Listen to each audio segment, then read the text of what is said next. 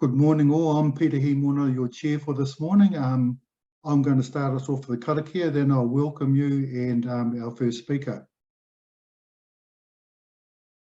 Kia hora te marino, kia papapauna me te moana hei huarei mā tātou I tēnei rā. Aroa hatu aroa mai tātou I a tātou. Tēnā koutou e rangatira mā, nai mahai mai ki wainganui a tātou. Ngā mihi o te ata kia koutou, ngā mihi o te tauhou Māori kia koutou hoki. Welcome to this conference today, our second day. I'm Peter Himona, our chair, and I'd like to welcome our first speaker, Dr. John Battersby. Dr. John Battersby is a Deputy Director in the Public Health Analysis Unit in the Office of the Health Improvement and Disparities in the Department of Health and Social Care from the United Kingdom. He leads the Enabling Public Health Analysis team. He is also the head of the School of Public Health in the Eastern region. His work in recent years has focused on the development of public health and analytical tools and skills, including data science and general and analytical public health communities. Boy, there's some big words in there. It's got me going in early in the morning. John has worked in public health intelligence since 2009 and spent 6 years as Director of Public Health.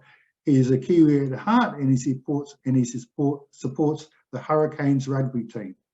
So without further ado, I'd like to welcome John to our conference, and over to you, John.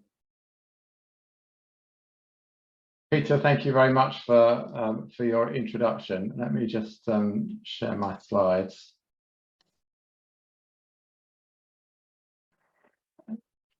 So thank you very much for your introduction, and thank you also for the invitation to join you this morning to speak to you about public health intelligence and building capability and capacity.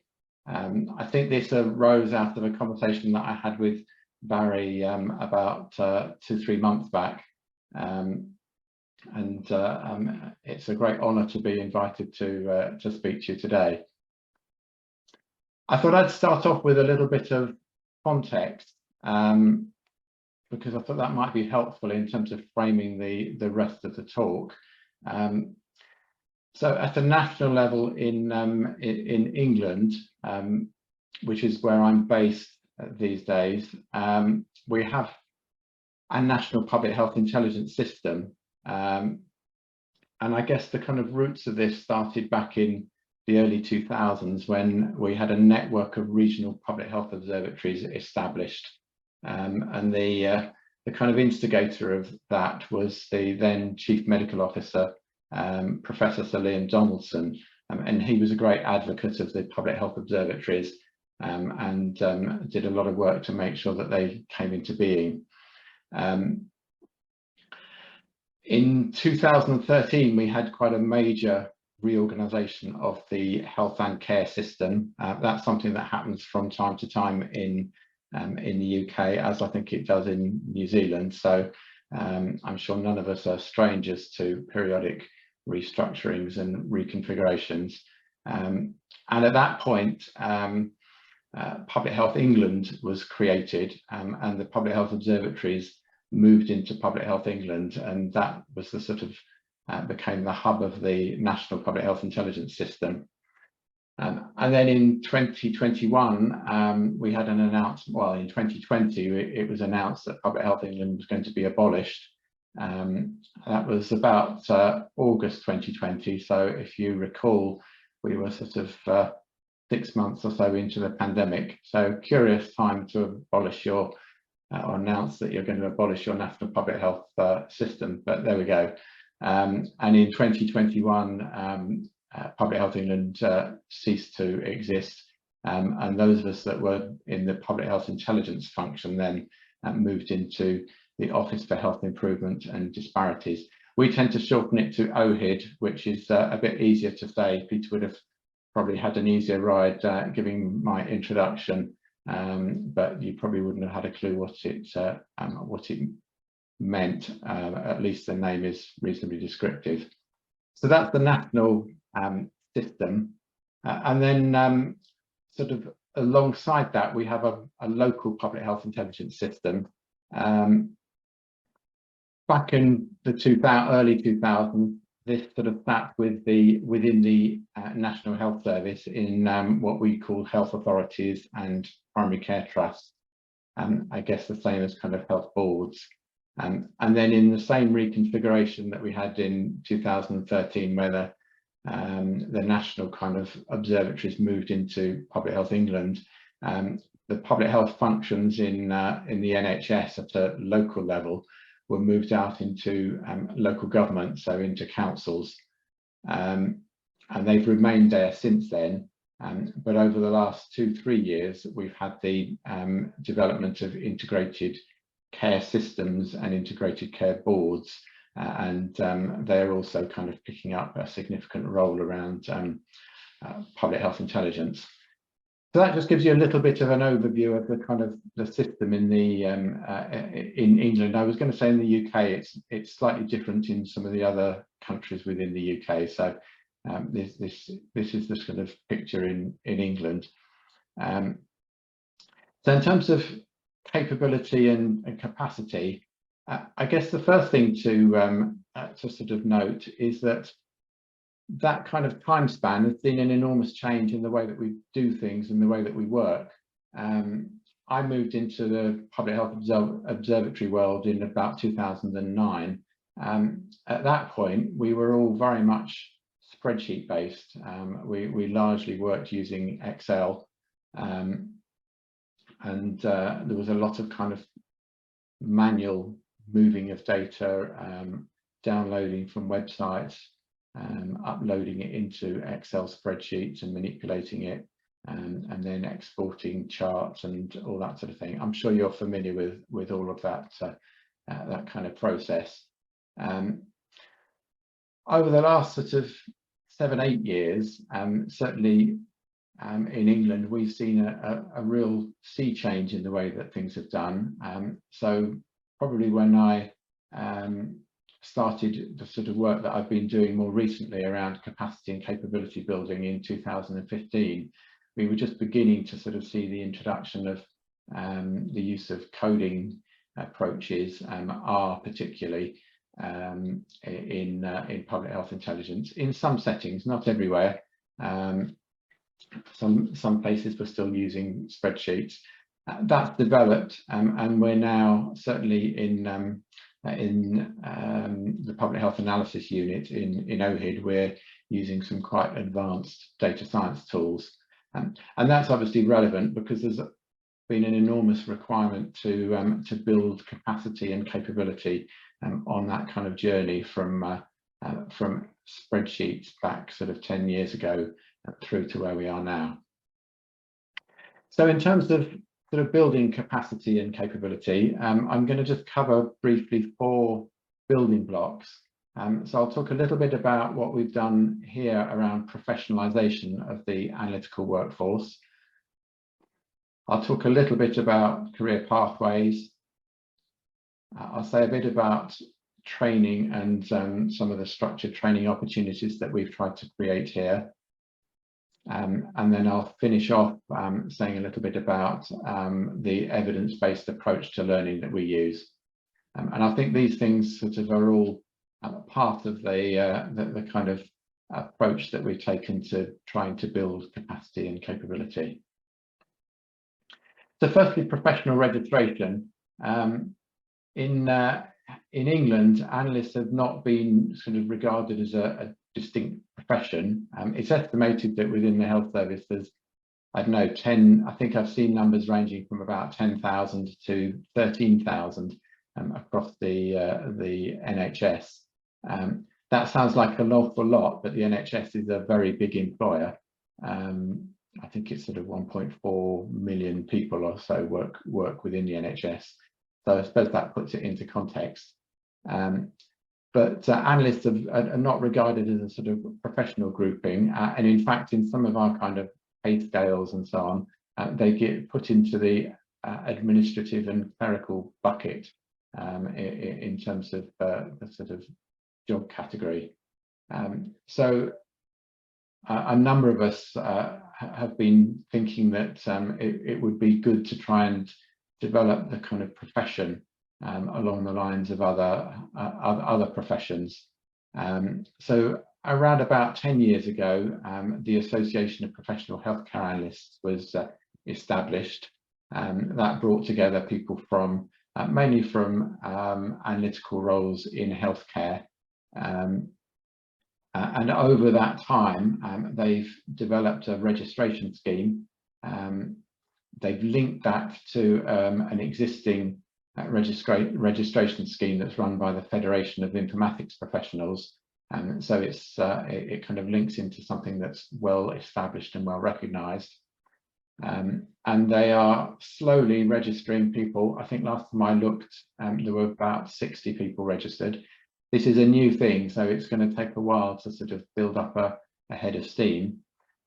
They've taken a portfolio approach to registration, so prospective registrants have to develop a portfolio of evidence and submit it. And there are 5 different levels, which I won't run through now, but there's a link there on the slides which I can share. It does mean that they've demonstrated that they've achieved a given standard of work, and it does also mean that there's a requirement for ongoing continuing professional development.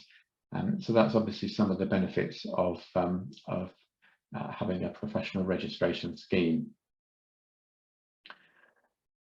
The next thing I was going to talk about briefly, the next building block is career pathways.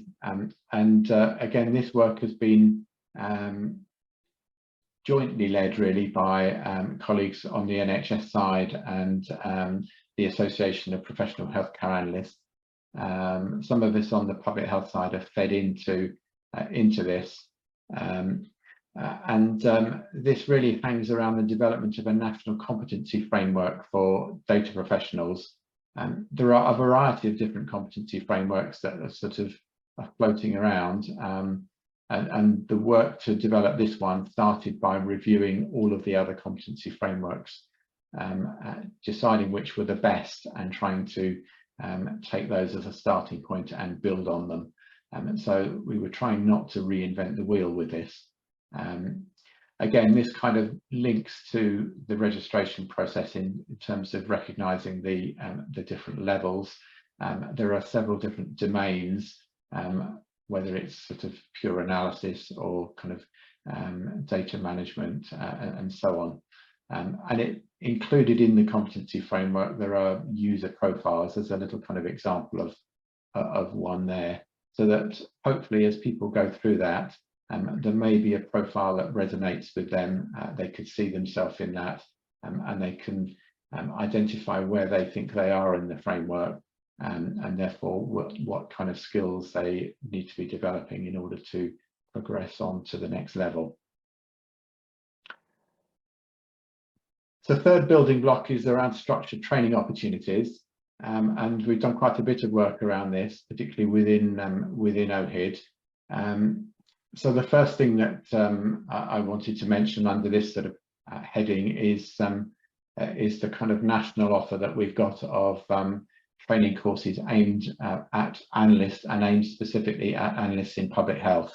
And this has its roots back in the Public Health Observatory days, when the Department of Health commissioned us to develop some training, but we built on that, and that's continued ever since. And we now have a national training offer. Obviously, since 2020, the delivery of that's been online. Prior to that, it was largely face-to-face. But with the pandemic, we moved entirely online and have remained so since then. Alongside that, we've done quite a lot of collaborative work with what was Health Education England as an entity that's now merged into NHS England, but that's the kind of part of the system here that's responsible for education and training of the workforce. So we've done collaborative work with them to develop some e-learning. They run a large e-learning platform, and we've developed some modules of e-learning around public health intelligence, and more recently a number of modules on population health management, which is the kind of the hot topic here, and it's essentially building on public health principles. So it's got a lot of kind of public health content within it. And the other thing that we have made some use of, particularly with staff, is to try and encourage people to look at MOOCs, these massive open online courses, and there's quite a number of those available. I'm sure you're familiar with some of the platforms, edX, FutureLearn, Coursera, those kind of platforms, and if you sift through what's available, there's some good stuff there, particularly around kind of data science and those kind of areas. And we, as I say, we've made use of those. Also in the UK, there's been a proliferation of formal degree courses for analysts in the last few years. I think kind of 6-7 years ago, I'm only aware of one course, and that was put together specifically for a cohort of graduate trainees that the NHS was recruiting. But since then, there have been quite a number of courses have sprung up. So there are formal degree courses available for people that are interested in analysis. Most of those don't have a specific public health focus there, but they do have there are quite a number with a healthcare focus. The other thing that's particularly relevant when you talk about training, of course, is to bear in mind that training needs to cover the whole of what we're starting to call the public health intelligence value chain. It's easy to think about training in terms of thinking about the technical skills of actually manipulating data, calculating confidence intervals, and so on. But obviously there's much more to public health intelligence than that. So we're using this kind of concept of the public health intelligence value chain to try and describe the whole process from getting data to being able to disseminate analytical outputs, work with decision makers to help them understand and interpret the results of analysis, and use those to inform decisions, because ultimately everything that we're doing is really aimed at trying to support decision making somewhere in the system. So the kind of fancy infographic there is a work in progress. It's quite a complicated one, and I don't expect you to be able to read the detail of that, but we're working on these kind of things to try and communicate that that concept. And clearly the training that we're thinking about has to cover all elements of the value chain.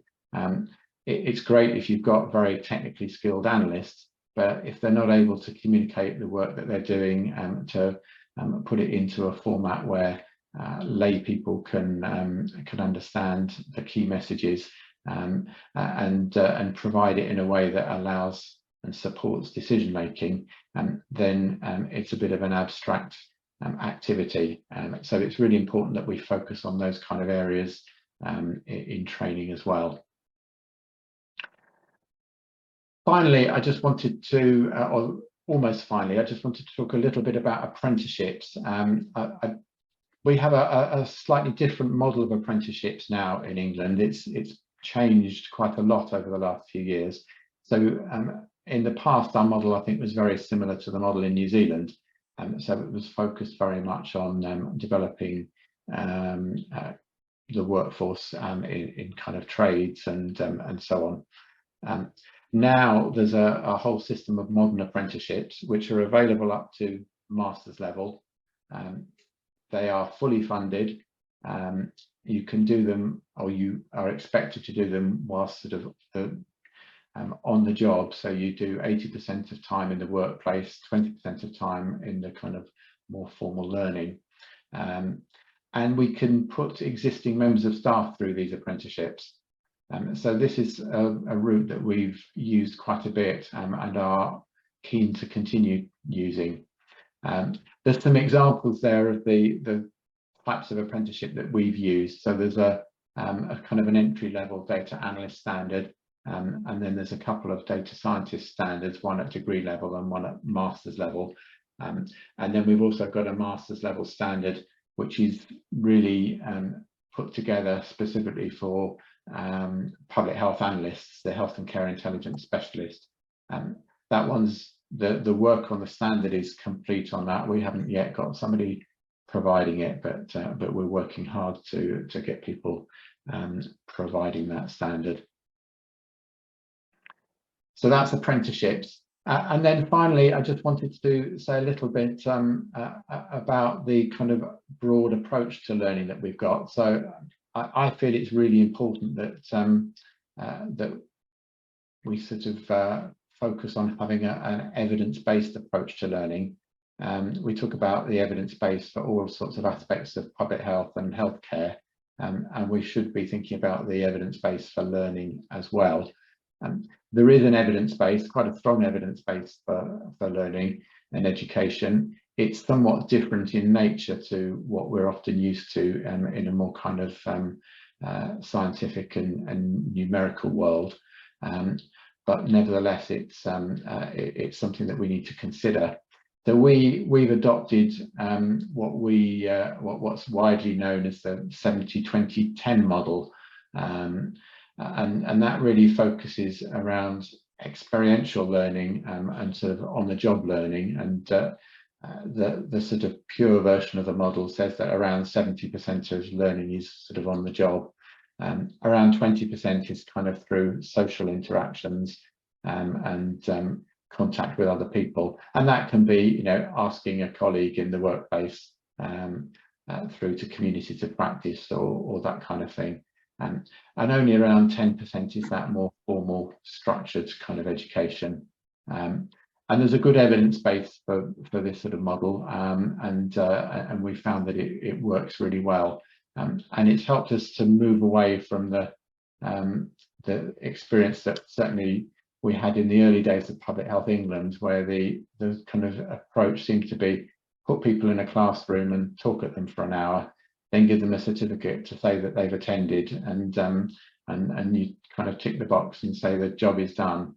The chances are they'll walk out of the door and have forgotten everything that you said within 5 minutes, if that. So I don't think that's a particularly effective way of learning. There's a place for it for some in some situations, but this model works really well. And you've also got to think about the learning environment alongside that. So we've tried to make sure that we ensure that sort of senior people within teams are role modeling the learning behaviours that we want staff to exhibit. We try and make sure people have got some dedicated and protected time to put into learning. That's always a challenge. Everybody's busy, and there's all sorts of demands on people's time, so it's really hard. But we do, you know, we do really push that one, and we do make use of kind of learning networks, communities of practice, and where there are kind of relevant online tools, things like Slack and so on, that can facilitate those. We use those, and we've also had a kind of program of regular staff webinars, sometimes talking about more technical kind of topics, but it all helps to kind of build that learning environment and culture of learning. So that was really all I wanted to cover, those kind of 4 building blocks: professionalisation, the kind of career frameworks and career development, the more kind of structured learning opportunities, and then the learning environment, and make sure you've got the kind of evidence-based learning model. We found that that's worked well for us. We haven't got it completely right. There's always more to do, but we have certainly, in terms of kind of progress, we've seen a real sea change in the way that people are working over the last sort of 7-8 years, and I think we've seen a real kind of corner turned in England in terms of the interest in professionalising analytics and building capacity in a kind of proper organised way across the system. So thank you very much for your attention. I'm happy to share the slides and more than happy to take questions if there are any. Thank you, John. I found that very interesting. You spoke here very clearly. The slides were quite clear and easy on the eye. I like that there's a path for people to follow, and there's emphasis on the advanced analytics rather than confidence intervals, but getting other information to help people make decisions. I really like it that there's an apprenticeship scheme, and I think you said that 70–80% is learning on the job. I thoroughly agree with that. I think you can learn a lot at university, but you can learn more on the job and how to put into practice what is actually happening out there in the world. So thank you for that very clear and informative presentation. Patrick, do we have any questions in the questions and answers? Yes, we do have a couple. One from Vlad, who asks, there are at minimum 2 parties in a conversation. So how do you work with the target community of health professionals who are consumers of your future analysts' output or product? That's a great question, isn't it? We put a lot of effort into kind of working alongside stakeholders and building the relationships up with stakeholders over a period of time. And I think that helps to kind of build trust and so on. And we spend some time as well trying to encourage our kind of public health intelligence staff to really, when they're asked for to sort of work on bits of analysis and provide some kind of input, to really spend a bit of time speaking to stakeholders to understand exactly what the kind of questions are. I'm sure you've all seen the kind of or been in situations where analysts get asked for a bit of work, they kind of go away and do it, take it back, and then whoever's asked them to do it will look at it and say, that doesn't quite answer the question that I had really. Perhaps you could go and do this now or do something else, and you know, it goes on and on like that, doesn't it? So part of it, I think, is to build that relationship with stakeholders and build the kind of trust and be able to have the conversation before the work starts. So there's a bit of challenge back. Okay, you've asked us to do this, but actually, what question are you trying to answer? What's the problem you're trying to solve? Because there may be a better way of doing it than doing what you've asked us to do. One of our great bugbears, certainly one of my great bugbears, this is a personal thing as much as anything, but it is the dreaded dashboard. Dashboards are great, aren't they? But unfortunately, they're so easy to produce now that everybody wants the dashboard. And I've seen examples of, you know, regional directors and so on asking for a dashboard because they think it's a good idea. And then a dashboard is produced and it sits there, and certainly to my knowledge, there are a number that have never ever been used sort of to influence any decision or so on. So it's sort of wasted effort. So I think in that situation, a bit of challenge back, you know, what's the point of doing this? What are we trying to do? How can we best help you to do that? And I think that means that you're more likely to come up with a usable, informative output. And I think that then helps consumers or whatever to make best use of it. Does that answer the question, or at least partly? Well, I see a thumbs up there, so that could be a yes. Well, we have a comment first of all from June who says, "Congratulations, this is quite an improvement from just using Excel." And I'm reading that comment because it leads very nicely into a question from someone else, which is Excel, Power BI, SQL, R, Python, or Julia, which is the future for OHID? We have this debate internally on a regular basis. I think we're largely kind of settling onto R, underpinned with SQL use, and then probably Power BI to sort of help with the kind of the outputs and dashboards when we do produce dashboards. And we have we would like to use Python a bit more than we do.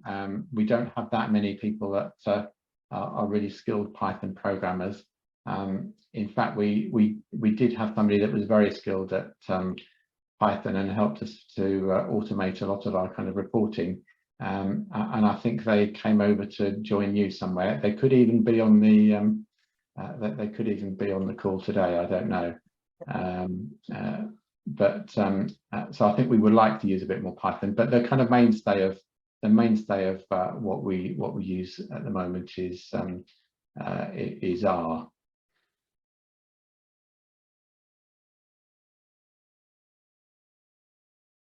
Okay, I think that's all the questions we've got for you at the moment, but just a general reminder for the audience, if you have got a question you'd like to ask, you can either drop them into the QA or use the raise hand button if you'd like to ask your question out loud, and then we can get them passed on to the host. But if there are no more questions, I think I'll hand back to you, Peter. I have a question, John. So the last question touched on some of the programs that you might use in your advanced data science. What are the outputs that you have? Just like, do you have dashboards? Do you still have graphs? Do you have kind of A3 handout sheets that you're handing out to people to help paint the picture? What are your outputs? We have outputs in a variety of different forms. I guess the main our kind of flagship output, if you like, is actually web-based, and it's a tool called Fingertips, which you can look at.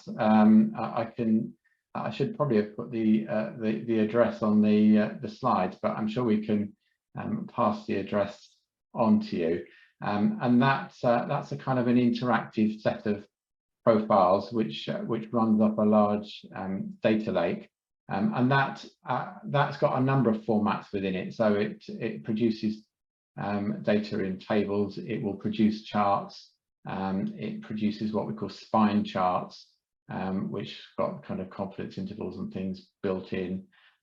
It also has an API along with it, so analysts, particularly out in local authorities, often want to get their hands directly on the data, so they can go straight to the API and hook up to that and pull the data out. But then for use within regional teams and so on, sometimes a dashboard is appropriate. Sometimes some kind of written report with charts or tables is more appropriate. So we try and tailor the output to the audience that we're trying to reach. John, Barry speaking, is a question, Peter. How do you tie, which is similar to what I was going to say, how do you tie your dashboards together with quality improvement resources and knowledge sharing for improvement? That's a good question, and Chris, who's coming after me, might have an answer to this one as well. I mean, I think it could be challenging, can't it? Because the dashboard can kind of sit there, and knowing whether it's actually having an impact and whether people are using it, it is difficult. So, I mean, certainly we try and make sure that we kind of socialize the dashboards with the people that are needing to make decisions, usually around planning and commissioning of healthcare. And we do have a quite extensive user feedback. So we try and get user feedback in terms of developing our main outputs and dashboards and so on, so that we can tailor them and adjust them according to the feedback that we're getting, to try and kind of make them more usable. But it is difficult to kind of make sure that they're being properly linked in. In terms of the kind of knowledge sharing, we do use a kind of knowledge to action approach, and a kind of knowledge cycle, we use a kind of model that's I can't remember the details of this. Chris might be able to help me out at some point, but there is a kind of theoretical model for knowledge translation that's been produced by an organisation called Nestar, which again is kind of built on evidence reviews of what works in terms of communicating information and helping people to use that for decision making. And most of that is done at a regional level. So we've got sort of a number of regional teams across the country that kind of link into the national team. So there's a kind of flow of information between the two, and the regional teams do work very closely with their regional director and other people that are directly involved in planning and commissioning services.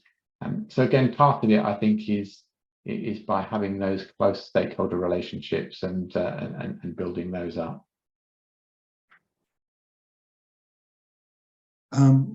Finally, thank you, John. Thank you very much for agreeing to present in our conference, and thank you very much for giving up your evening or part of your night to talk to us today.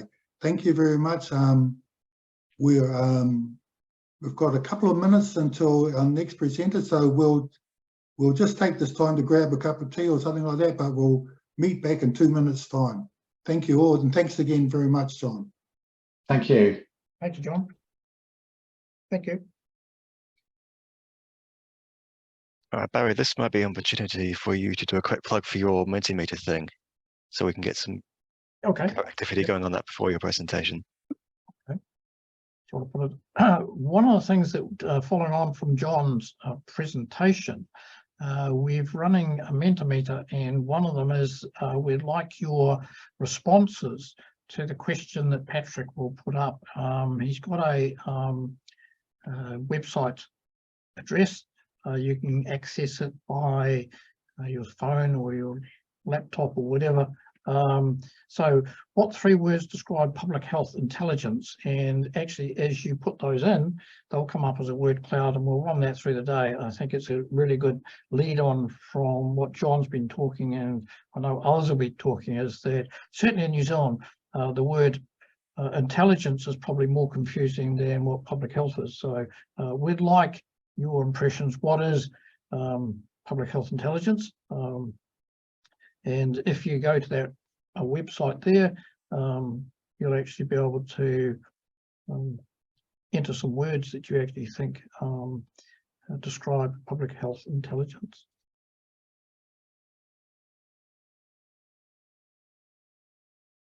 The website's not up there, Patrick. Oh, I can't see it. Maybe I can. Oh, it is. Yes, good. We were going to make it just intelligence, but we thought it'd be a bit more specific. So put in the go to that website, Menta.com, put in that user code, and then you can enter some words, and that will actually come up on the screens.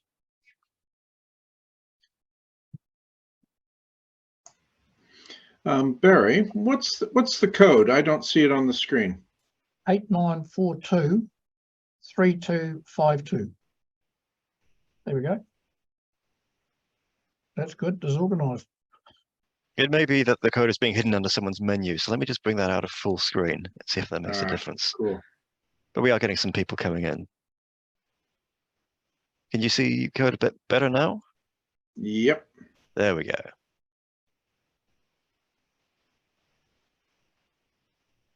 That's good. Thank you. I like that.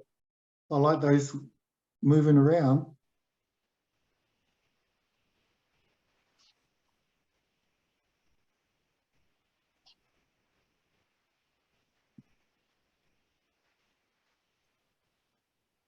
Okay, it's time to welcome our next speaker, Dr. Chris Skelly. He's also from the Department of Health and Social Care in the United Kingdom, and he's going to talk to us about a more effective public health practice and pathway to healthcare demand management. Dr. Skelly began or has been in public health intelligence since 1997, starting at the Ministry of Health, moved to Queensland, and is now in the United Kingdom. He's very much into focusing on developing the right data and information and knowledge and getting it to the right people and the best support public health intervention. Thank you, Chris, for coming to present to us. Chris is also a member of our steering group here on PHONZ. Thank you, Chris, over to you. Great. Thanks, Patrick. Sorry, Peter. Let me just share my screen here.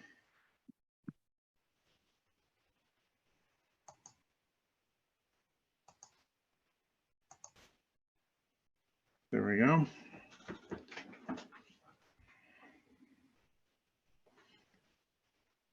Let me know when that one comes through, guys.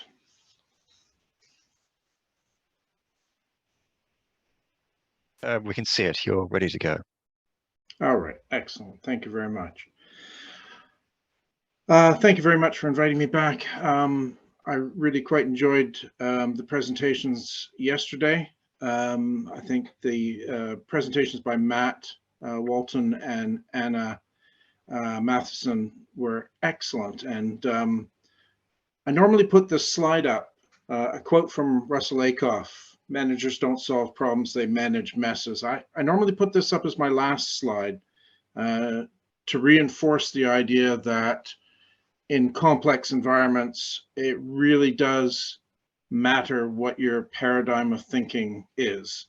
And some of the things that we have done since the inception of public health intelligence, I don't think work very well anymore. But it's clear that the quality of the talks and the number of talks we're seeing at conferences these days that are addressing this issue directly are increasing, and they're getting a much higher quality. So I'm starting with this slide. I don't need to end on this slide. I think that we'll take this as a given even before we start.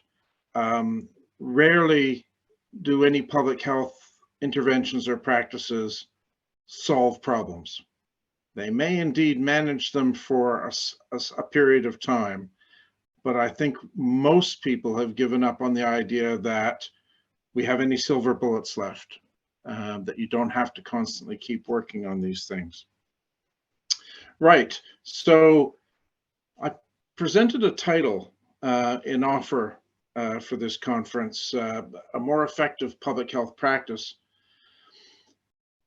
And then I had this sort of subtitle that I thought I'd make it into a sentence, and it turned out kind of awkward. You know how you get panicked into presenting or providing the conference organizers with a title and an abstract on a Monday morning kind of thing. And I was thinking about this for quite some time. My interest in systems thinking started many years ago, and it's become sort of an obsessive CPD project. And so I'd like to take you on a little bit of a journey. I've been running something called a systems learning group, and John's introduction into what we do and how we develop knowledge is a great lead-in, because those are all really great things, and it's the only things that we can do at scale to supplement what's offered in the university or other educational environments, which is why we do them, because we have to supplement that. There is no discipline for or no disciplinary home really for public health intelligence, as most of you guys would know. But I'm interested in something slightly different, something slightly maybe off-piste, as it were, in terms of the education of public health analysts. So I started something called a systems learning group.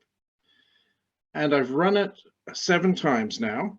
So maybe about 60, 65 analysts. And interestingly, about a third, maybe not quite a third, but around a third of the people who've joined this group, started as a training course, are non-analysts, but are consumers of public health intelligence in one way or another. And they were interested in what we were talking about in terms of additional skill sets in the area of systems thinking. So this group is morphed from a training course, mainly focused on systems dynamics, which Matt made a very good point, is only one of the approaches to systemic thinking or synthesis. And this group has really sort of taken off, and I've been able to use it and harness it for my own needs in developing my own knowledge of systems thinking and how it would be applied to systems, something called systems-based practice. But it's taken on a life of their own. So I run it as a form of normative learning, where we get together as a group of people over a period of 8 weeks, and we look at real problems that we're interested in. And we negotiate in the first couple sessions, 2 hours each for 8 weeks, what we're going to work on. What's the problem that we actually want to work on together, that we're interested in? And so the last 2 or 3 cohorts of this group have been interested in one form or another in public health interventions more generally. And public health interventions which are targeted at people who are already suffering from chronic disease.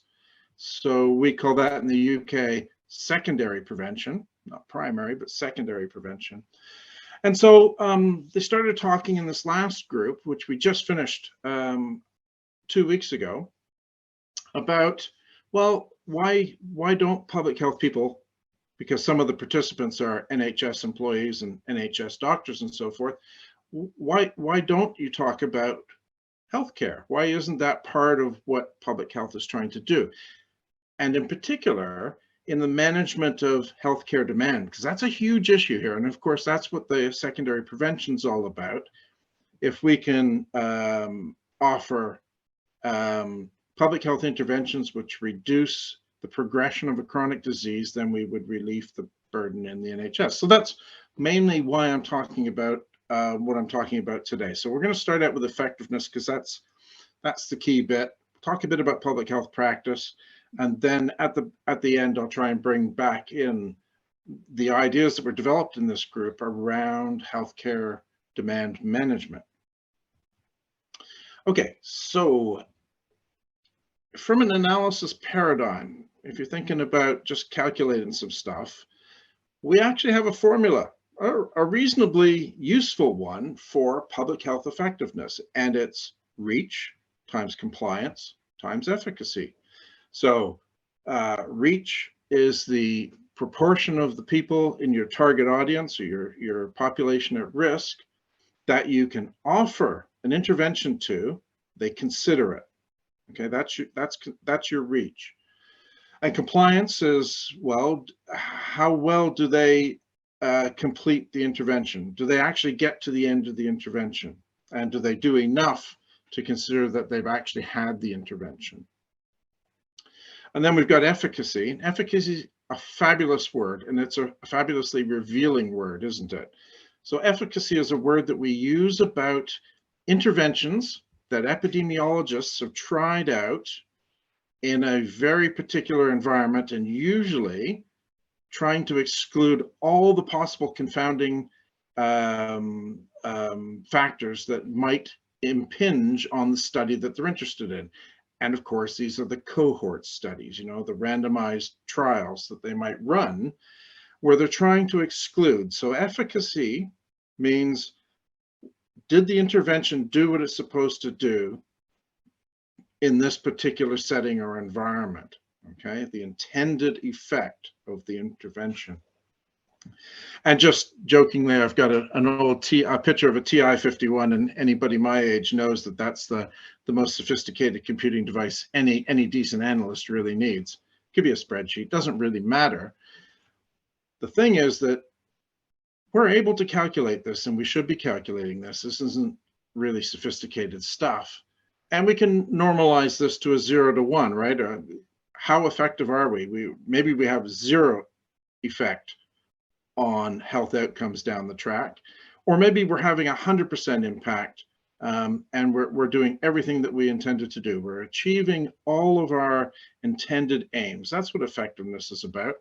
And of course, it has a sister measure called quality, doesn't it? And quality is a measure of how effective we're being. Okay, so that's what I'm talking about in terms of effectiveness, particularly as we know it today. And it's kind of a mother statement to say we want to have more effectiveness in our public health interventions, right? Like Oliver, we're all standing there with our bowls out wanting more, right? Who wouldn't want to be more effective?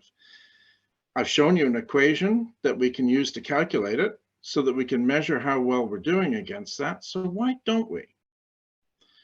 Well, the really cynical Chris Skelly would say, well, we don't want to measure these things too closely because then we'd have to deliver them. People would rightly argue, as many epidemiologists have done, well, we don't measure it because it takes many decades before we actually see a real outcome. And there's lots of factors that are going the other direction. So even if we don't improve population health, at least it didn't get worse. I don't know, that seems a little slippery to me. And I've been getting vibes over the last few years, and I've run a little experiment, a little research project with analysts in the southwest of England to see whether they were feeling the same sinking feeling that I was, that we weren't making a difference anymore. And surprise, surprise, most analysts that I've talked to and interviewed feel that they're not making a difference. And if they are, they can't see it. So why aren't we spending more time trying to have a look at effectiveness? Well, there's a couple more areas of systems thinking that we can dive into, and one of them is this area of total quality management, and a character named Edwards Deming who started it. He wasn't your typical management guru. You can find some of his videos on YouTube. He's painful to listen to, worse than me even. But Edwards Deming was a figure in the US Bureau of Census, and he was a statistician, and he pioneered statistical control theory, which he then went and took into industry, surprisingly, and almost unimaginably, he went to Japan.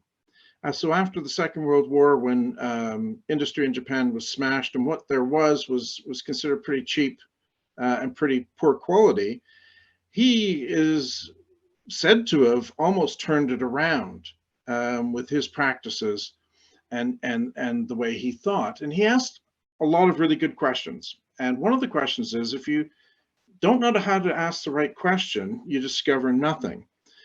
And while there's a lot of dimensions to what he was talking about here, this is from a book, I think, Out of Crisis, that he wrote, I don't know, back in the 60s or 70s, maybe.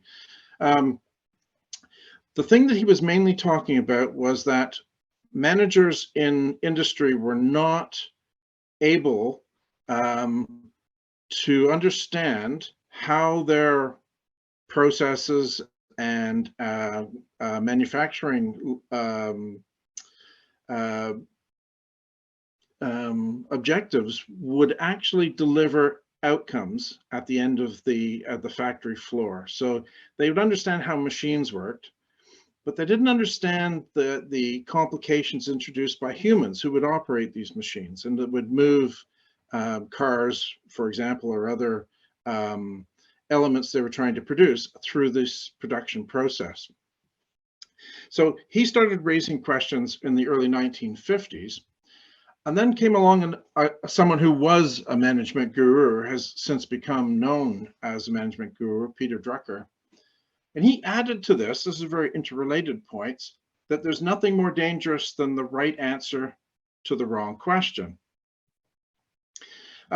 And before I try to explore a little bit about what I think he was talking about, I'll give you a third one. We'll go back to Russell Ackoff, because he's a wordsmith if there ever wasn't one.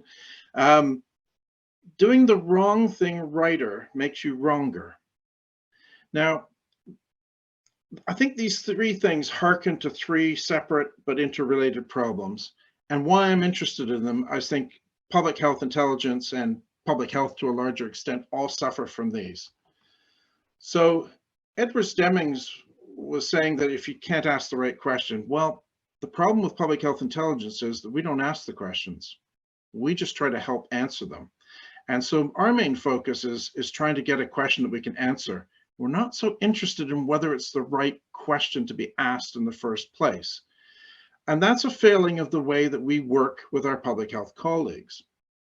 The second one, Peter Drucker was saying about the danger of answering having the right answer to the wrong question, because public health people or public health intelligence people are getting so good at digging through data, linking data sets now, and using very sophisticated modeling techniques.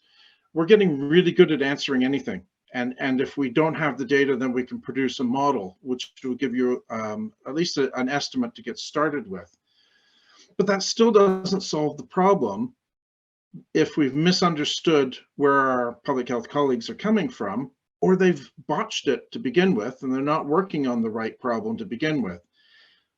We've provided a very convincing and compelling answer through our graphs, through our dashboards, through whatever mechanisms that we produce this stuff with our code that can be verified in almost real time from GitHub anywhere on the planet.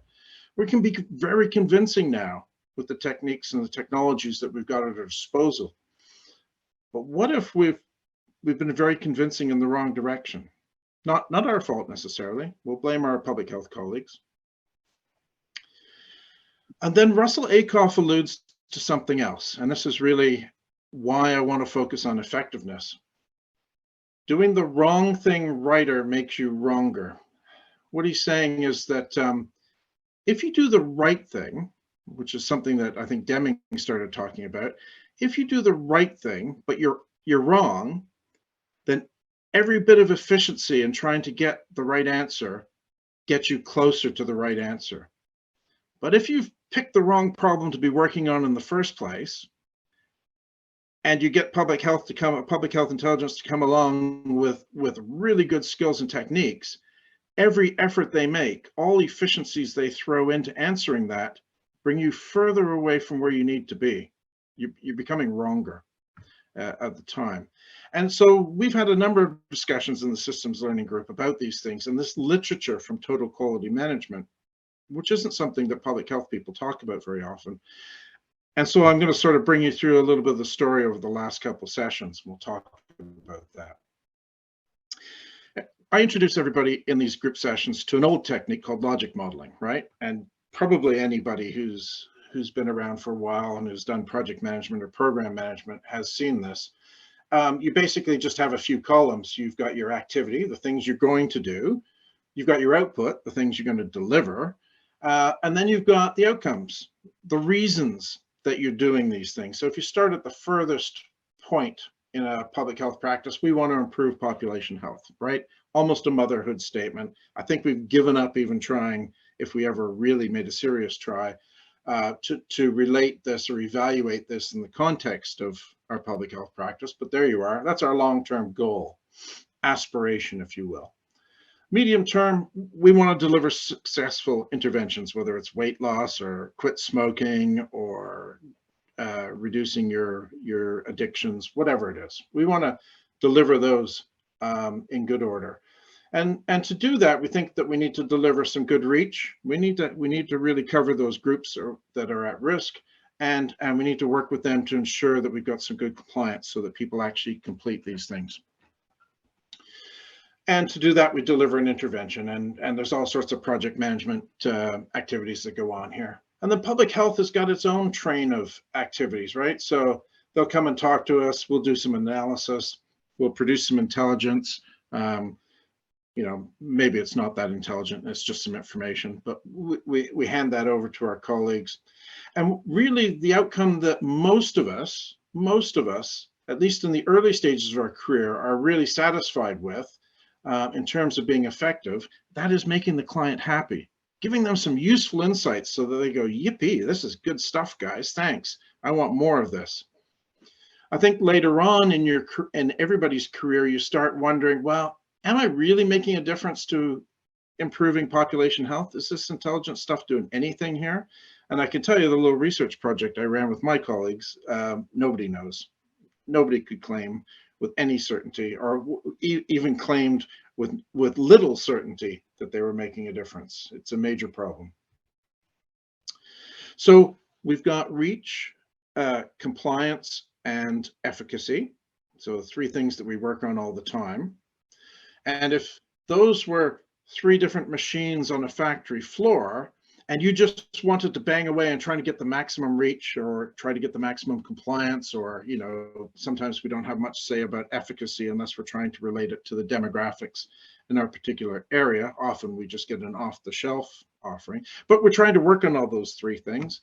And the way we organize ourselves in public health, like virtually every organization on the planet, is in silos. So we deal with problems such as reach as an independent thing, and we act on these things independently, different groups. We might have an environmental health team, and then we'll have public health sanitation, whatever. We're all organized into these silos, which I don't think, and nobody that I have a deep discussion or generative discussion about thinks is a really good idea. But how do we get out of it? Well, again, back to Akoff, because he's my late favorite over the last year or two in terms of reading everything he wrote. He said that basically we're all stuck in this analysis paradigm, and we've had it since the period of Enlightenment and the development of reductionist scientific thought. And it basically works like this: we get a problem, any problem, and the first thing, almost the first thing we do is we break it down, don't we? We break it into parts. So somebody says, oh, look, well, I think we've got a problem with diabetes in this particular group. What do you do? So what does the group look like? What are the age groups? What are the genders that we want to deal with? What are the other vulnerable groups that we want? So we break it down.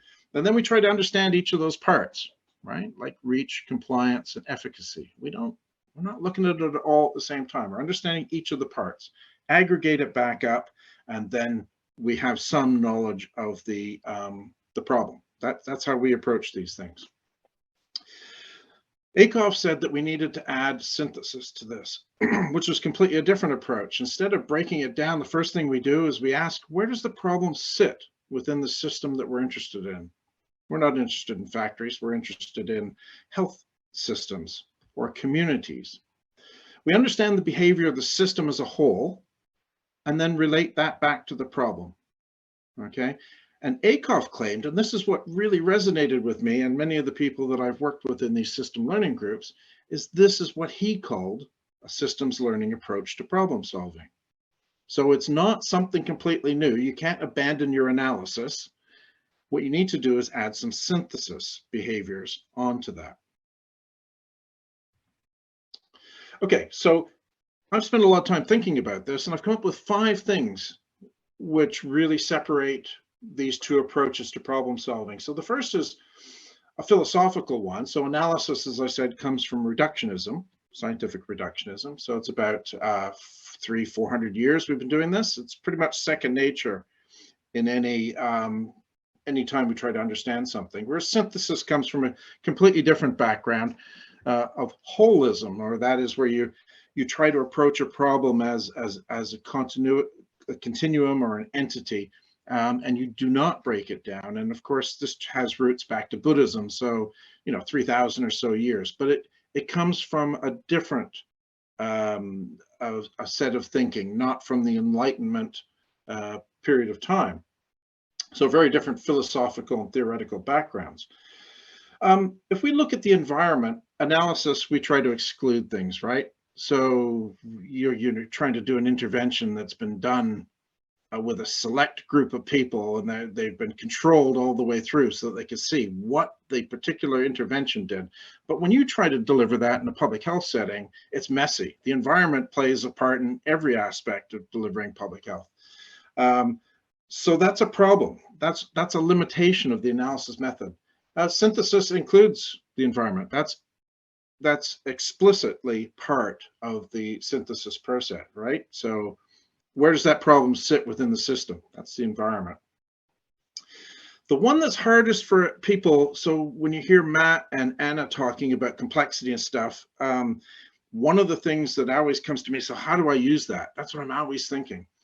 And in analysis, if you're a public health intelligence person, you're the expert. You're one of the experts, right? And somebody comes to you and they say, I want to know. And you sit down, you sharpen up your tools, your TI-51 or your spreadsheet or your R or your Python or Julia or whatever it is you want. You're the expert and you crank it out. It's an individual exercise, although you might work with a group of people to ensure that you've got it right, but it's you who does it. Synthesis is a team sport. Everyone's in there. You need diversity of thought. You need multiple perspectives. And that's how you arrive at a very useful understanding, if you will. So for you to participate in delivering a synthesis approach or systems thinking as a whole, you need for the synthesis component at least to step away from being the expert and be the facilitator of the process. And that's not completely foreign to you, because if you've ever facilitated a workshop, a lot of those skills are the same ones. And additionally, you kind of have to remove yourself from, even if you've got knowledge about that as a facilitator, you need to step back, and you can't, it's very difficult to play both the facilitator and a participant in a facilitation.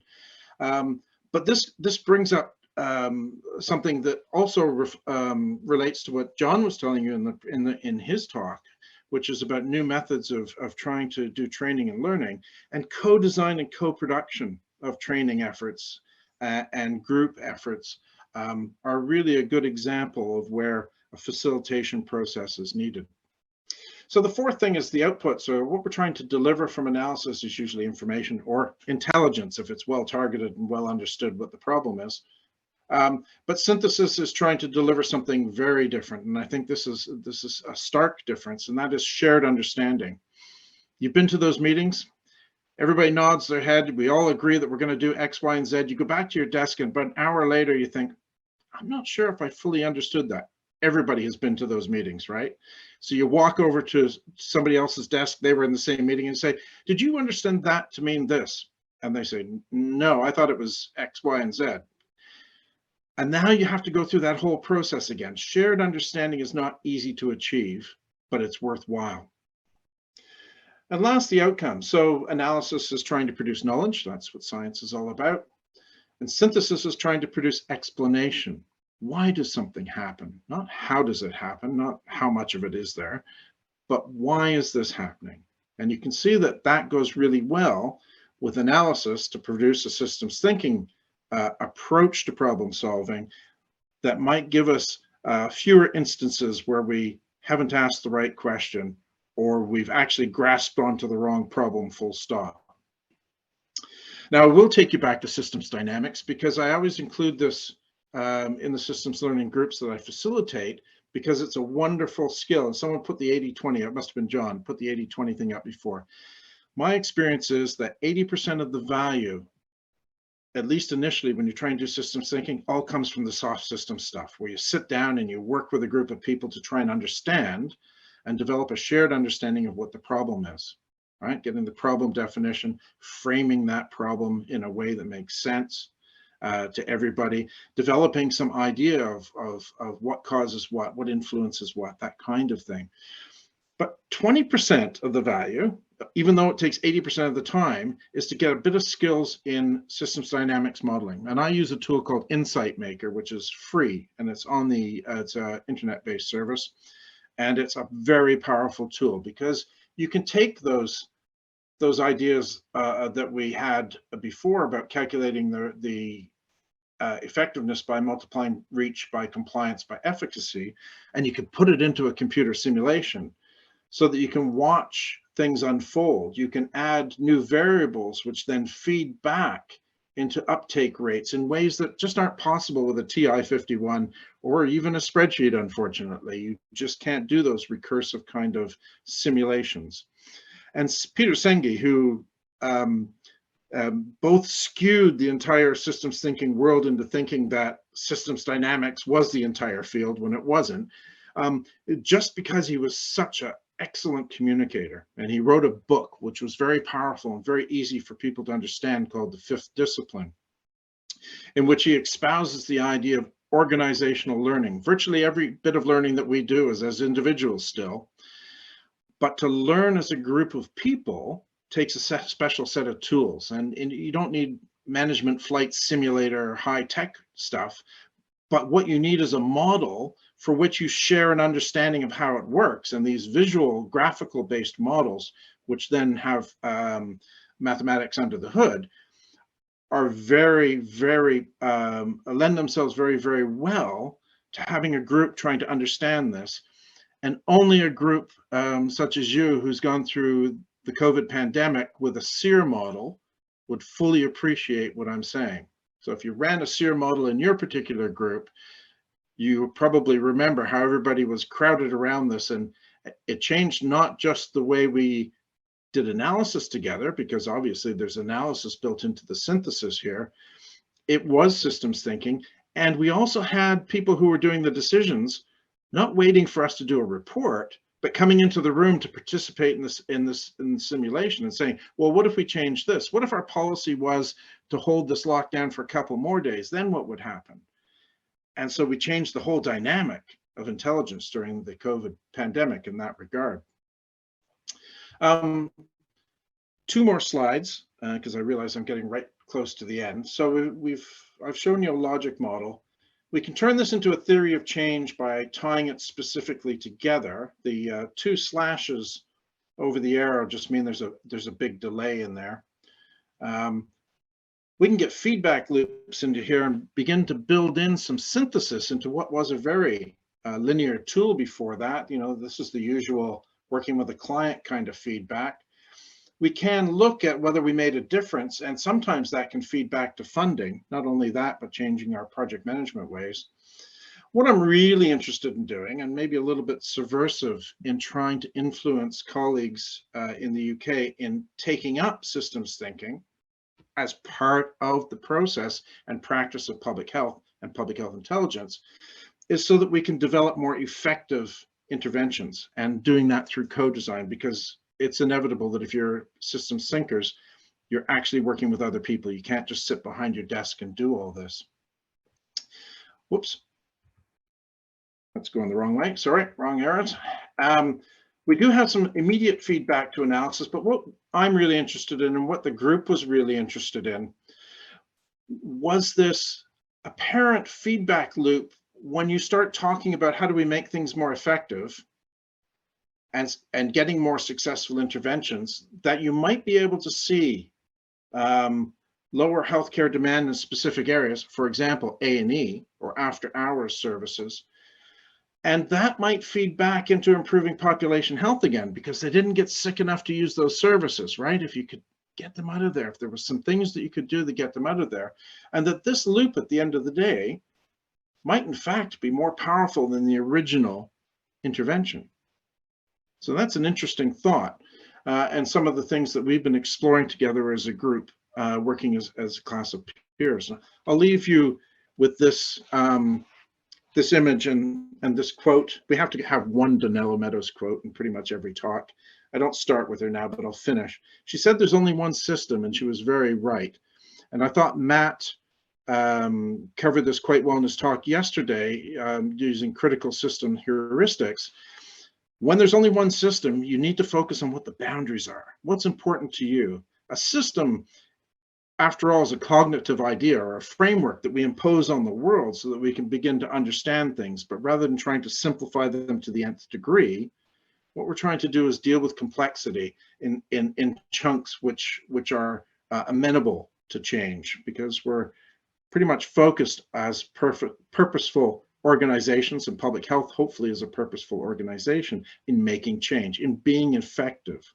And I think the spider and the spider's web is a very good visual idea of how we deal with complexity and how we use some knowledge of what's going on there in the world, not to simplify it down to one or two things, but to pull on a few of these threads so that we have a more complete explanation of what's going on, so that our analysis will be a little bit more powerful. And I'll leave it there. Thank you. Thank you very much, Chris, for that very interesting and enlightening presentation. I really enjoyed it. It might have been the third to last slide where you had reach, compliance, and efficacious. What's the word? Efficacious. Yeah, those three words and little diagrams which showed what they all mean. And so that last word, I think, I couldn't quite get it, but it measures the effectiveness, the failure rate, and success rate. Thank you for that. I think I resonated more with in the work that I do, I resonated more with your calculator than with a lot of these new ideas that you talked about. But we all must have different skills to bring down, to increase the effectiveness of the health system and to bring down, drive down healthcare demand. So thank you very much. And if there's any questions, perhaps they can head into our questions and answers, because we've got to move on, and yeah, perhaps you can take some time to answer those if any come through. But we have to move on now. So we have our next speakers, which are Professor Barry Borman and Associate Professor Deborah Reid. Barry Borman has a long and distinguishing career, and he was actually one of my first mentors way back in the 1990s with Martin Tobias. He was also when I joined the ministry. Later, when I joined the ministry, he was the leader of the Public Health Intelligence Group, which manages all our epidemiologists. Barry has had over 30 years of applied epidemiology, and is Associate Professor Reid joining us, Barry? No, not today. Well, not online anyway. Okay. So without further ado, Barry, I'll hand it over to you. Thanks, Peter. Can you see that? No? Let me just check.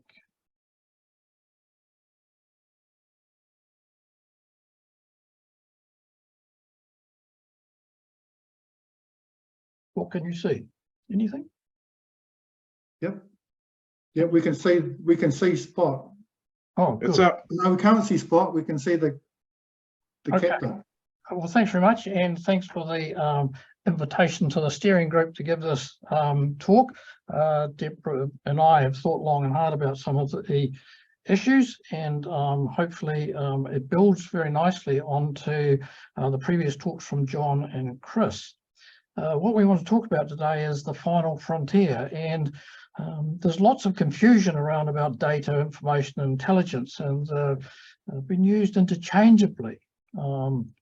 As one quote from Nash says, they've been based on usually on the sheer volume or the source of the data. But regardless how hard it is to obtain or how valuable, it's important to remember that no data or information is equal to intelligence. And I've got a series of quotes just to justify what that's not all my thoughts, actually comes from others, but action without intelligence is a form of insanity, but intelligence without action is the greatest form of stupidity in the world. I'll leave you for that to contemplate. But what's important when we talk about data, information, intelligence is actually to get the definitions right. As I mentioned previously, those words tend to get very confused, and depending on who you talk to, you're talking about data analysis, or you're talking about information, or you're talking about intelligence. Data is actually factual information used as the basis for reasoning, discussion, and calculation. It's the foundation. It needs cleaning and processing to be useful. But what's important, if intelligence-based decisions are the end goal, and I think in health they have to be, we need to have clean, accurate, and valid data. And I've got some examples where the assumption of clean, accurate, and valid data on which our decisions are made is not actually true. So what's information? Well, information tells a story. It brings data together, a collection of data. It can be presented in understandable ways when we have that, and John has mentioned previously, graphs, tables, maps, often with no narrative. And what's important there, no interpretation. As Rolls said, it's a simplistic way of bringing data together. Well, what's intelligence then? Well, intelligence is actually the interpretation and assessment of information. It communicates, disseminates the interpretation. And intelligence is needed for accurate decision making. So intelligence drives our decisions, or should drive our decisions. Putting those together, data needs to be harvested and assembled into information. Humans, brain power, analysts transform information into intelligence to create the narrative that enables better decision making.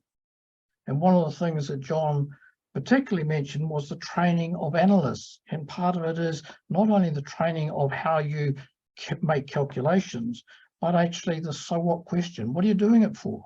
What does it mean?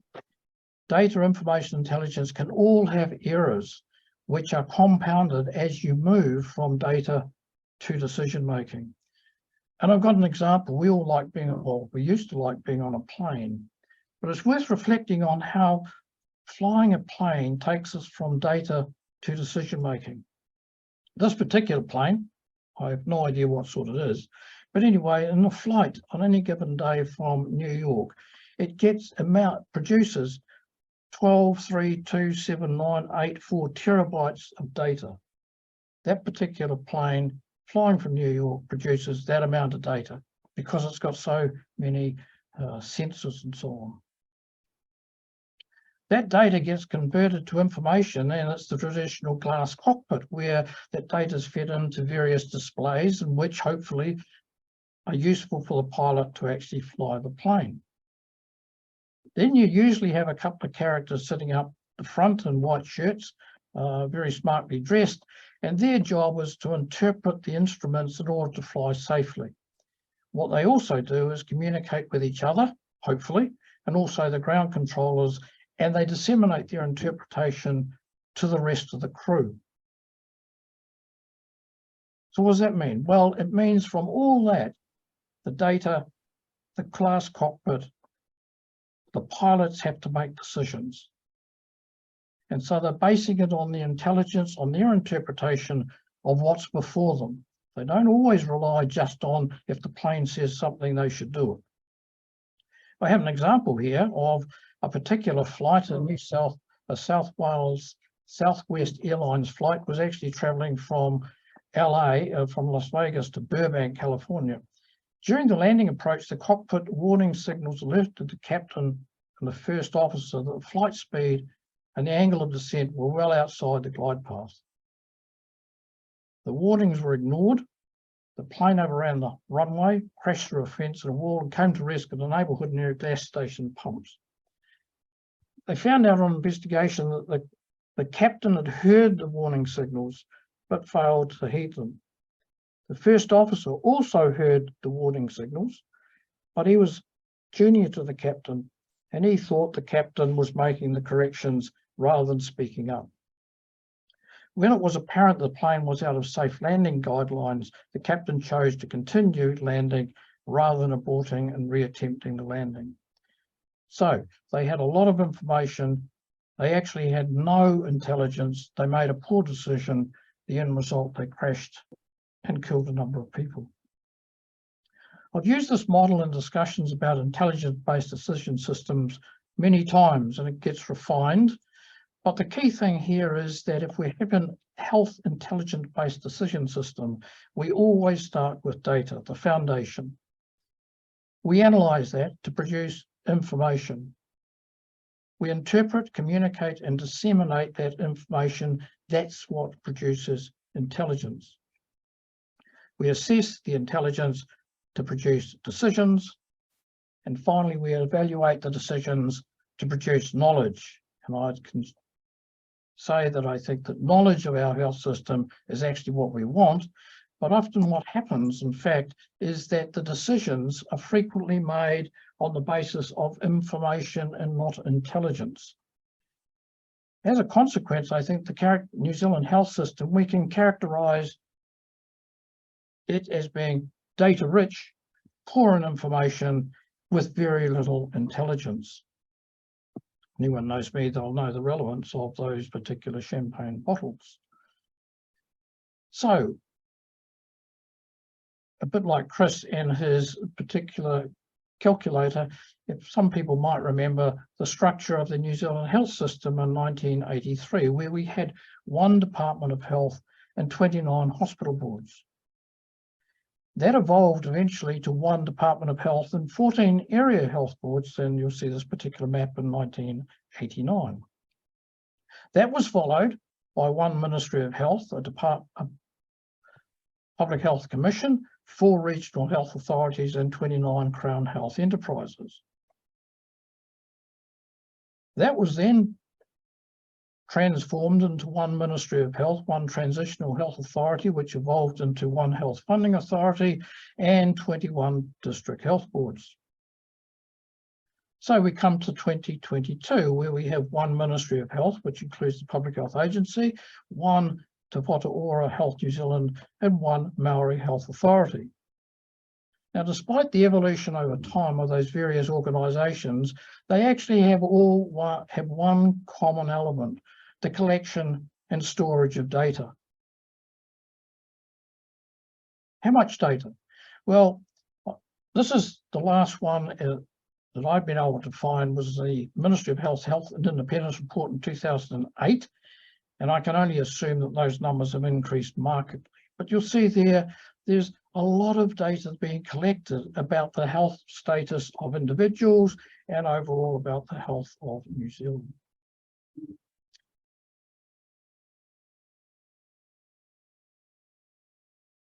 I've always liked this quote: masses of data untouched by human thought. And I think that's the situation not just in New Zealand, but in many other jurisdictions. But of course, all of us who work in this area know garbage in, garbage out. We're only as good, the analysis, the information, and the intelligence and decision-making is only as good as the data that's available. Here are some instances where the data that we've found that we use actually has a number of issues. And I'll let you quickly look through that. But in fact, one of the key issues that we've had was the low response rate in the 2018 census. So how do we overcome that? And we've got situations where geocoding is poor, all this data missing. And those geocoding actually becomes highly relevant now with the changes in the health system. So many of these issues about data quality are overlooked in our generation of reports and decision making. Recently, Te Whaowhia had an issue about some ED data, and they did I compliment them on a very thorough and extensive report. But one of the things that they highlighted was there's 2 main sources of data errors in the data source from the national collections. And for those of you familiar in the health sector will know that covers mortality, hospitalisation and cancer. Incomplete or incorrect data in the national collection data sets. And yet those data continue to be used in a variety of systems.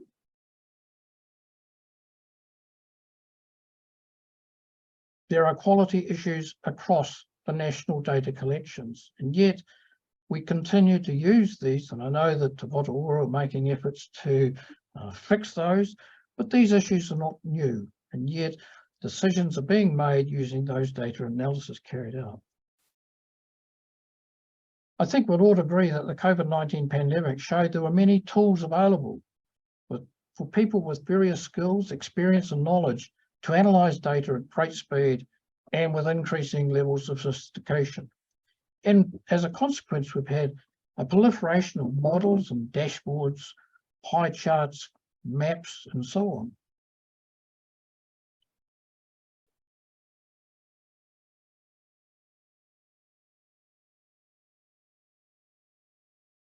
But irrespective of the creativity and the complexity of the analysis, such an approach produces only information and not intelligence. And I particularly like this, and I think Chris alerted me to the data bashing term some years ago.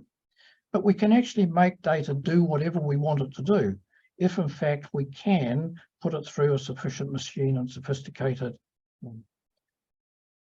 technology. Is there a bias in the data that we're actually analysing? And here's some terms that epidemiologists use as self-selection bias, non-response information and confounding. But do we take account of any of those factors when we're actually analysing data? Here's an example from the UK National Audit Office in 1989, where they produced this particular graph saying that Sweden had the highest death rate from coronary heart disease. Somebody then said, I'm not sure that that's quite true. So they made an adjustment, and again, using epidemiology terms, they standardized the rates and found, in fact, Sweden didn't have the highest rate, Northern Ireland did. And a simple basic tool of age standardization changed the graph completely. Grace Hopper said, we're flooding people with information. We need to feed it through a processor. A human must turn information into intelligence or knowledge. We tended to forget that no computer will ever ask the new question. She did say that some years ago, and I guess with the advent of AI, some of that might actually change. I've always liked this particular anecdote from this famous theoretical physicist. A man wanted to know how tall the emperor of China was, so he went around China asking everyone he met for the height of the emperor. He obtained several thousand answers, which is a big sample, went away, analysed his data, he plotted the distribution, calculated the mean and outliers. He even worked out confidence intervals. He even published it. The problem was it was totally inaccurate because none of the people he'd asked had ever actually seen the emperor.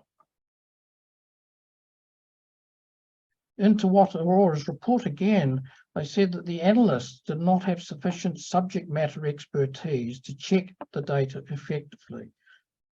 They didn't ask the questions about, is the quality of the data satisfactory for the analysis that we are actually going to conduct?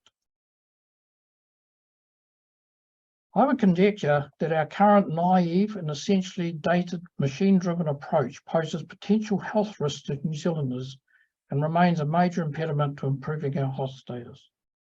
Creating intelligence from information involves humans, maybe with AI, using their interpretive abilities to ask the so what does it mean questions, and employing their communication skills to disseminate the answers.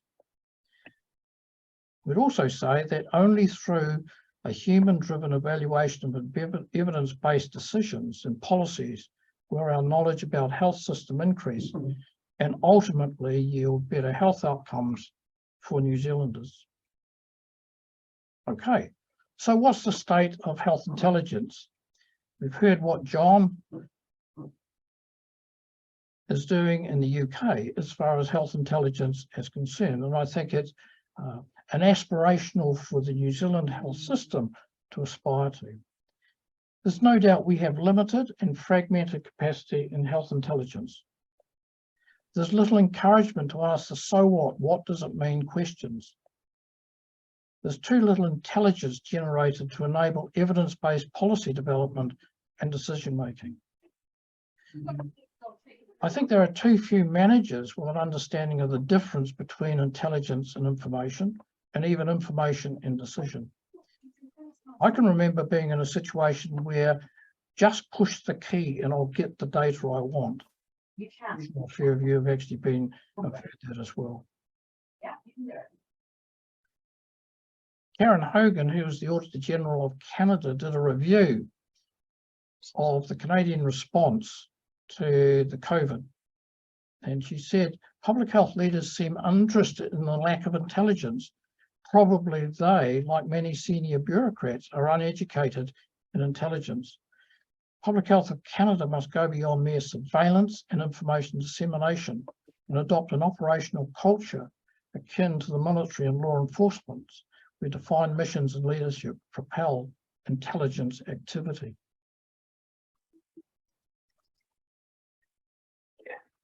Public health intelligence is actually central to making informed decisions. And I think the whole point of having public health intelligence is to inform decisions. It's not public health information, it's actually informed decisions. Appropriate decision-making in public health practice requires reliable public health practice. So what does it do? It involves synthesizing, assessing, interpreting information. It involves communicating it and disseminating it for informed and effective decision-making. The key parts of intelligence are interpretation, communication, and dissemination. And it requires the application of distinctive range and blend of analytical, critical, interpretive, communication, and dissemination skills. And I was really impressed with what the UK are doing to cover those range of skills that are required to develop workforce capacity and capability. We need to employ, develop, and maintain sufficiently skilled workforce in New Zealand, including the managers, over a long period. And that's the only way.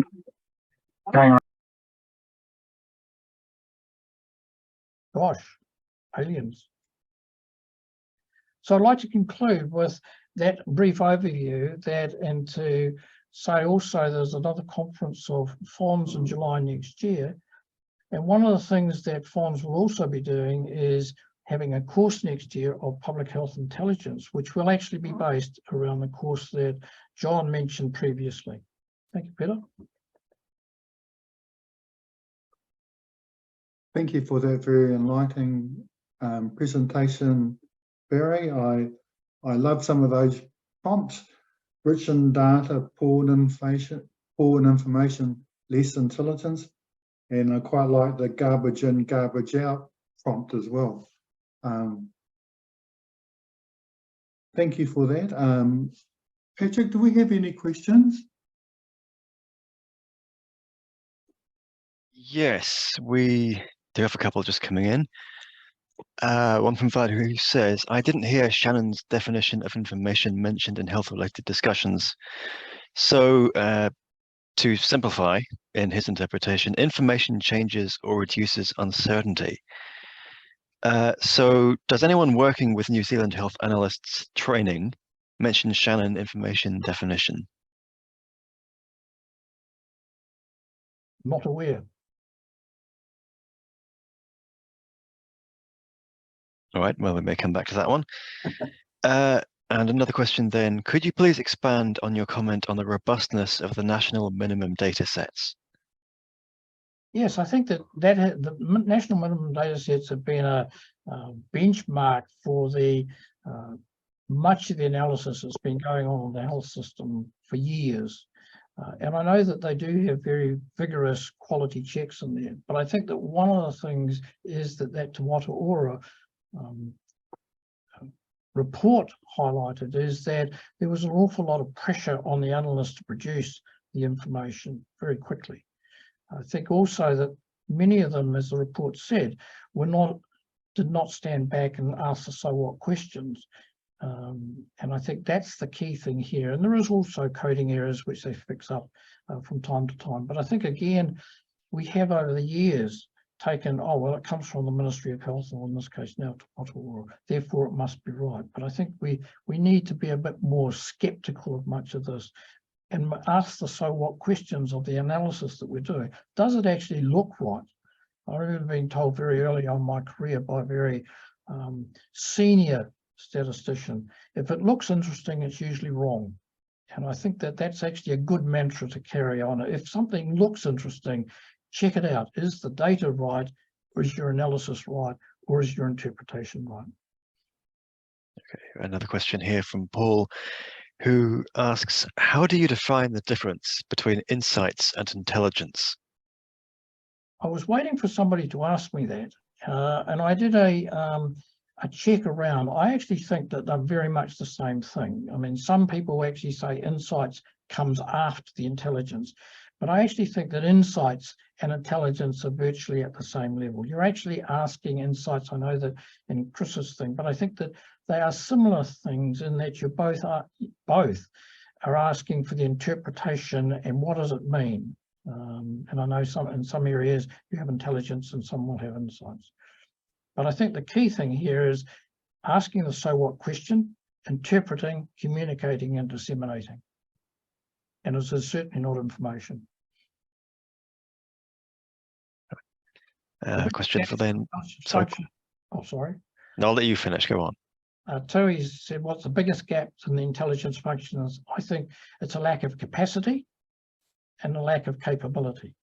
There's too few people doing a lot of work. I think also we need to spend more time training managers to actually understand what intelligence-based decision-making involves, rather than just accepting information.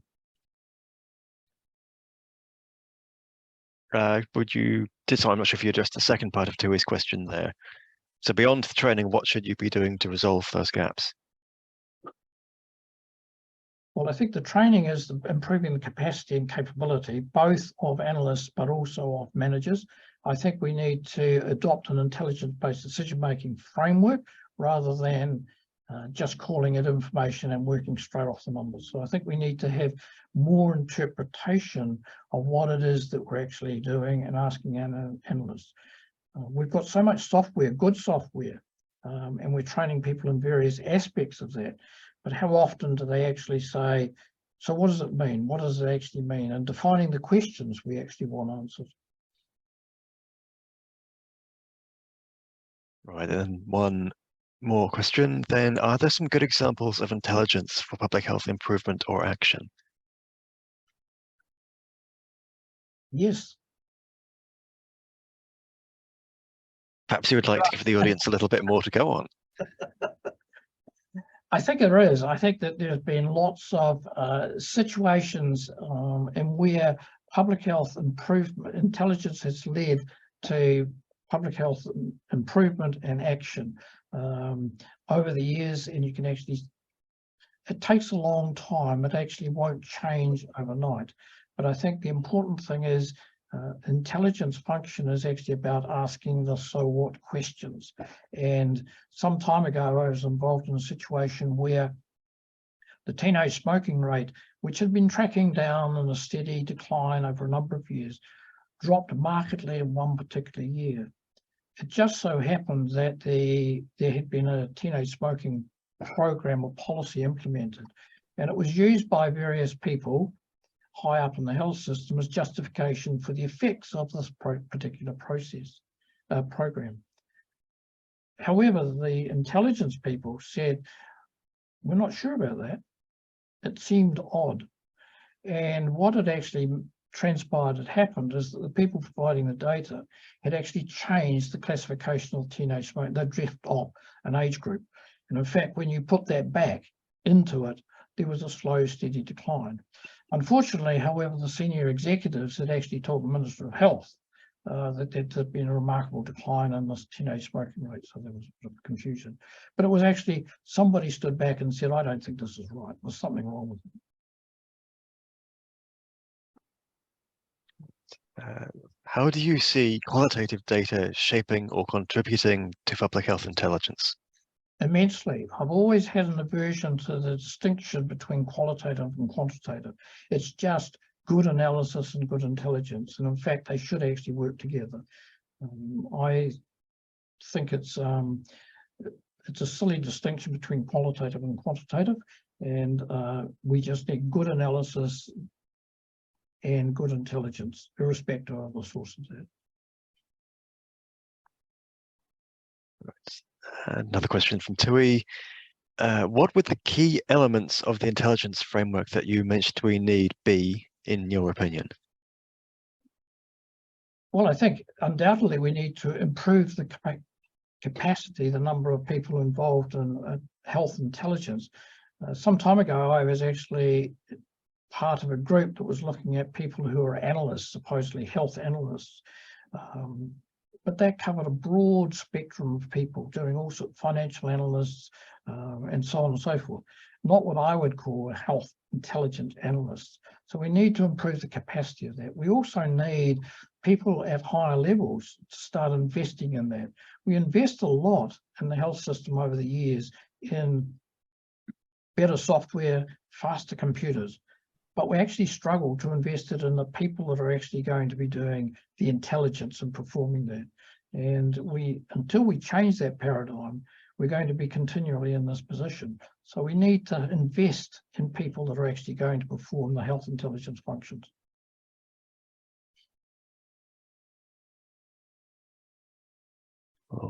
Okay, I think we do have time for any more questions before we move on. So once again, if you've got a question you'd like to ask, either use that raise hand button or drop them to the Q&A. But if there are no more, I think I can hand back to the chair. Thank you, Patrick. Barry, that was very interesting. And I have a question first. The problem's been around for a long time. Rich in data, poor in information, less intelligence. And we have kind of like a compounding or exponential increase in data coming through.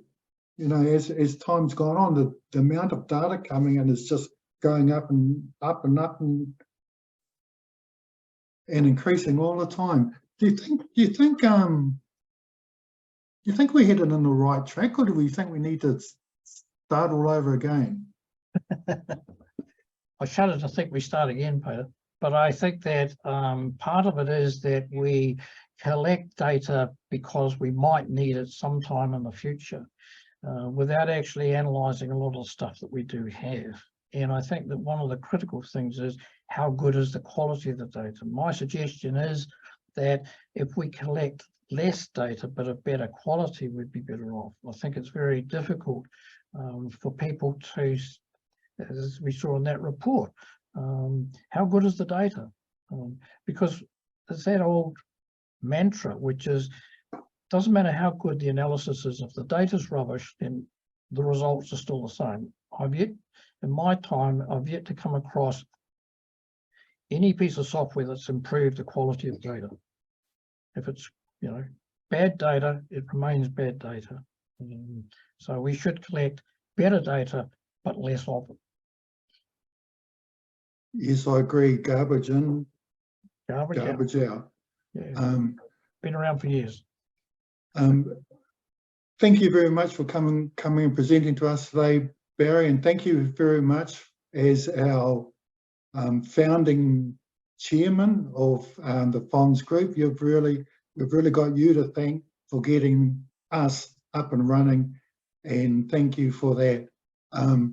My session as chair is coming to an end, and right now I'd like to pass you over to Corina.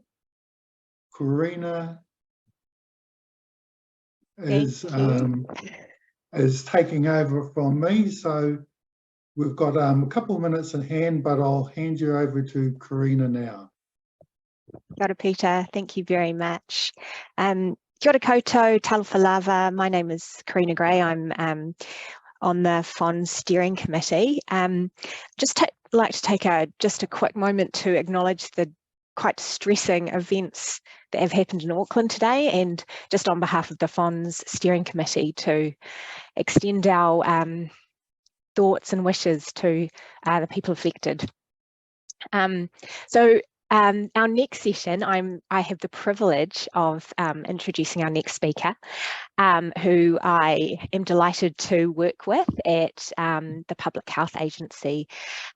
Michelle Mako is currently Tākai Aranui, Hawora Māori Tūmatanui, Director Māori Public Health at Manatū Hawora. Many of you will know Michelle. She has worked for the last 25 years in a range of government health sector organisations. And I did not know, Michelle, that you started life as a cardiac nurse, which is awesome. Michelle was also very recently the Equity Director for Te Aho o Te Kahu, the Cancer Control Agency, and I'm really looking forward to your presentation this morning. So Michelle's presentation is Whaowhia te kete mātauranga, fill the baskets of knowledge, building Māori data into public health knowledge systems. Thanks, Michelle. Kia ora koutou. Give me a moment while I do the gymnastics of sharing my screen. It's always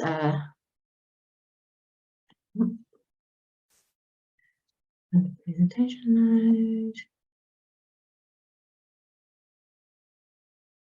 Is that working? Ka pai. Au kia ora, nā re te mihi kia koutou. E taku mihi tuatahi ki ngā manuhiri I tai atu nei tēnei hui, tēnā koutou. He mihi hoki kia koutou I te hunga ora, me o koutou tupuna kua hinga I te pō tēnā koutou.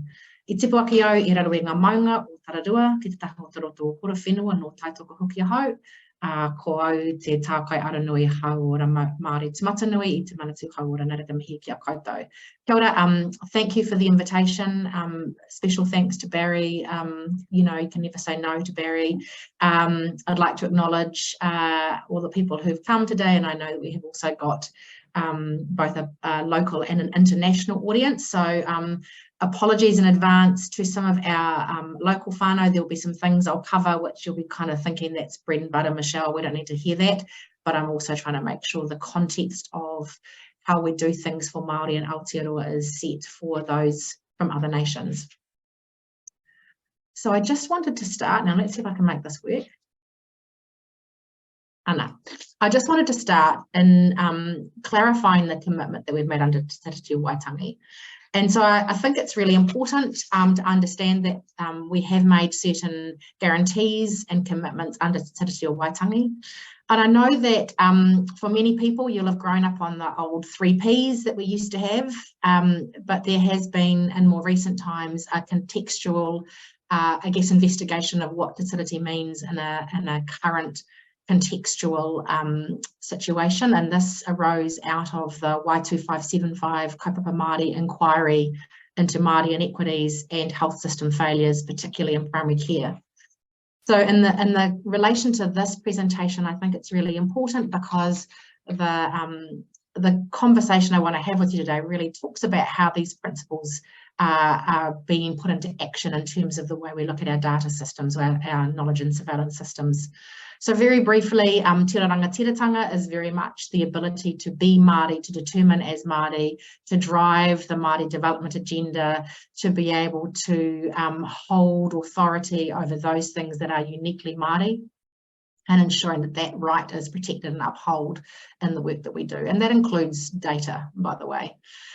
We also have a commitment to Te Tiriti, to achieving equity under Te Tiriti, and acknowledging that Māori as treaty partners have the same rights to achieve the same health outcomes as non-Māori, and that's something that the Crown has a responsibility for.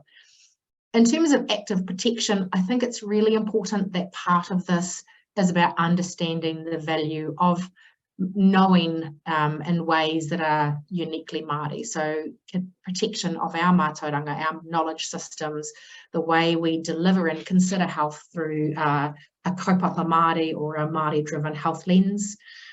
It's also ensuring that Māori are able to access the full suite and range of health options that are available to all New Zealanders, but also and including the ability to access kaupapa Māori health services, and ensuring that any services that our whānau are accessing are culturally safe and fit for purpose. And lastly, but not leastly, is, oh, I've gone ahead, sorry, keep my fingers off the screen, is the importance of partnership and working with Māori in the governance, design, delivery and monitoring of health and disability services.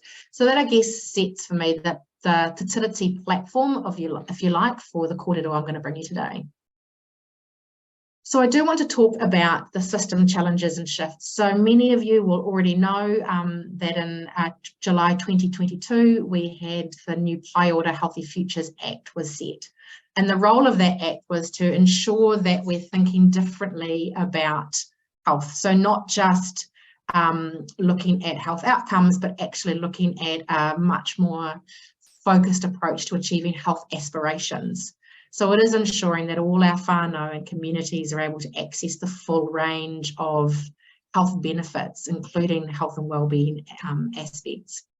But I guess importantly for me and for the system, it also introduced the establishment of 4 new agencies. So I'm obviously in the Public Health Agency, and so most of the work that I'm going to be talking about is coming from some work that we're leading here. So our role is to lead and strengthen public health in the system. We have the Whatu Ora, or the New Zealand, or Health New Zealand, which is the national organisation which leads the coordination delivery of health services across the country. We have Te Ako Whai Ora, the Māori Health Authority, which is an independent statutory authority with a role to drive improvement in Hauora Māori. And then we have Whai Kaha, the Ministry for Disabled People, which is enabled a wider lens for disability across the government and to drive transformational change. But importantly, this new vision is about how we shift, as I said, from just measuring health outcomes to really looking at how we pursue health aspirations. So I want to talk a little bit about this new public health ecosystem that we've developed in Aotearoa. So as I've noted, we've got these 3 new agencies, but I'm going to talk in a little bit more detail about some of the roles and responsibilities. So Te Ako Whai Ora is the lead commissioner of Kaupapa Māori services, and they are also a co-commissioner of wider health services. But their role includes partnering with the ministry and Te Whatu Ora in the planning, design, delivery of culturally appropriate and responsive public health strategies, policies and programs. But they also have a role in ensuring whānau voice is central to the policy development process. Also, as many of you will be aware, they have had a role in establishing iwi Māori partnership boards, which is intended to provide a much deeper Māori governance structure to the way we deliver and transact health in Aotearoa. And they work across the system to ensure that health strategy for Māori is delivered in a way that's appropriate and city compliant. Te Whatu Ora, as many of you know, is the Commissioner and Co-Commissioner of Public Health Services, and the National Public Health Service within the Te Whatu Ora is the operations arm of Te Whatu Ora. And then lastly, ourselves, the Public Health Agency, so our role is to lead public and population strategy, policy, regulation, intelligence, surveillance and monitoring. And it includes a role in cross-sector collaboration to ensure we're considering and addressing the determinants. We also host the Public Health Advisory Committee, which was established to provide independent public health advice to the Minister. And we develop our public health strategies in partnership with Te Ako Whai Ora. So I guess the key part of this public health infrastructure and ecosystem that I'm describing here really requires partnership. It's the functional design principles of the reform mean that none of us have all the pieces of the puzzle required to make the system work. So the need for collaboration is built into the system. So in terms of the role of the Public Health Agency in setting the public health agenda, public health policy agenda, we've used a very kaupapa Māori approach to describing and framing the way we work. So you'll see the different parts of the whare. First, we have the koruru, which is the Pai Ora strategy, which guides our work. It represents the outcomes the PHA is delivering and the work we do. And the po, underneath the po whirinaki that you can see on the left there, or the posts of the house, represent the 5 key system shifts and health system principles. So it now enables us to consider how we build for a resilient public health infrastructure, workforce and outcomes to achieve better outcomes for the people we serve. And the whenu, or the strands, reminds us that we need to weave these together through the relationships we form and the collaboration. So I'm here to talk about surveillance and knowledge systems, so I thought I'd better crack into that. So what does all this mean for surveillance and knowledge systems? So one of the key functions I mentioned earlier for the PHA is the system surveillance and monitoring to enable us to assist in rectifying and identifying system failures and to inform also our understanding of community needs and aspirations. And I think the health system reforms have provided a really unique moment in time to rethink how our knowledge and surveillance systems work, and in particular how they respond to community needs and aspirations. So we're really interested in developing a joined up knowledge system with people, equity and Te Tiriti o Waitangi at the centre. And we believe this will be more effective at anticipating, identifying, responding to and recovering from system failures and public and population health threats. One of the important cornerstones to our knowledge and surveillance system is the quality of our data. And I really appreciated, Barry and Peter, your reflections about if we don't put quality in, that we won't get quality out. So, and again, I know for most of you, this is pretty stock standard, but I think it's an important point to make about the importance of consistently high quality ethnicity data that's able to be disaggregated and designed to enable us to track system changes over time. So as most of you already know, but maybe some of our international whānau might not, over the last decade, New Zealand's moved to a statistical ethnicity standard, which has created standardised ethnicity classification across all of our official statistic collections, and it's enabled our ability to effectively monitor and report on health outcomes by ethnicity. And you'll see at the moment there's up to 6 ethnic responses that have been enabled in that space. The routine collection and reporting against these ethnic differences allows us to consistently conduct robust analysis over time and identify where the challenges are arising. But also we're aware that self-identification of ethnicity can change over time and needs to be updated regularly. So an example that I would give, you might have 2 parents with different iwi or different ethnicity, and sometimes it depends on who's filling in the forms as to which ethnicity gets registered for example, children. So it's really important that as people maybe identify differently or maybe come into knowledge of ethnicities that they were unaware of, that there is a mechanism for that to be addressed over time. And I think the importance of the National Health Index, and I know that in New Zealand we're pretty lucky to have that, the fact that it follows you where you go and is covering around 98% of the population is really important.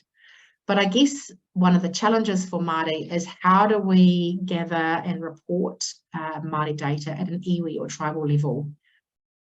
So I'm going to talk very briefly about tātai. So tātai is a new data set that's been developed to enable Māori to have a much more self-driven ability to share their iwi affiliations, both sharing them with the ministry in order to inform the work that we do, but also sharing iwi affiliations with iwi and the role that plays.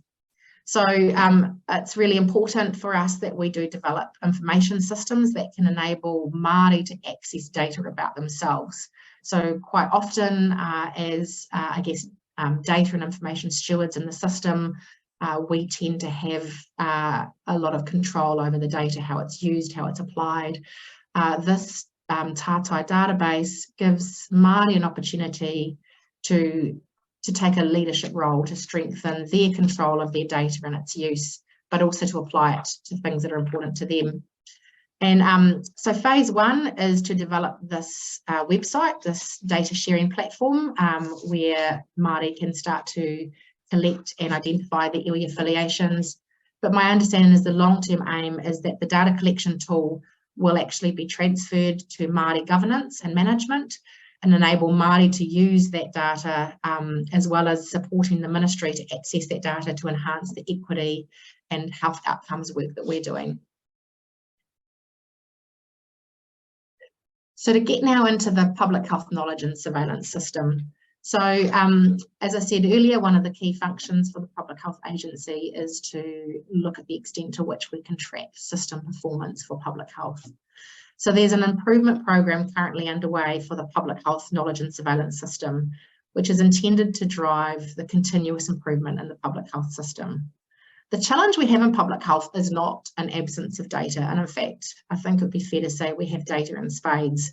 The issue is the data is not being used effectively, and it's not being used to drive system performance and improvement. So we need a much more connected system. So I guess the descriptor of the public health knowledge and surveillance system is a bit challenging because we're still working through what its parameters are and what its potential might be.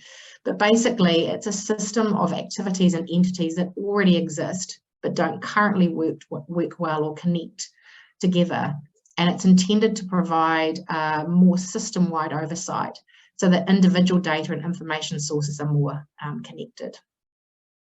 It includes a range of activities and data that enable us to know about the health of the population and is likely to include, for example, and the reason why I say likely to include as opposed to absolutely will include is that this is still a discussion we're having internally, and we're about to set up governance structures which will help us to understand what are the parts of the public health knowledge surveillance system that are needed to be able to track system performance.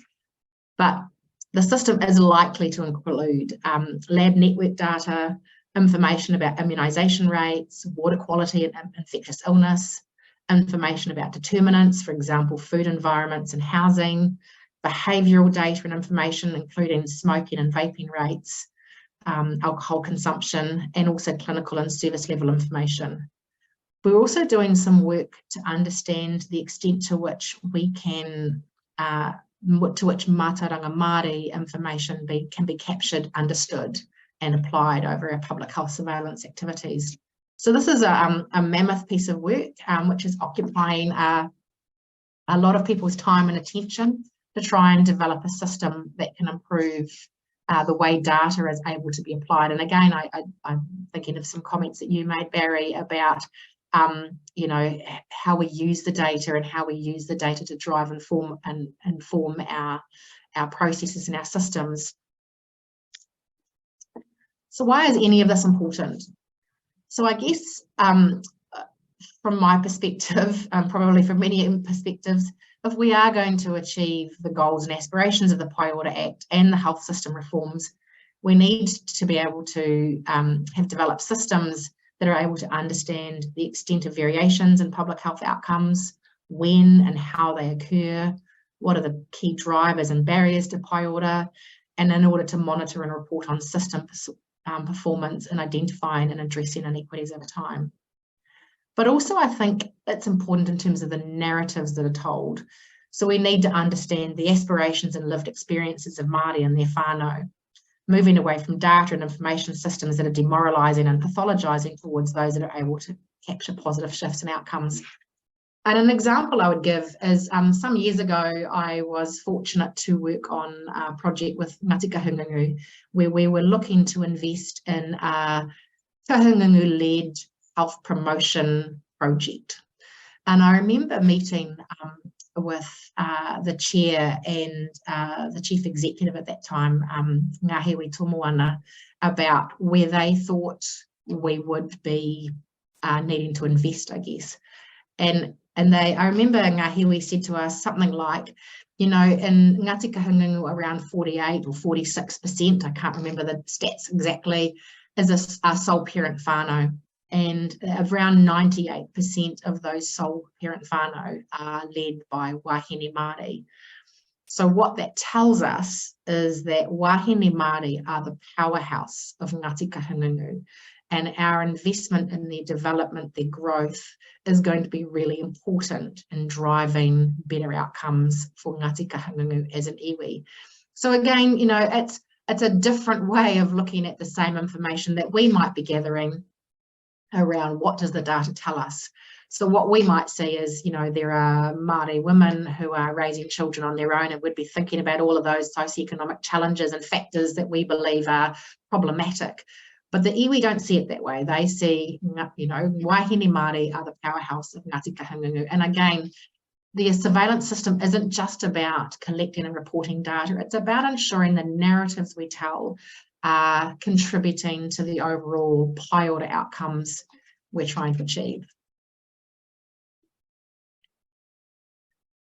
I just want to talk a little bit about some of the steps. So as I said, it's a pretty big program of work. We're fairly early in the process, but we're really mindful that under a new transformed health system, we can't be just sitting here in the ministry and the Public Health Agency designing this and asking for a few Māori to consult on it. So we have taken a really deliberate, strong te tiriti approach to this. Whereby we are partnering really, really closely with Te Aka Whai Ora.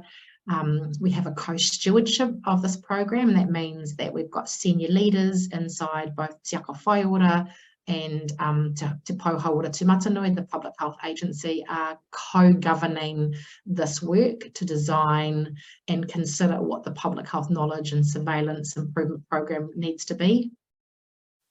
So in practice, what this means, we've got Māori leadership built into the planning and development of the system. So as I said, we have leaders from across the organisation, but we're also working really closely with leaders from the Māori Health Directorate to ensure that we are we're putting Māori voice, Māori leadership, Māori aspirations into the heart of the design process. And as I said, we've got this co-sponsor relationship between the two agencies, in particular to make sure we're able to deliver against our te tiriti or waitangi obligations. We've also had a kind of a significant rearrangement of the teams inside the Public Health Agency's information, knowledge and surveillance team to make sure we've got the structure set up right to contribute to the development of the system. We've also got some work underway around the data and governance approaches. So as I said earlier, we're in the process of establishing our data governance group to drive the system and to drive the work that we're doing and looking at what data platforms might be available. But even at a really, I guess, pragmatic level, we've got resource sharing across the agency. So I have members of my team who are currently allocated to work directly in the public health knowledge surveillance program, and Te Aka Whai Ora have given us 2 of their staff who work with us 1 day a week as part of our work program to deliver the system and the structure. So it's not just a theoretical approach, we've also tangibly designed the way we work to build these things in. So what are the opportunities ahead? I'm going to find my closing notes. So I guess it's an opportunity and imagination. How do we consider the data and surveillance systems? How do we ensure those systems are enabled to be mana enhancing and create mana enhancing narratives that empower communities towards their hauora and wellbeing journey? What would it look like if communities were part of that journey, if our knowledge and surveillance systems were accessible, translatable and enabled to ensure Māori are able to exercise control over their own lives? So there's still a lot of work to be done. It's a very early process, and as you can see from what I've shared so far, we're still in the nub of setting up the team, looking at what are our governance expectations, how do we make sure we have hardwired and built te tiriti and Māori aspirations into the design. So lots to do. We're not there yet, but we're making every effort to ensure the system is truly collaborative, that it's built with pai ora and aspirations for Māori public health. And that's my presentation. I think I might have been a little bit quick, Barry. I might have given you some time back in your diary, but I'm really happy to take questions. But I'd just like to close with a mihi to you all. And I guess I have this whakatauki that I like, which reminds us about how we need to keep going, and it's whaia te iti kahurangi me kei te tū oho koe me he maunga taitau. We must aspire to excellence, but if we have to bow our heads, it should only be to a lofty mountain. Neira, nō reira, tēnā te mihi, tēnā koutou, tēnā koutou, tēnā tātou katoa. Kia ora, Michelle. That was a great presentation. Thank you so much. We already have a couple of questions in the question and answer box. Two from Tui. So the first one is, are you using the Ngā Tohu Waiora framework recently developed by TPK Remeasuring, which is about measuring waiora as part of your system or environmental measurement plans? To be honest, at this stage, we are looking at a whole compilation of frameworks. Now, I've got to be really honest and can't say that absolutely Ngā Tohu Waiora is one that has come to my attention. But as I said in the earlier preamble, it is about looking at a whole range of different information sources. And I guess one of the key takeouts from this is it's not just about data. It's not just about the publicly collected data. It's about different sources of information. We're working very closely with the Māori Health Directorate around how we build mātauranga Māori frameworks and approaches into the infrastructure.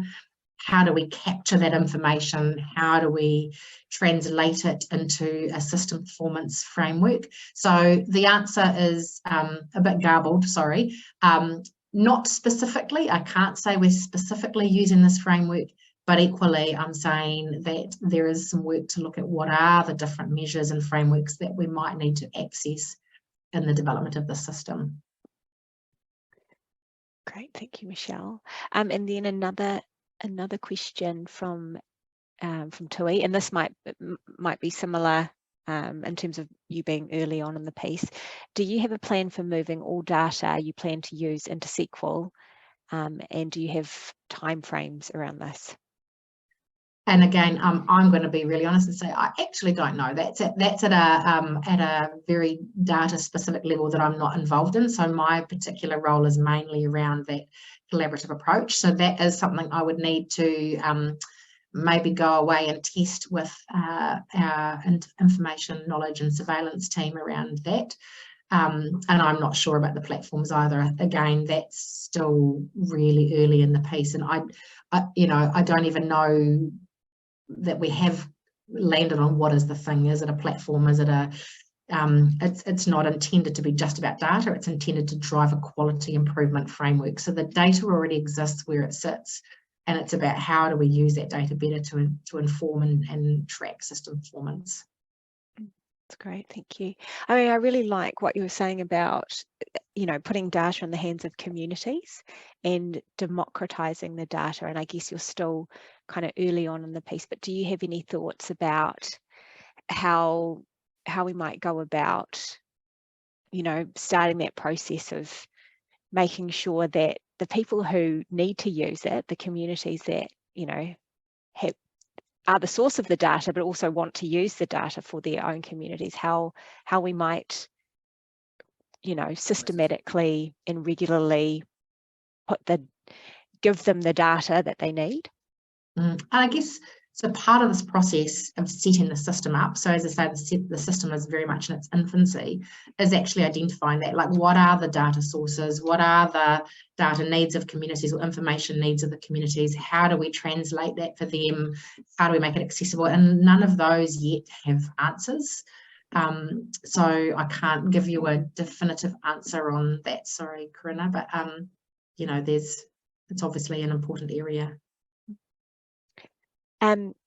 Lots of questions in the chat. So will PHA sponsor a HPC cluster like NESI or NESI for the health sector? The health system computing facilities are way behind compared to academia or even industrial research. And this is another question that I can't answer, because again, because the system, we haven't even really identified what are the structures for the system. I'm not sure what it will look like going forward. Yeah, that's a tough question. So then there's another two questions that are quite similar, I think. So Tui wants to know how we can contact you to link up on related work. So if you're happy to, yeah, I'm happy to have details. I'm happy to share my contact details. So the team leading the work, the public health knowledge and surveillance work, is actually sitting in the information knowledge and surveillance team. So probably the best connection will be to that team. as opposed to me, because I'm not a data person. I'm a Māori public health person who's wanting to drive Māori data sovereignty into the system, but not necessarily have the data system knowledge. And probably similar, Gray, into your question around how can we keep up to date. I think, yeah, just contact us and we can work out what's the best mechanism for that. Great, thank you. Just wondering if there are any more questions from the panel, perhaps.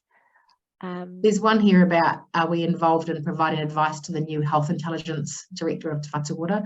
We certainly work with Te Whatu Ora. I mean, obviously they are the holders, creators, disseminators of some of the data sets and some of the information we're interested in. So we do have a working relationship with them, but I'm not aware that we're providing advice exactly. I mean, I think with the new health system, there are lots of people interested in public health intelligence in the many different entities. So it'll be, you know, making sure that everything is connected up and trying to reduce that duplication or reduce the gaps in work. But you're doing fantastic work, Michelle. So ngā mihi nui. Thank you so much for that presentation. That was really fantastic. And I'm wondering, Patrick, do we want to move on to the next?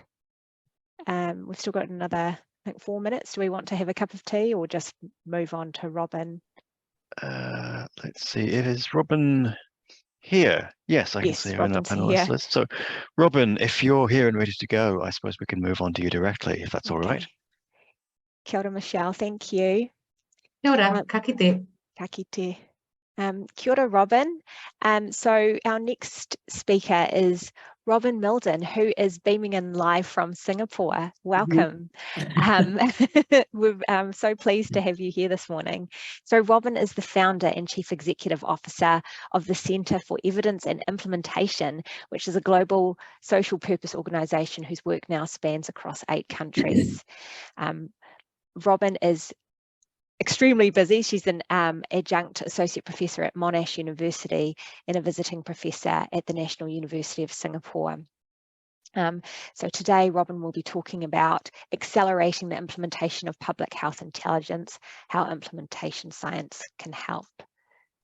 So over to you, Robyn. Thank you. Kia ora and morning. You are the first people I've spoken to this morning. So if I'm croaky, I apologize. It's quite early here, and Singapore has been quite stormy, so there might be a bit of drama happening to my left. Before I start, I would like to acknowledge the traditional owners of the land that I'm normally on, that is the land of the Wurundjeri people of the Kulin Nation, and pay my respects to elders past, present and emerging.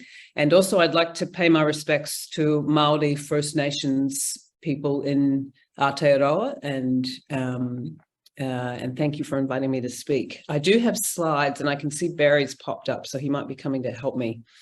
So I'm going to share my screen. Is that what I should be doing, Patrick? Yes, I can see nods. Okay, and just in case technology lets us all down, which I think right now it's about to, I can't share that.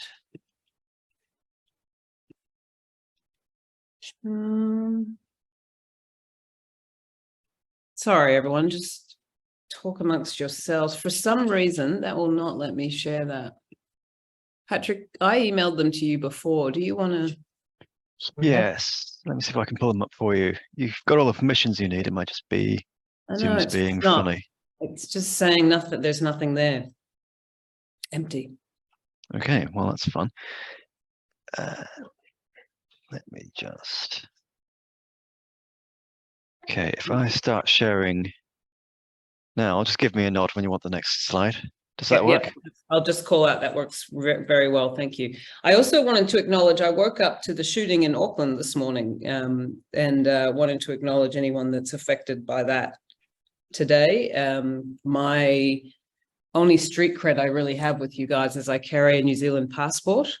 So I was born in Queenstown, which gives me even more street cred, I think. But I grew up in Auckland, and my parents are there, so I have been speaking to them this morning.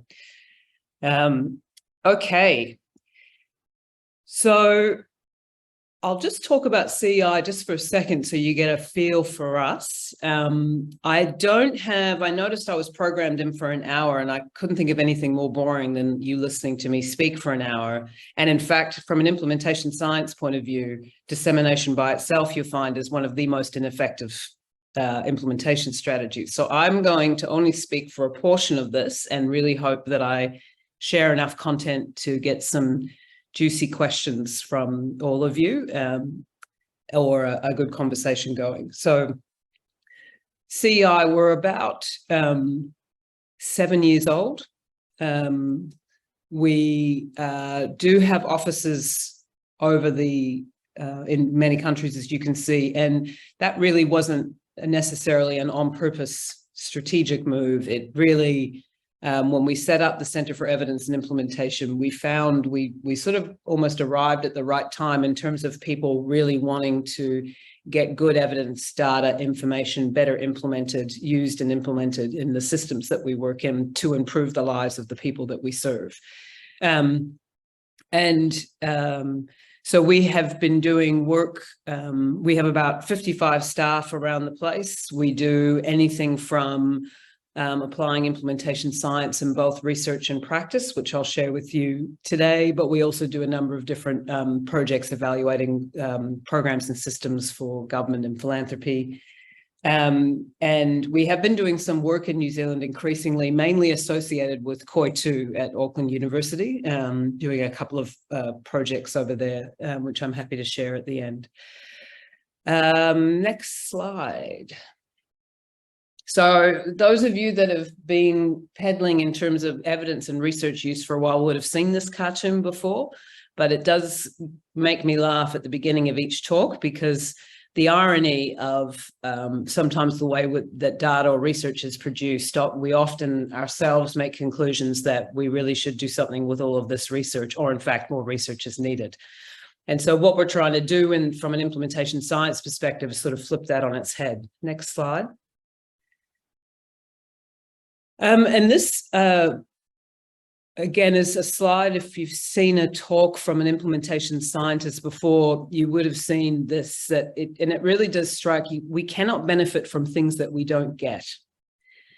And it seems like a very simple point, but if we all think about the information we get from public health systems and public health intelligence, unless we do use that information to think about what actions or innovations to take, the people that we are trying to serve will not benefit from that at all. So it ends up, and you'll see in a couple of slides, we generate a lot of information and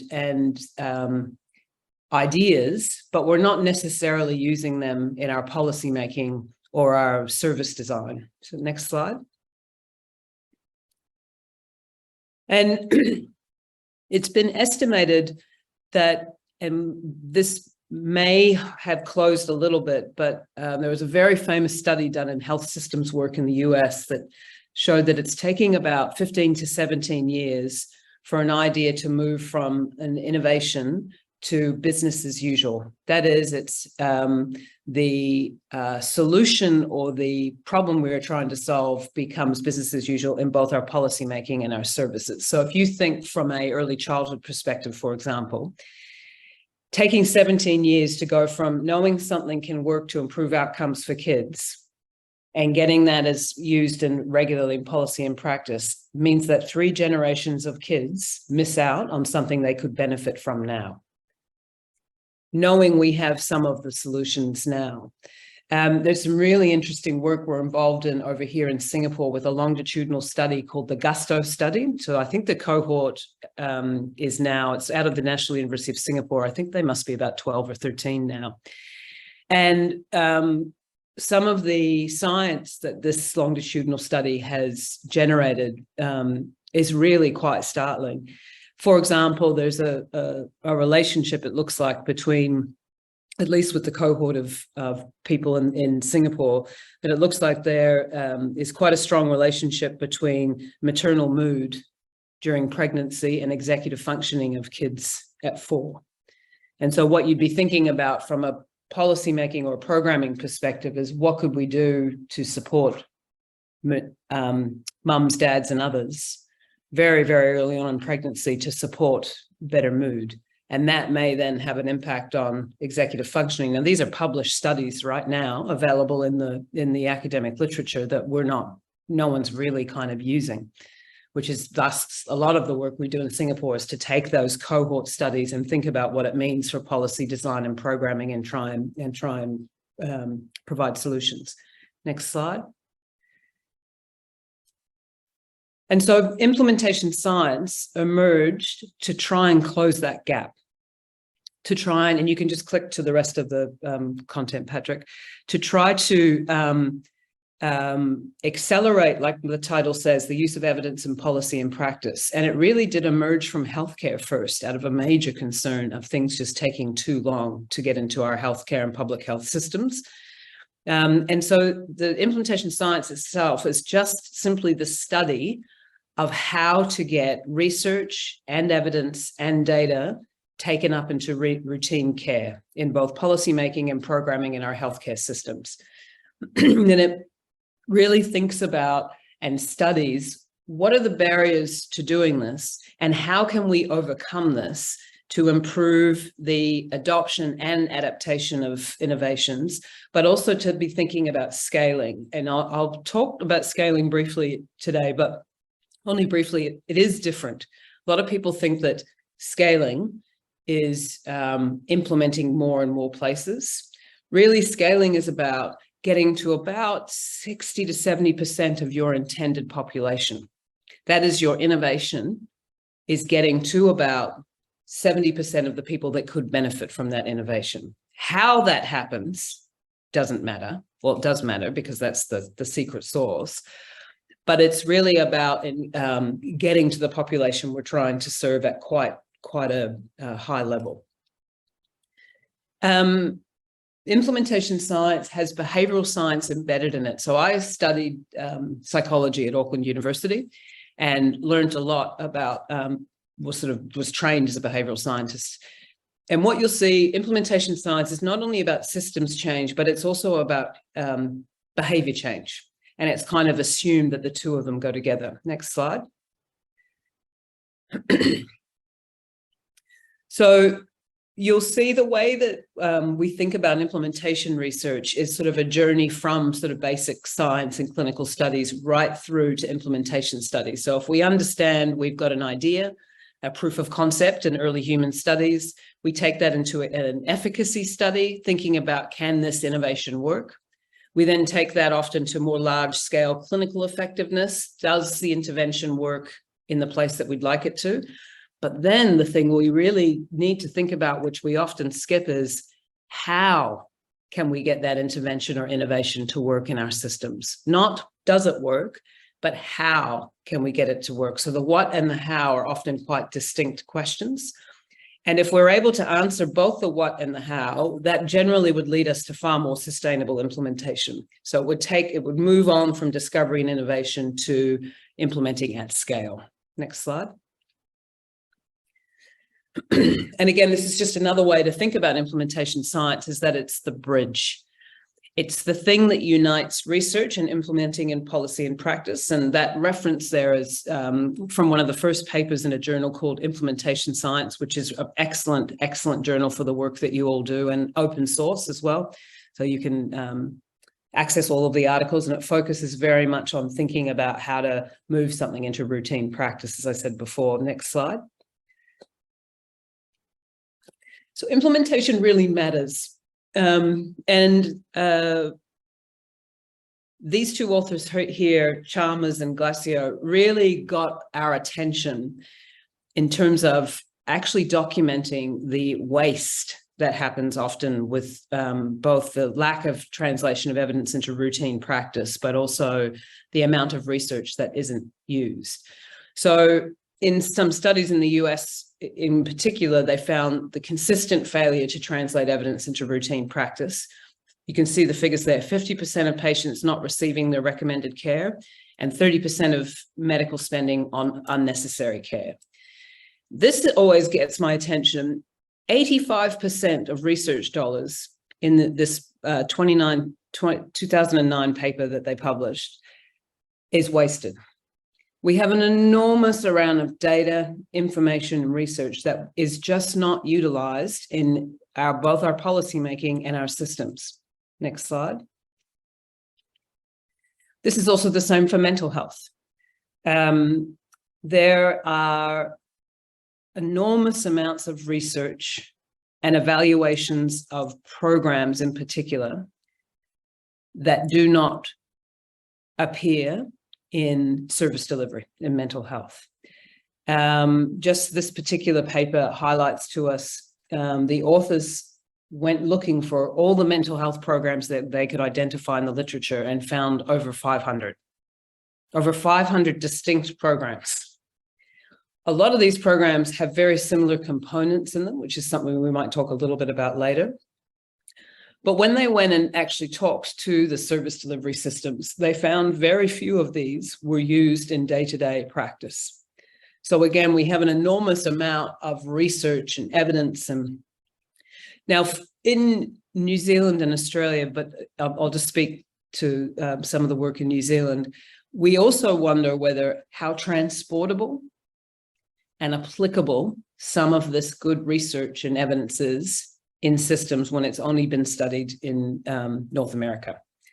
So we are starting to do more and more work, particularly down south, we call it, thinking about how transportable is some of this research and evidence in the systems we have, how applicable are some of the research findings that people are getting in health and public health in, say, the US system that often has very poor business as usual, when in systems like ours, we have pretty good business as usual. And so really trying to think about to enable the acceleration of evidence and policy and practice, how do we need to carefully adapt for local context, because context really matters, and you'll hear me say that over and over again, but how then do we develop our own and accelerate our own discovery research to be able to implement things that make more sense for our citizens? Next slide. And this is also the same for the juvenile justice system. One of the heroes of the evidence synthesis area is a guy called Mark Lipsey, who was at Vanderbilt University for a very long time. And he did one of the largest meta-analyses. And he was arguing that in his particular area, in crime and justice, there was this explosion of evidence in policy and practice, of programs being generated. But what he found was there was very little attention into how to get these implemented into systems. Next slide.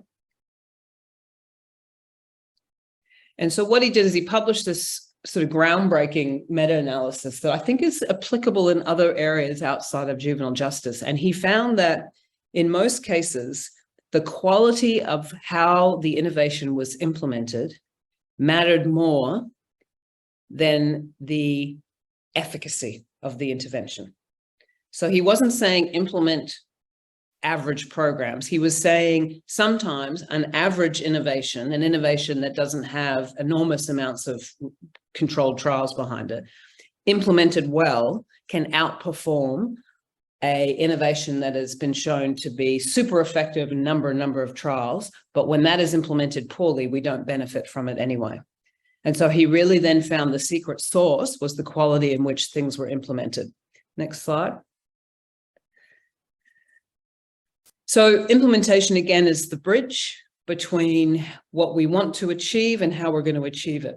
Now, misimplementation is extremely common. And really, we all know this, change is hard. Change is really, really hard. Often there is a mismatch of skills in the systems that we work in and with the innovation that we're trying to implement, or people don't quite have the knowledge and capability they need to be able to do particular things. Planning can be inadequate. Data, sometimes we have good outcome data, but we don't have good implementation data, and many stakeholder issues. Next slide. So there's been these waves of implementation research, and this just isn't in mental health. This is in multiple areas. So in implementation science, the first wave of research was really trying to understand standards of what good evidence and evidence-based practice looks like, and how intensely we need to implement things in our health and public health systems, and what outcomes, therefore, can we achieve. That next wave went, okay, so if we know that something works, what does it take to get this implemented properly? What sort of training do people need? What kind of other technical assistance do people need? What sort of data do people need to be able to evidence that they're implementing well? And so the second wave of research was really figuring out how do we benefit from these very effective things. Third wave of research now is really focusing on context, thinking about what are the factors at both the individual, organizational, and system level that will either get in the way or help implementation, and understanding what the contextual factors are that will affect it. That is really, if you look again at a journal like Implementation Science, there's just been this explosion of trying to understand context in both individual, organizational, and systems, and figure out how to better enable implementation. Next slide. And this is I had a look at some of this talks you had at your last conference, and just thinking about what to share with you today. And I noticed quite a strong theme around equity and health equity. And that has also appeared in Implementation Science. This particular article is terrific. I'd encourage everybody to go and read it. It makes this excellent case for Implementation Science really not living up to its promise in terms of decreasing health inequality or increasing health equity. And that really, one of the ways we should be addressing this in the systems we work is to be focusing with a lot of discipline on improving the quality of implementation where it is very poor. And that poor implementation is causing major health inequality in a lot of the systems that we're working on. And it has caught the attention of implementation scientists for sure, in terms of where do we put our implementation best to decrease inequality. Next slide. So why does implementation fail? Now, this is not high science, what I'm about these next couple of slides. And most people will sit there and go, yep, that's true. And it is, unfortunately. So the good thing about this next part not being high science is it makes practical sense, and we should be able to solve these. But let's just take a couple of slides. Why does it fail? Next slide. This seems so obvious, but I can tell you in the numerous projects we do in countries all over the place, including New Zealand, the lack of clarity on what the aim or the evidence is behind the innovation that we are trying to implement leads to very poor implementation. If we're not clear on what we're trying to achieve, if we don't understand what changes we want to see, and we're not sure about what the evidence is to support a justification for that change, it often leads to poor implementation. And that makes sense because it's very difficult to implement something that's vague, that's hard to understand, and that doesn't make sense.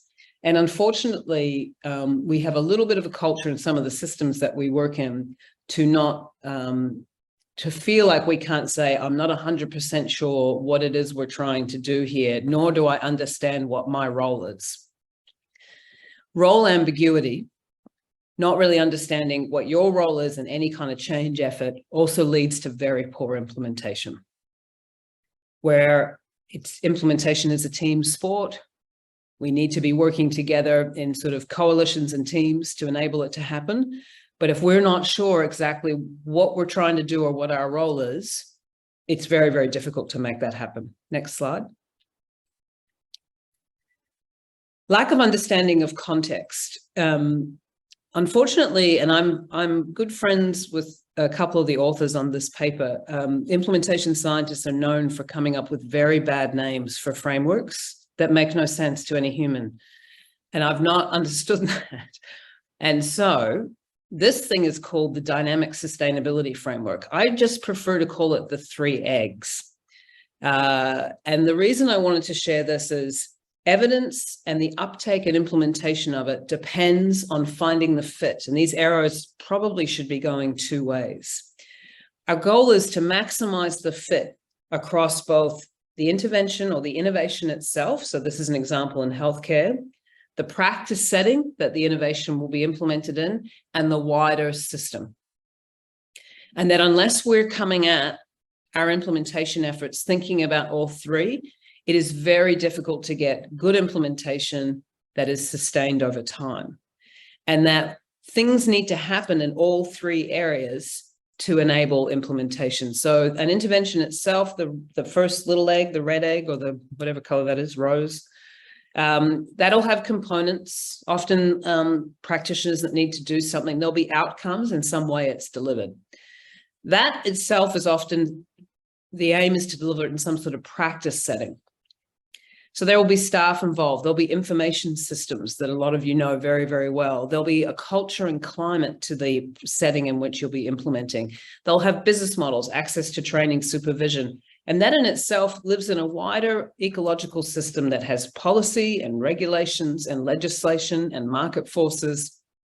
So we need to be thinking about all of these, and where we can, changing things within that setting to enable a better fit. So the 3 eggs here just helps us remember that we need to be working across all things, not just at an intervention level or just at a practice setting level. Next slide. Again, this is so obvious, but we do not do it. I can give you multiple examples of huge reform in our healthcare and public health systems where planning with stakeholders is inadequate and not engaging the people who will benefit, hopefully, from the implementation effort from the start. And making sure that people who have an interest in the outcomes you're trying to achieve are also engaged from the start. So poor stakeholder planning or poor engagement with stakeholders undoes an enormous amount of implementation work. And it's almost, I can almost predict it now. There's a floating finger, which I totally love. I do not know how to do that, but there's that's hilarious. It just floats there. There's so many young people that can do good things, and I apologize if that person is not young. So but there is amazing. My EA has started, stopped showing up to meetings and is using that chat bot to take minutes. I couldn't believe it. It's this, anyway. So one of the first questions we often ask when we're working with the system, either at a state government level, a federal government level in Australia, or even some of the government work we're hoping to do in New Zealand, we ask very quickly, have we engaged the stakeholders that this is intended? You know, have you talked to the people who will benefit? Do we have a lived experience group, or do we have a? And if it's no, I almost every time saying, well, we're already in trouble. We're not. The planning will be inadequate. People probably may not even want it. So poor planning we call as pay now or pay later. If we don't think carefully about engaging the people who can benefit from this and think carefully about our implementation plans and put some effort into, at least some effort into planning that process, we will inevitably pay for that later with waste in terms of failed implementation effort and not getting to the people that we are all here to serve. Next slide. I have more on implementation strategies, actually. So this slide here, and I'm not going to go into detail because I've got a few more slides for you. The inadequate use or thoughtfulness in when you're putting an implementation plan together as to what implementation strategies you should use also causes very poor implementation.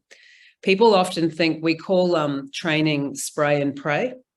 So if you just use training as your sole implementation strategy for an innovation that might involve a workforce on the front line, and you don't have any other implementation strategies, it is very unlikely to work. And there is enormous amount of studies now showing that training in itself, no matter how good it is insufficient to get the implementation effect. We need it, but we need a couple of other things. We need to think carefully about what does the implementation science research tell us about how we can better benefit from training, but also what are some other strategies that we could use that make sense to the stakeholders that we are working with.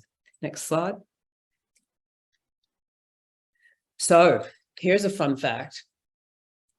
The how you get famous, and I offend every implementation scientist when I say this, but they still talk to me, thankfully. How you get famous in implementation science is you develop a framework and then you publish the framework. So there are over now, I think, 90 different implementation frameworks in the implementation science literature. Now, there is one, I saw a very interesting academic from Waikato University, I think, at a recent talk I gave for another group, who had developed the most interesting implementation framework with Māori community. And there, I thought, was a good justification for developing another framework. He did some really nice co-creation. I wish I could remember his name. And a really thoughtful development of a framework to be implementing a community health innovation in a few communities. That, I think, is important work. It's important work that we do with Aboriginal and Torres Strait Islander communities that we work with in Australia, and it's important work that's Māori-led. Oh, thank you, John Getzel. Yeah, so clever. I was trying to find him recently to, because there's a process. The way he went about that, I think, is we need to think about how applicable that is for some of the communities we're working with in Australia. So I just wanted to acknowledge that I think it's different when you're working with particular communities, and it should be. However, in the general literature, there is an enormous amount of frameworks. And so we've been known to call for no more development of frameworks. They all have very similar things, and I'll talk to that in a little bit. And I'm just going to highlight a few that we either use, and yes, thank you, Wendy, for putting that up. It's just so good. I would like him to, you'll hear about a conference we're holding. I would like to try and track him down to see if he could present it. So I'm going to present a couple of frameworks that we use either in research studies that we're doing in implementation research, or we use in our practical application of implementation science and practice when we're supporting systems to implement better. So next slide. So as I said, there are lots of very common things about frameworks. They are often trying to address multiple things at the same time. So if you think of an implementation framework, is the phases and the strategies within those implementation phases we want to use to move an innovation from an idea to business as usual. And so it's often working at the level of the intervention. If we think of the 3 eggs, it's also thinking about the people that will be benefiting, hopefully, from the effort. It's thinking about practitioners and what they need to do. So it's thinking across multiple levels. All of them do this. All of implementation frameworks work in phases. So there's often 3 or 4 phases. You'll see a couple. There's often a planning phase, then an early doing phase, then a sustaining phase. So they all have the same sort of thing. And a lot of them, again, like the 3 eggs, acknowledge that things need to go two-way between what you're trying to do and how you're trying to implement. And that adaptation, there was particularly in mental health, some public health as well, there was for a long time a firm stance almost that you needed to implement with fidelity. That is exactly the way the innovation was intended to be implemented, almost to the letter. Implementation science studies have shown now that adaptation is really important, and that it just needs to happen, and it needs to happen carefully, so you don't take the secret sauce out of the innovation that you think may enable it to work, but that careful and thoughtful adaptation and the use of data to see what that does lead to more meaningful and effective implementation. Next slide. So next slide. Okay, so here's one. This is more a behavior change framework, very famous. It's called COM-B, developed by Susan Michie, based out of the UK. I'm sure a lot of you are very familiar with this or with Susan's work. She's been doing some really good stuff in health and public health, mental health for a long time. What COM-B talks about is that you need 3 things attend to at least 3 things when you're thinking about, in particular, behavior change, which is one of the things that need to happen in implementation work. You need to make sure that the people, whoever they are, that are implementing the policy practice, have the capability to do that. Now, I know, again, that sounds so simple, but often we find when we're working within systems, they don't. People have not been given an opportunity to develop that capability, or they haven't been provided with some training, or they're not familiar with the innovation. So ensuring that individuals have the right skills and resources and the capability to do it. Down the bottom, the opportunity. We have tracked quite a number of service reforms in Australia in particular. We do love a Royal Commission in Australia. We have many. And we have done a number of studies tracking the extent to which recommendations are implemented after a Royal Commission report is released. So we are working actually with the one around veterans suicide in the system in the defence system in Australia. And we find often in Australia in particular, if it's something concrete, like building a jail, we build a jail. If it's something a little bit more about increasing the capability of the workforce to do things better or different, often that's not implemented. What can happen is then we don't enable the opportunity for people to be able to implement the innovation. So it's just either they don't have enough time, enough resource, the system isn't sort of constructed in a way that they can do it. So people need the capability, but they also need the opportunity. And then hopefully people need the motivation. That is that either the system, and you'll see some readiness work in a little bit, but or individuals are motivated to implement the change effort. There's a very good thing that you'll see later on called relative advantage. That is, people doing the implementing generally need to believe the change effort is better than the thing they were doing before. And if it's not better than the thing they were doing before, you often see very poor implementation. People will sort of revert to what they were already doing, which in fact may have been better. And the new innovation maybe in fact wasn't going to be any better. Sometimes just implementing good evidence is innovative in and of itself. People often think innovation is like a brand new thing. Just doing the things we're trying to do based on good evidence sometimes would be terrific just itself. So what Susan's model here is showing, this has been used in numerous studies, that these two things together often result in more meaningful behavior change. Next slide. This makes implementation science seem more complicated than it is. So don't panic. Sometimes I put this up.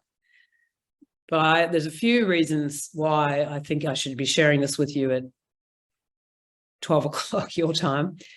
And that is, Greg Ahrens developed this framework as the EPIS framework. He's used it it's been used in hundreds of studies around the world, either observing an implementation effort and why it works and why it doesn't work, or using it to design good implementation plans based on evidence. What you'll notice about EPIS framework is it has the 4 phases I mentioned before. There's an exploration phase. You're often thinking about what it is that you're going to implement. You're engaging stakeholders. You're figuring out what outcomes you're trying to achieve. You're looking at what the science says about what to do. So you're figuring out what your what is. Then there's your preparation phase. That's your pay now or pay later phase. There you're thinking about what's your implementation plan that's going to, you've got your what, what's your how? Do we need to do some training? Is there a data monitoring system that needs to be in place? Or do we have good enough access to that system already? So you're developing your implementation plan. Then there's your early implementation where the change effort's starting. That's often the difficult bit where people sort of like the planning bit, but the doing bit can be a little harder. And this makes things sound very simple and smooth. They're not. We're often running in any implementation effort we're doing with the system, exploration, preparation, implementation at exactly the same time. Often the health system in Australia want to work at a clip. And so we try not to skip some of the good implementation planning, but often need to get things on the ground quite quickly. And then there's the sustainment phase. There's a very dumb joke in implementation science that nobody quite knows what happens at the sustainment phase because none of us stick to anything for long enough. And so if anyone wants to do a PhD in implementation science, sustainment is waiting for you to break new ground. And I'm being a little bit sarcastic there, but it can take us a while to do something and stick at it. The other nice thing about Greg's framework here is he includes both the outer context and how it affects, helps or hinders implementation, but also the inner context. So there's leadership in an outer context and inner context that affects implementation. Leaders and their behavior and the way that they lead can help or can hinder implementation. And there are whole studies on this in implementation science. When do you need sort of adaptive leadership? When do you need technical leadership? And we have really seen that when we lose the support of leaders in an implementation effort, we often also start to get in a little bit of trouble in terms of what we're trying to do. But the other stuff that Greg brings in from the research is, in an ITA setting, thinking about the characteristics of the clients and the people that we serve and what their needs are. In an outer context, he's often, being really practical and talking about the context and climate. The other unusual thing about his framework, which is he talks about these bridging factors, but also the factors related to the innovation itself, which can either help or get in the way of implementation. And in a lot of public health and mental health reform, making sure there's some intermediary function, that there's a group or some people or something that have some skills in using and implementing the innovation and drawing on organizational change and implementation science to inform that effort does really help. So this role of intermediaries or groups or people that have particular skills and the ability to, the experience to use frameworks and draw on some of the research is super helpful. Next slide. And again, there's the really nice thing about implementation science is, again, a lot of it's open source. So this is just a very nice study. If you want to go and have a look at it, study protocol where they applied the EPIS framework to help design their implementation of a very large scale. I think it's mental health, or it might be a juvenile justice program, but it still applies across a number of systems. Next slide. And this is an example of what they did. This is just me trying to make this a little concrete because people get quite overwhelmed with the framework. So, in the exploration phase, as per Greg's EPIS framework, they formed an interagency group. They did a needs assessment of who they're supporting, and they got feedback from the implementation sites. They had a preparation phase. This is a juvenile justice program, where they did some behavioral health training for the kids in the sites. And they got in their early implementation phase, and you can see the implementation strategies they used, a monitoring and action plan. They reviewed data on the implementation. They made sure they did readiness planning stuff. So all this good, juicy implementation strategies, and then worked into a sustainment phase. But again, this is a study protocol. I don't think they published the findings. Next slide. This is just trying to simplify, again, just to communicate another way of looking at a framework. This one has 4 phases. You see an early implement, you see a preparation phase where we're thinking about what we're going to do. Again, an early implementation, full and sustainment. And we're thinking about at each phase how to evaluate how effective we are. Next slide. So Laura Damschroeder here did an incredible piece of work some time ago and looked at every conceptual framework in implementation science. That is something that was published that tried to articulate all the barriers and all the facilitators to any implementation effort. She looked at all of them and she consolidated them into one framework, which we are very grateful for her that she did. It's called the CIFR, the Consolidated Implementation Research Framework. This is used all over the world, not often to plan an implementation effort, but to study it or to evaluate it. And so what she did is identify from the literature all of the things that had been found to either help or hinder implementation. And she's broken it into, again, inner setting within the organization itself. So culture, climate, you'll see similar themes showing up. There's an outer setting. There's the characteristics of the innovation. You'll see that's where relative advantage comes up, or how adaptable is the intervention? How complex is it? Complexity really does get in the way of implementing things well. I know that also sounds very simplistic, but true. The strength of the evidence. How much does it cost? We might want to implement something that's got very strong evidence to work, but it just may be too expensive for the systems that we work in. So we need to be thinking about that. She talks about the individuals involved in the implementation effort. Self-efficacy is an interesting one. The extent to which we believe that we can affect change, right? People that have strong self-efficacy, that they believe that they can affect some change, often can enhance an implementation effort. And then just the quality of the implementation process itself. How well was the planning done? How well was that stakeholder engagement done? How is there any way that we've been evaluating it? Next slide. I'm going to move, next slide. I've got a better slide than that for you. So there's a couple of more hot topics in implementation science, and then I will stop talking at you. One's on strategies, one's on measurement. Next slide.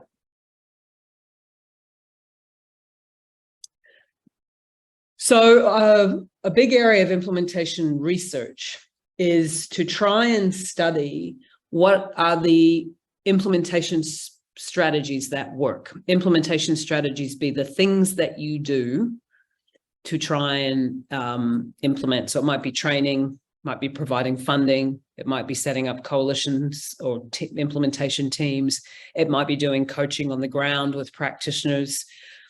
This paper here, the ERIC group, also equally have done quite a service for all of us in that they've spent some time identifying every implementation strategy ever studied or published in the literature and categorizing them. Because what they're asking for is, can we all start referring to similar things, if possible, so that we can collectively study what works and what doesn't. So from an implementation science point of view, we think of implementation strategies as our interventions. So you have your what, the how is the intervention bit of implementation, if that makes sense. And this little heat map here is just trying to identify how often these clusters of implementation strategies come up. And they've sort of grouped them. So supporting clinicians there, you'll see that often is in any training or technical assistance effort. Changing infrastructure in the blue is often used less often.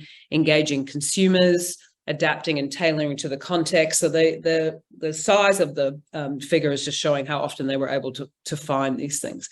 But these are all things that if we better articulated and testing them, we would be able to figure out what works in implementing. And the thing we all try and do is, how low can you go? What's the least amount of effort you can put in to get the implementation effort, rather than piling it on? Next slide.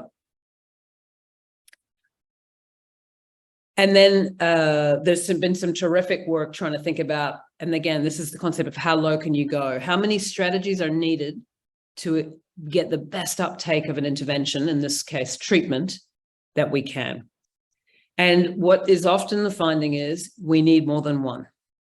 We need multiple implementation strategies. And we would argue you start with the bare basics and you only add when the data shows that you aren't implementing as well as you were hoping, rather than add from the start and then have to break them all down. Next slide. And there's some other work, this is out of the Cochrane group, the EPOC group, where they looked at, in systematic reviews, what were the implementation strategies that seemed to work in targeting behavior change. And I just want to highlight one of them. This paper's getting a little old. This is Jeremy Grimshaw, but it's an excellent piece. I'll highlight one called Audit and Feedback there. There's been a number of studies around the world again, and there's actual full labs set up to study this. Audit and feedback in a healthcare and public health system is one of the most effective things that we can do from an implementation strategy point of view, particularly when it's done in a supportive, performance enhancing way, not when it's done from a compliance point of view. And there are implementation scientists all over the place. Terrific one at Melbourne University, Jill Francis, who does this as her research career, studying what works in audit and feedback and what doesn't. And it's a really elegant solution. And those of you that are interested in doing this, I would encourage you again to look at that work. It's just the research is pretty compelling about how well it works. Next slide. Measurement point of view, people, we can't call ourselves a science if we're not measuring. And I hope everyone in this audience would totally appreciate that. And one of the things, this is Enola Proctor's work, early work, where she tried to think through what are the implementation outcomes we should be measuring that would relate to how well the outcomes are that we're getting. So here she just talks about what's your what? What's the evidence-informed or based approach? What's your how? What implementation strategies are you using? But let's measure these implementation outcomes and see how they relate to our service outcomes. So let's look at how feasible the innovation is. Let's look to what extent anyone implemented it with as they intended with some fidelity. How acceptable was it? Of course, something that's not acceptable to the population who are implementing it, it won't be implemented well. Acceptability is not a soft outcome. It's a very important outcome. Uptake, cost. We really try and talk about now, rather than just measuring the what and the outcome, but to think carefully about measuring some implementation outcomes so you can better inform how you achieve the particular outcome. Next slide. And there's an explosion of measures now in implementation science that have been increasingly tested for reliability and validity. Now, I would argue not in a cultural context in New Zealand. I think there is some. There aren't many in Australia, so a lot of the measures have been developed in either the UK, Canada, or the US system. The Norwegians, I was there recently, and they have taken a number of, this is just an example of some of the measures that have been validated for use. But have validated in a local context and local language, and they're holding up quite well. I didn't realize how much work they'd done on that. I saw a group up there doing a lot of work in public health. And there's a great group called the Society for Implementation Research Collaboration, SIRC, and you can become a member of that. I think it's quite reasonable. And they have a repository of implementation measures behind their sort of membership wall, where you can find almost any implementation measure that's ever been used, and you can look at the extent to which it's been tested for reliability and validity. It's a great resource if you're trying to either get into implementation research or implementation practice. Next slide. Readiness is another hot topic. The extent to which a system or people are ready to implement. This is very related to the COM-B model that I showed before, but this is just another example of a tool that was developed by some colleagues, again in the US, looking at the extent to which people are motivated to implement the innovation, but also in a bit more specific, do they have the capacity to do it? And is there the general capability within the setting to implement it? Do people have the resource they need? Do they have the staffing levels that they need? What is the culture like? Are there norms and values which support implementation? What's the climate like? Do people feel part of the setting that they're working in? We use this tool not as a assessment, but more a tool when we're working with implementation teams to understand, do we need to improve any of these before we get in and start implementing the thing for real? Next slide.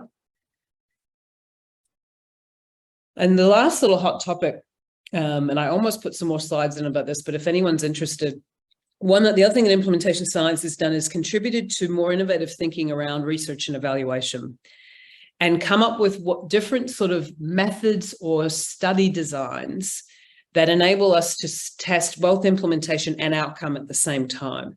And these are called hybrid evaluations. Jeff Curran wrote the first paper on it in 2012. He does a lot of work in veterans' mental health and suicide prevention in the US. And he was increasingly finding that policymakers and systems wanted evaluations and research done, but they wanted it done in a way where things could be improved quickly rather than waiting for something like a controlled trial to finish then to get the result. So he came up with these different hybrid designs. We tend to use hybrid 2 and 3 a lot in the evaluation or research work that we're doing. where it's a way that you're designing something so you can test implementation and outcome at the same time and how they relate to each other. So again, for those of you that like that kind of thing, there's lots of good work, and I'll talk about something that's happening in October. Next slide. And these nice papers now coming out about what are the study designs you need to understand any implementation gaps you might have. And again, I'd encourage, I didn't put the reference up for this paper, I don't think, but I can share it. But it's sort of figuring out what's the question you're trying to answer, and therefore what is the implementation study that you should design to answer that. And there's increasingly more and more nice work in the literature helping us understand that. Next slide. So in summary, when we're talking about implementation science in action, we're talking about things, as we said, occurring in phases and stages. We're talking about making sure we understand needs prior to going in. We've talked a little bit about readiness, but we've also talked about not only preparing people for change, but preparing infrastructure and systems for change. And again, finding that fit. And I heard the speaker before talking about continuous monitoring and support. I think we would all have a lot to learn from all of you attending this conference and how to do that better, particularly in some of the systems we work in. Monitoring and continuous improvement could be improved in and of itself. Next slide. And this is a great little paper, again, open source. You'll see Laura Damschroeder, she was the one I mentioned before that developed the CIFR. When people really want to know about implementation science, I send them this. My only caveat with this, for those of you that would like to read it, is it talks very much about evidence-based programs. And it sort of hooks implementation science to evidence-based programs. I think you can apply it in a clinical guideline, in a policy. So I would just replace that term with something a bit more of the world you're working in. But it's a great little paper just explaining the history and hot topics. Next slide. And next slide. It's not meant to be.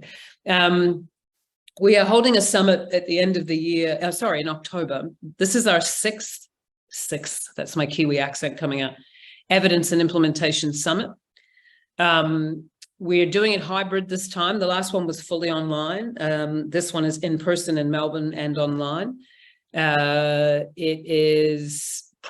the biggest conference of its type, focusing on implementation science, but also good evidence use, and right across the board, health systems, mental health, early childhood. So we deliberately try and mix up all the groups. The program's looking pretty good. I was wrestling, we got more abstracts than we've ever had, and some really interesting speakers coming out. So if you're interested, just watch this space. And of course, we'd rather you came to Melbourne than hybrid, but that is, because it's not far. But there is an ability to join online. So, and that's it, I think. Thank you. Thank you so much, Robyn. That was fantastic. It was good I could see you, because I could see you laughing, which was good, because you don't get much feedback. And I was like, oh, that's good. And can I just point out, it wasn't a floating finger, it was a floating thumbs up. Oh, so. I don't have my glasses on. So people do that. Somebody needs. Lots of people are clapping for you now. That's applause. You go down to reactions down the bottom. So that person was thumbsing up what you were saying. Right. So we've got a few questions, but I noticed that we've also got a hand up. So I might start with you, Deborah, if that's okay. Are you there? Deborah's super polite. She is. You should be able to talk now, Deborah. I've unblocked your microphone. Looks like she's still on mute, Patrick. Patrick has a lot of power. He does. He's a very important person. Well, you are, Patrick. I'm worth every cent they're paying me. Well, maybe while Deborah's trying to unmute herself, we'll go to the first question, which is from Mary. Thank you, Mary. Mary says, Kia ora, Robyn. Where or how do you see public health intelligence and implementation science intersecting? This seems to be the place where acceleration of knowledge dissemination occurs. I mean, I have to confess I needed to do a bit of work to understand public health intelligence, because I hadn't come across the term before, but they're perfect. Like, I mean, and one thing I got really excited about was, of the talks I saw from your previous conference, the handle you have on data and information and technology is exactly what implementation science needs. And it's almost too slow in implementation science. So to me, there's amazing opportunity in terms of early needs identification and patterns and why you would choose to do certain things. So that front exploration phase, they're almost perfect. And then the ability to think through, and like I said, and it may be different in some of the health systems, but we're involved in so many big reform efforts, like I said, who just don't know how to use data well, are either measuring the wrong thing or measuring too much, or sort of relying on very unreliable information and therefore making pretty big decisions. So if you think of out-of-home care in both Australia and New Zealand, pretty big decisions on the lives of children and families based on pretty poor data. So to me, if we took the secret sauce you guys have, moved it towards implementation science, and then moved it into other, it could be amazing. Like, I was just so blown away. So to me, they're like the same. I learned so much from watching the keynotes from last time. Great, thank you. And the next question is from Tui. How much of the gap between evidence and practice do you think is due to the lack of application of implementation science versus differences between evidence and ideology? Oh, who is that person? That is such a good question. Oh, can I say both? I mean, okay, so I work mainly in mental health, child protection, family, like some health. We work in health systems in Singapore, but not so much. Ideology is a big sphere of evidence, evidence that's not contextualized properly or operates in a way that people don't like because it's not good for them. But I would equally say just really poor implementation. Like, just again, the example of using training in a huge mental health reform we're doing in Victoria. I mean, they're really trying to get their head around in a very genuine way how to go beyond training, but it's really hard because the system kind of reverts back to what it knows to do. And its training is a very concrete thing you can count from a KPI perspective.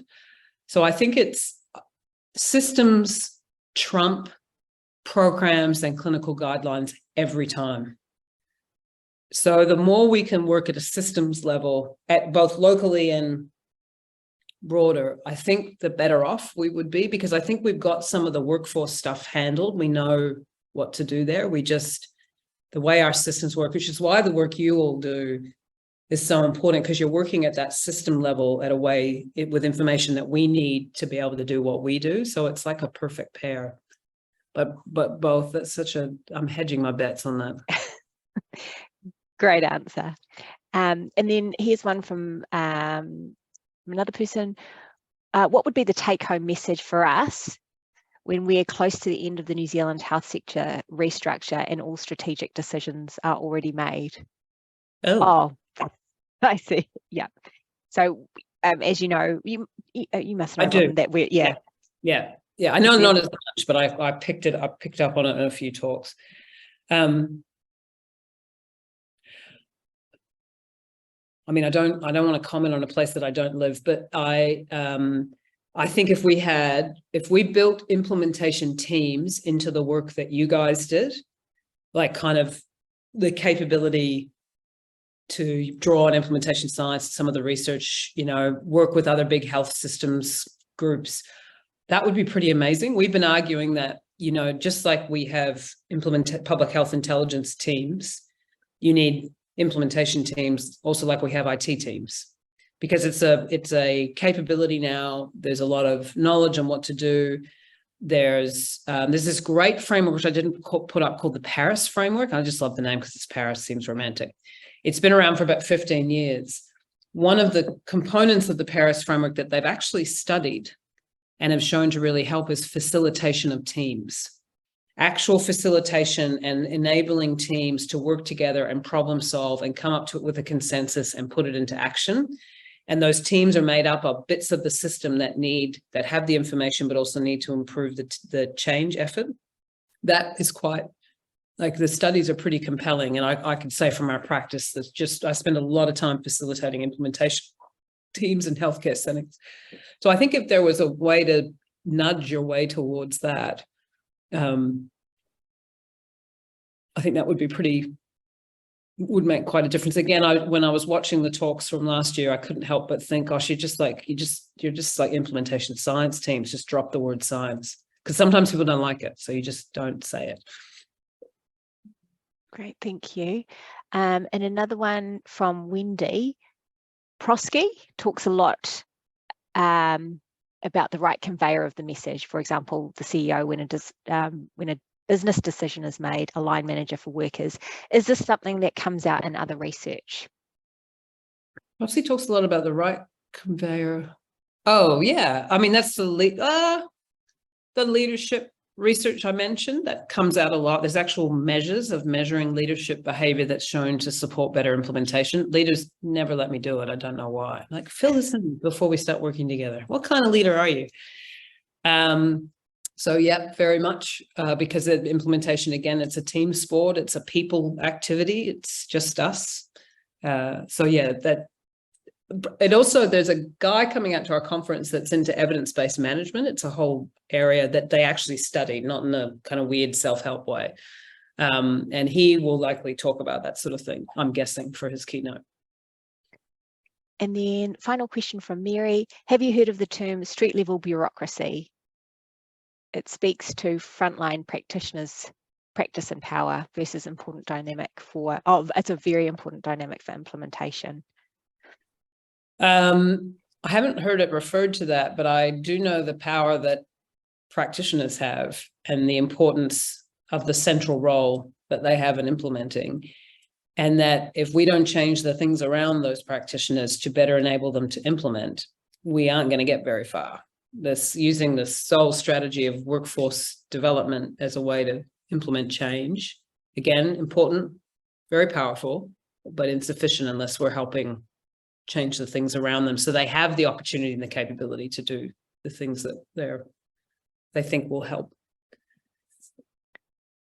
Well, that was an absolutely fantastic talk, Robyn. I think there was a lot of engagement clearly from all the questions, and we'll make sure that we include details about that conference in Melbourne on the PHONZ website as well. That sounds really interesting. So thank you so much for being in from Singapore. With these little things. Yes, you can use it next time you're in a Zoom. I know, I'm going to be like all over. I'm just going to be like pressing react. So thank you very, very much. We have a break now until 12:40. So have a good rest of your conference. Yeah, you too, Robyn. Thank you so much. Thank you. Thanks for having me. Take care. Bye. Bye. Welcome back, everybody. That was a very short lunchtime, but we've had some really fantastic presentations this morning, and just really want to acknowledge all our speakers. So it's my absolute pleasure to introduce the next speaker, who is one of the leading lights of Pacific Health, Jacinta Fa'alili-Fidow, who is the current Chief Executive of Moana Connect, which is a premier organisation which does a lot of research and evaluation on Pacific Health, and particularly for children. Jacinta's held a lot of roles in the health system, and she's a very busy person, but she's also completing her PhD at the Centre for Longitudinal Studies with the Growing Up in New Zealand study, and she's looking at the concept of resilience among Pacific families within the cohort. So Jacinta will be speaking today on Pacific data sovereignty, making data matter. So Maluli Soifua, Jacinta, welcome. Thank you so much for presenting. I'll hand over to you. Tailava Corina, tēnā koutou katoa, ma lole soifua maua, ma langi mama, talofa lava. Thank you so much, Corina, for that very kind introduction. As far as introductions go, that was, yeah, one of my most favourite. But also I want to mihi to the Public Health Observatory Conference Committee for this invitation. And thank you to everyone who's tuning into my talk today, Making Data Matter, where I've been asked to focus on ethics in Pacific research and data, including data sovereignty principles. Some of this may already be familiar to you, so feel free to pop out and finish your lunch at that point, if it does sound quite familiar, but hopefully there will be something new and useful for you as well.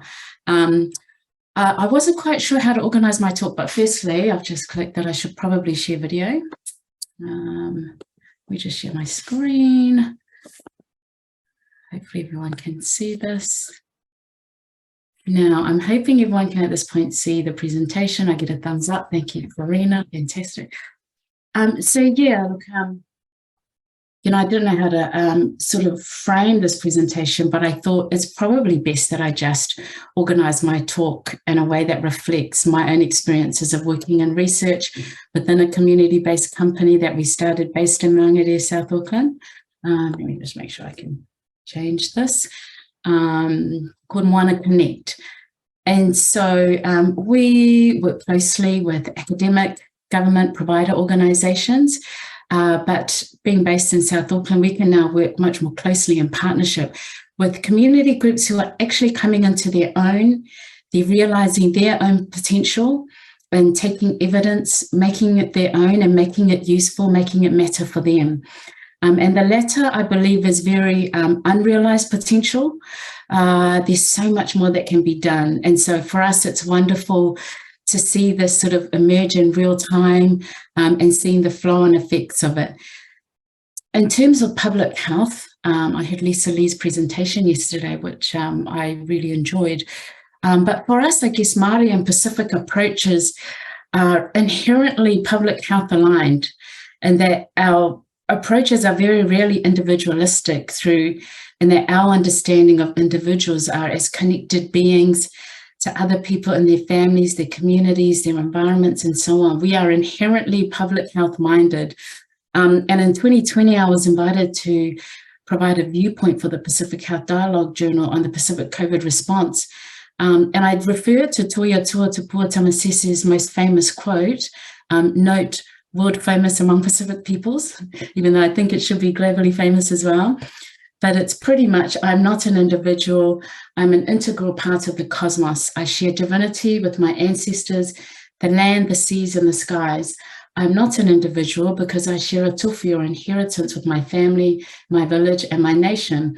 I belong to my family, and my family belongs to me. I belong to my village, and my village belongs to me. I belong to my nation, and my nation belongs to me. This is the essence of my sense of belonging. And this is why I think we were quite successful in the Pacific COVID response, because this was inherent for us, and we understood the importance of doing what was important, not just for us as individuals, but for our families and our communities and our nations.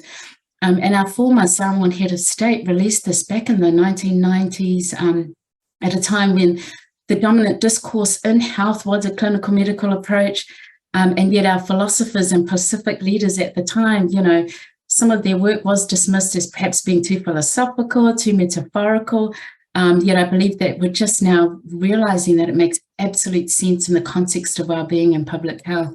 And it's why I went into public health, because it resonated strongly with my Pacific values. I guess it also drew on my social justice tendencies, because we are interdependent. And through my public health studies, I draw on a lot of our Pacific research leaders and philosophers. And our research experiences have taught us that to make data matter for Pacific peoples, we really need to consider a holistic view. And I draw on a lot of inspiration from those who have gone before us and who have set the scene. We really don't need to reinvent the wheel.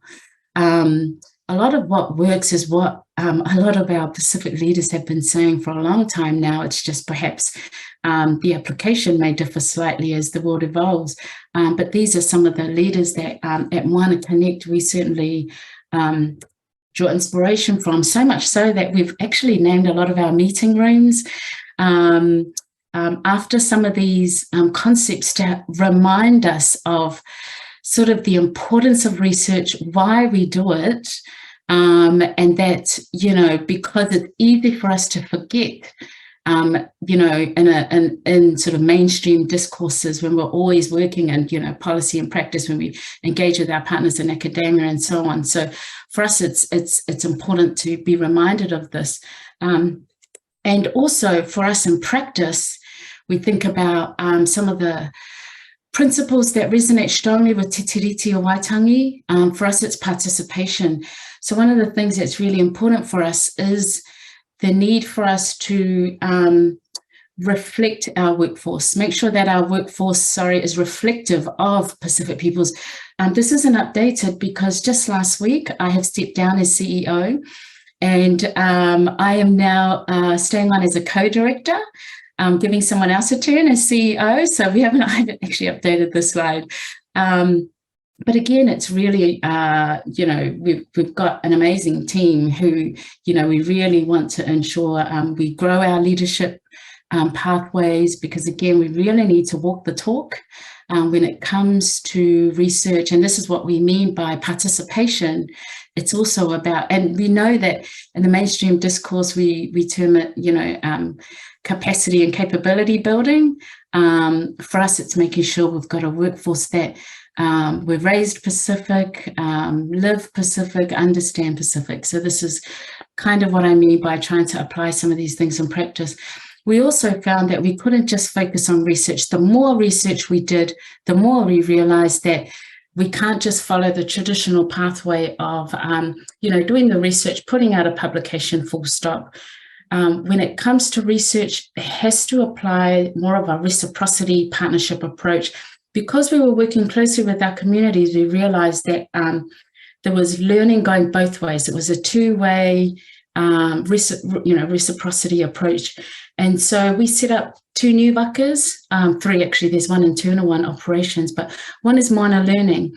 And this is where we can have shared learning through webinars, through some of our seminars that we do, also conferences. It's a way to bring everyone together, to share some of the research that we do, the evaluation findings and so on.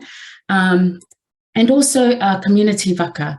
So the community waka is certainly one that's growing a lot. We have programs in here called DigiWhale, My Baby's Village, and a lot of this is about community leading, encouraging communities, giving them the autonomy, not just to do their own research, but to take research and make something of it, to turn it into programs. And it's not just us doing this. We know that a lot of our Pacific organizations are really about this as well. And so, you know, partnership, participation, these are incredibly important concepts for us. And of course, our Pacific approaches and methodologies. When I think about ethics in Pacific research, it's not a Pacific approach if it doesn't acknowledge key principles on which our values are based on. And so we think about the Kakala research framework, Talanoa, which is again about reciprocity and making sure that there is that collective benefit. It isn't just let's focus on an issue and, you know, we're going out there to do everybody a public good. It's a public service. We're going to, you know, it's for their own good that we're going out to do research, when in fact, actually, some of our communities teach us about how to do research well and how we should improve our research processes. And of course, the Whaafale approach led by Taimaliutu Kiwitamasese, who I had on earlier. So in terms of research and evaluation, we still do put out reports and publications. It's important for us to do this. And we work with, in partnership, not just with our communities, but with a very wide range of organizations, providers, you know, groups who, yeah, again, really want to know about Pacific peoples and on a particular topic. but it's how you do that. It's how you do that. And the reports themselves have to include a lot of the context that makes the findings that much more meaningful, including some of the data. And I'll come to the data later. But some of the research to date in the past, we've found were very well-meaning, but inevitably also paint specific in a negative light. And I will touch on why it's really important that we think about the context of how we put research out. And for us as Pacific, it's something that, you know, we do naturally anyway. We're really conscious of how we and our families are reflected in reports. Not that you can't put negative data out in terms of, wow, here's the facts, here's what here's what the data is telling us, but the data is very unidimensional. There has to be important context that goes with that. This is something we developed very early on when we set up Mana Connect, and that, again, like many Pacific organizations, a lot of our approaches have to be very values-based. When we think about communication, at the point of engagement, you know, respect, love and service, their understanding of family and culture and language are really important. And then, of course, the exchange. I've talked about reciprocity, but one of the things that has come out really strongly, and you can't go past this concept in terms of accurate research, is trust. And reason being, the reason why we say trust is really important is because if you don't gain the trust of people who you're working with to, you know, develop research findings from, people won't be as honest as you want them to be. And, you know, you're actually missing out on key information that will inform policy and practice. And so, you know, you're doing a good job of research if, say, it's a one-on-one interview, you know, a talanoa or a focus group, where you're already 3 hours into the focus group and they've shared everything above and beyond the questions that you came with. And so trust is one of those things where if you gain it, the rewards and the findings will just be, it will benefit your research immensely. And then, of course, for us, action, hope and aspiration, purpose, empowerment. I mean, I'm really just zooming through these, but these are really important because this has driven us to, as I said, develop these new waka, which is about shared learning and community. It's led us to think more than just putting out the reports, but making sure that the findings are action oriented. And so this is what research looks like. You know, sometimes for us, it's, you know, we've got to make sure we think about childcare, and this is another picture of, you know, Mary holding a baby while, you know, the mothers are participating and interacting in research and providing research. So, yeah, in terms of our experiences, this is what it, you know, can look like on the ground. And then it leads to these things where the communities come to you because you've engaged with them in research. They want to be involved in a whole lot of other things. And so during COVID, for example, with the vaccinations, you know, we certainly supported in the rollout of this. And actually before COVID hit, there was a Samoan measles breakout. And so, you know, we helped lead a clinic at the Mangere Town Centre. 500 people turned out, you know, to be vaccinated for measles. Yeah, so this is, you know, when you can gain that trust and when you use the data in a way that is meaningful and that makes a difference, it leads to this flow-on effect where you get action, is sort of my point there. When I think about some of the projects that we're working on, one of them is DigiFale, and this is just an example of where some of the issues evolve, knowing that we're in this, you know, there's a lot of questions raised about digital inclusion, and also just what happens to our data. You know, if we are in you know, when we're thinking about e-health, what happens to information about us if we increase the level of Pacific peoples engaging in, you know, digital tools, what happens beyond that? This is something that, you know, we consider. And this harks back to my point about the importance of values-based processes. This was some work that we did where we went out and engaged with Pacific parents around access to services and trust. We put it in green because it's almost like the cornerstone of processes. for us. And there's reports which I can send out later in which we talk about this framework here. And then now I'm just going to refer to Pacific data sovereignty. We became the Secretariat for Pacific Data Sovereignty because even we realized that in doing research, there's some concepts around ownership that we still weren't, we hadn't given due consideration. And so a few of us came together to think about setting up a whānau where we all came together at the end of 2019 to talk about ownership of data and what happens to data once we offer that up. And so we had our first conference back in, it was advocacy. It began with advocacy following the New Zealand census where only 2/3 of Pacific peoples and Māori had engaged in the 2018 census. And we thought, gosh, this is a bit scary where knowing that the census data goes on to inform policy and practice, what are we doing? It was very much inspired by our Māori Data Sovereignty Committee and their network, and also GIDA, which is the Global Indigenous Data Alliance. So we had our inaugural seminar, we had over 100 people turn up, and from there we decided, right, let's formalize this a little bit more. So we set up a committee of amazing, incredible, wonderful people, including one of your own, Dr. Karina Gray. And so this committee, again, just all volunteers, just all coming together to say, look, this is important. We know we're really busy, but what can we do about it? And so from there, we sort of wanted to set up a bit of a consultation document. So we put together a document, we sent this out, we consulted on it, we came up with some cool, some key principles.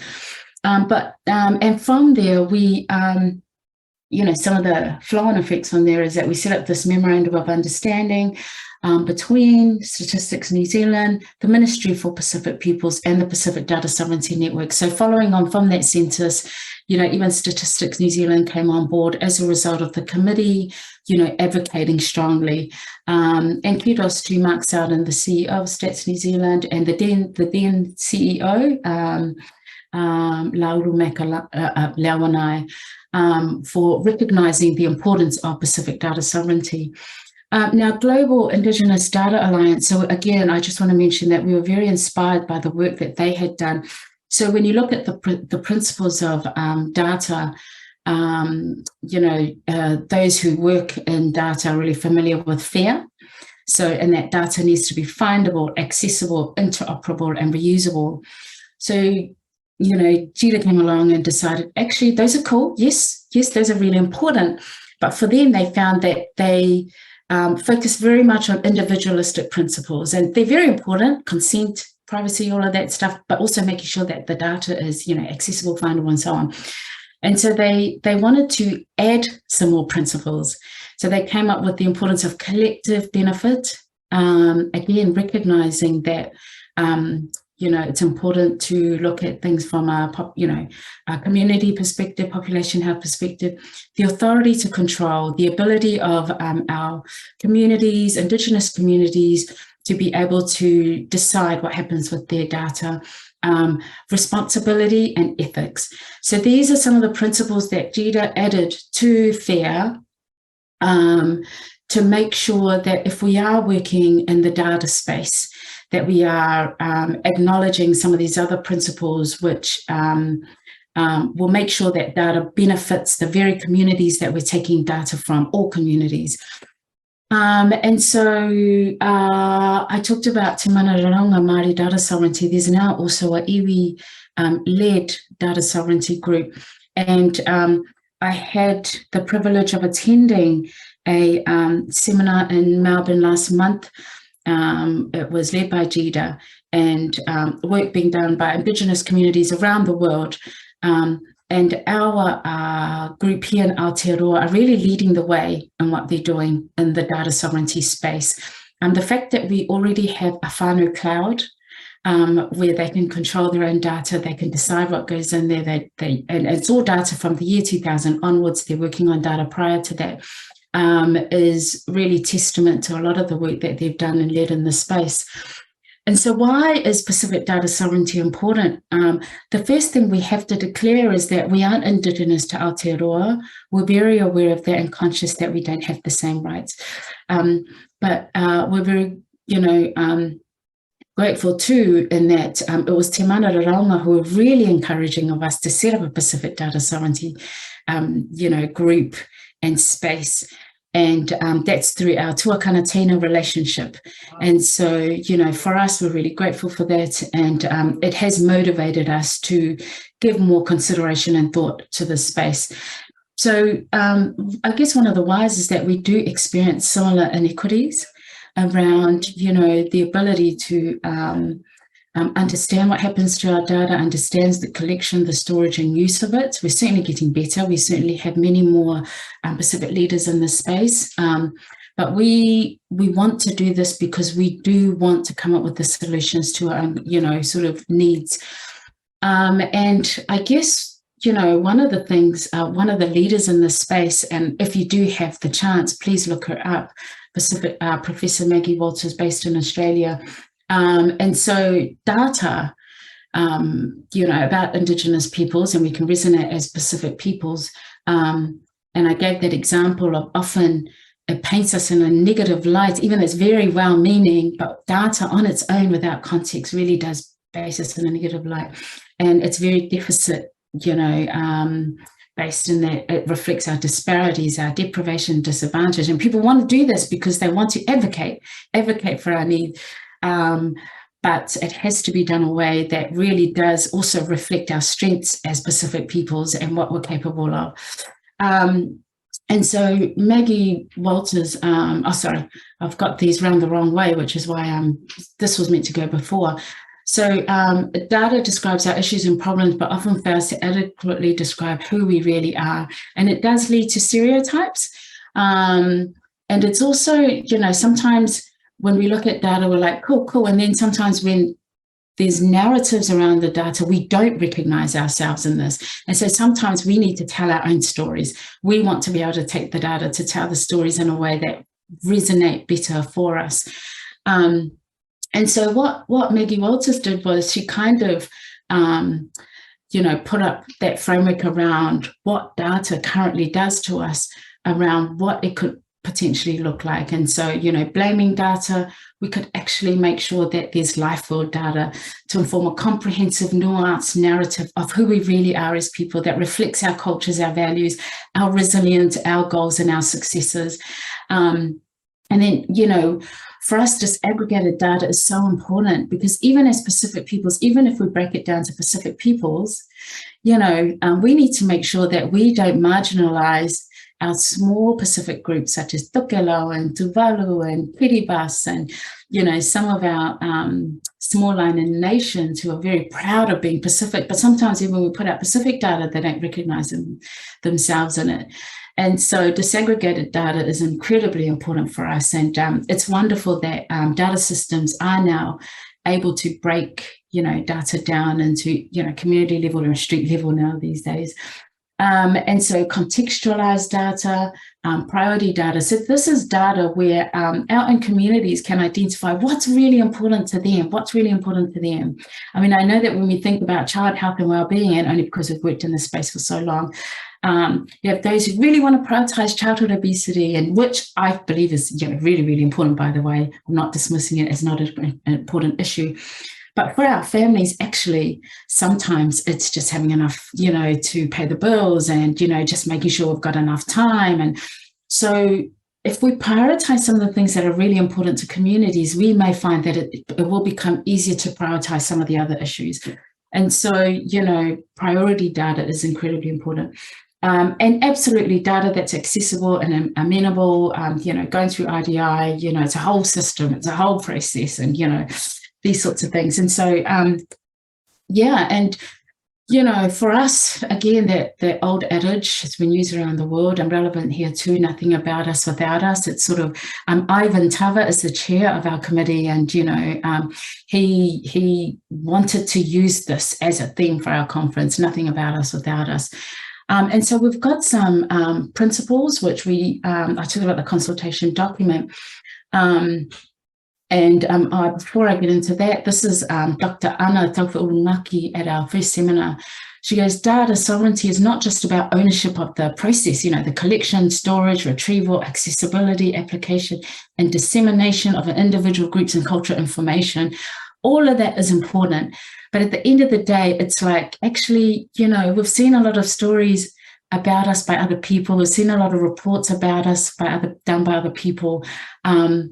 You know, give us a turn and see what we're capable of, see what we can do. And it's, you know, because we know where we want to go, and don't believe for 1 second that Pacific communities aren't aspirational people. They most certainly are. But if we can support them, you know, to understand some of these processes, then, you know, it's a win-win for everybody,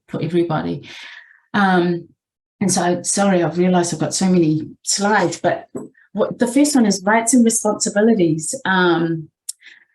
And so again, you know, for us, you know, when we think about collection, storage, access, for us, when we think about some of these processes, we're considering a whole lot of things. You know, we're thinking about, like, if we think about the concept of, you know, knowledge systems such as weaving and, you know, some of these things that are really, really inherent in us and really, really important, some of that is, you know, there needs to be a trust around that, because they're holding in them things that are connected to ancestry, connected to their heritage lands and where they've come from. And they're really scared of handing that over to systems that may not acknowledge all of that context.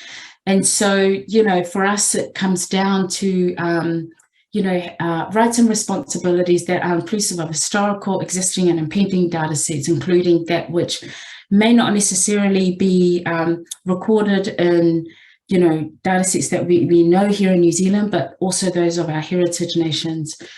Pacific worldviews, and I've talked a little bit about this, in that a lot of our epistemologies are really centered and very public health aligned, by the way, very public health aligned, very population based.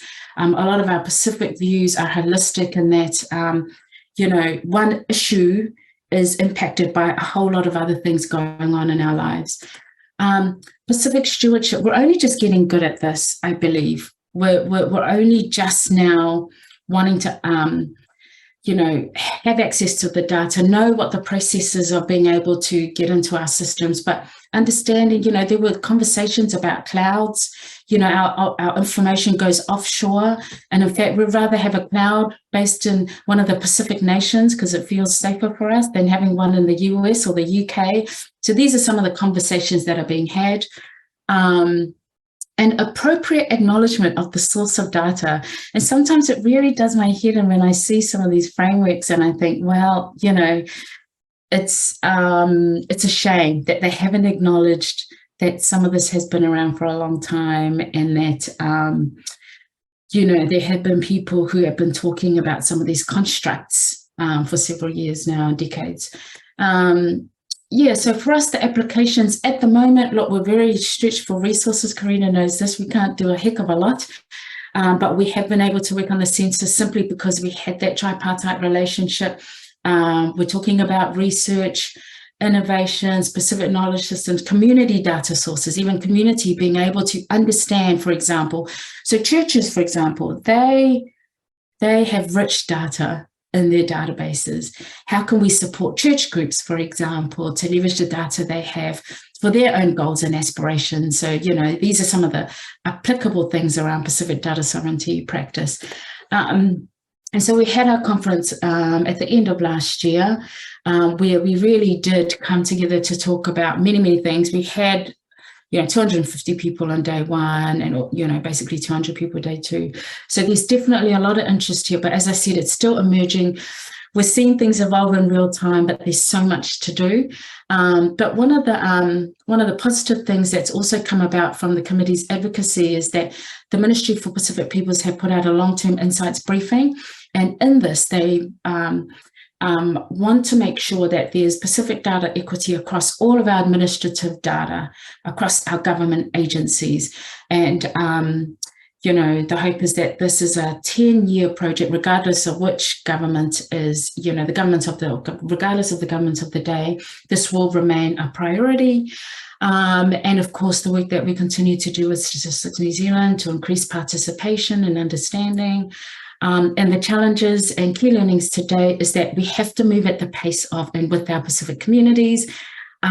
We also need to make sure that we're recognising the importance of languages and specific Pacific ethnic specific epistemologies, and yeah, just maintaining momentum. Like, we could go months at a time because of some emergency, everyone's really busy, not seeing each other, limited funding and resourcing, but we're trying to keep momentum on this as much as possible.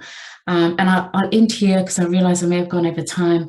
And yeah, for us, I guess this is one slide I like to put up because, you know, there's a lot of good intentions, and so but it's really important that we take the intentions further into a practice that is meaningful and making sure that the data really does matter and make a difference. So thank you, and I'm sorry if I skimmed through a lot of those concepts, but I'm more than happy to send through documentation, the consultation document and reports and things to give further context to some of what I skimmed through. So thank you again for this opportunity. Whakapātai te lava. Thank you so much, Jacinta. That was fantastic. So we do have time for, we've got one question here already in the chat.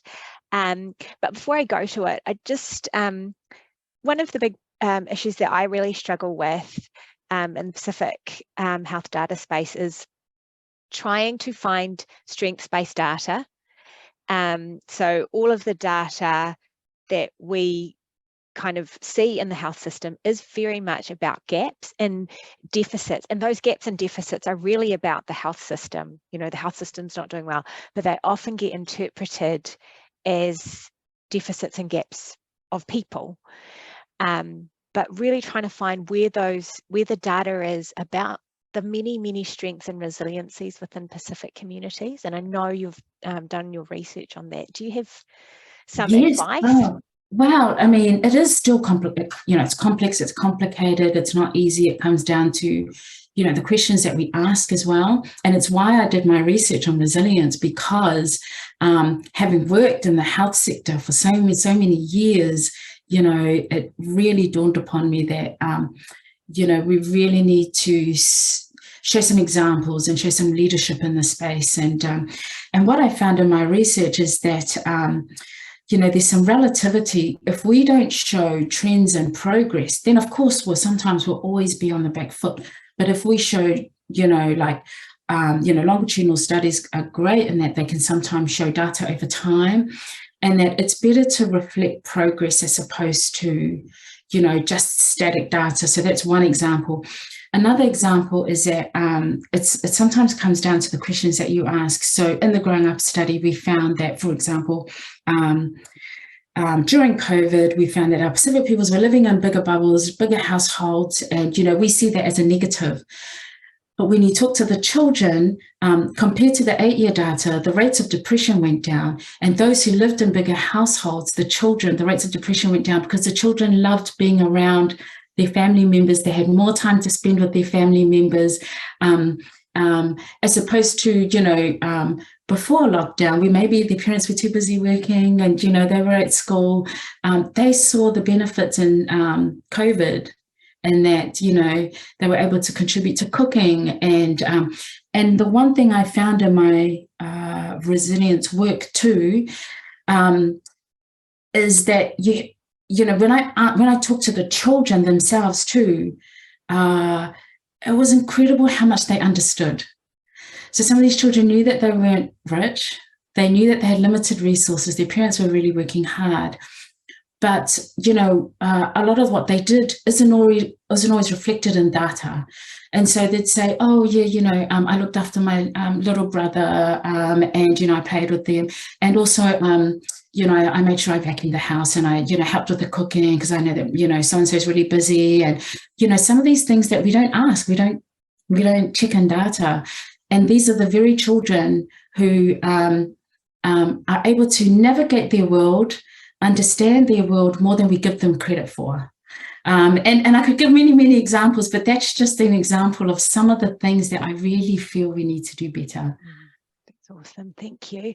So this is, we've just got one question from the audience. So how could the specific data sovereignty be implemented technically? Would we expect new columns in Excel with the sovereign of this record in the database? Is there a threat of making biased decisions?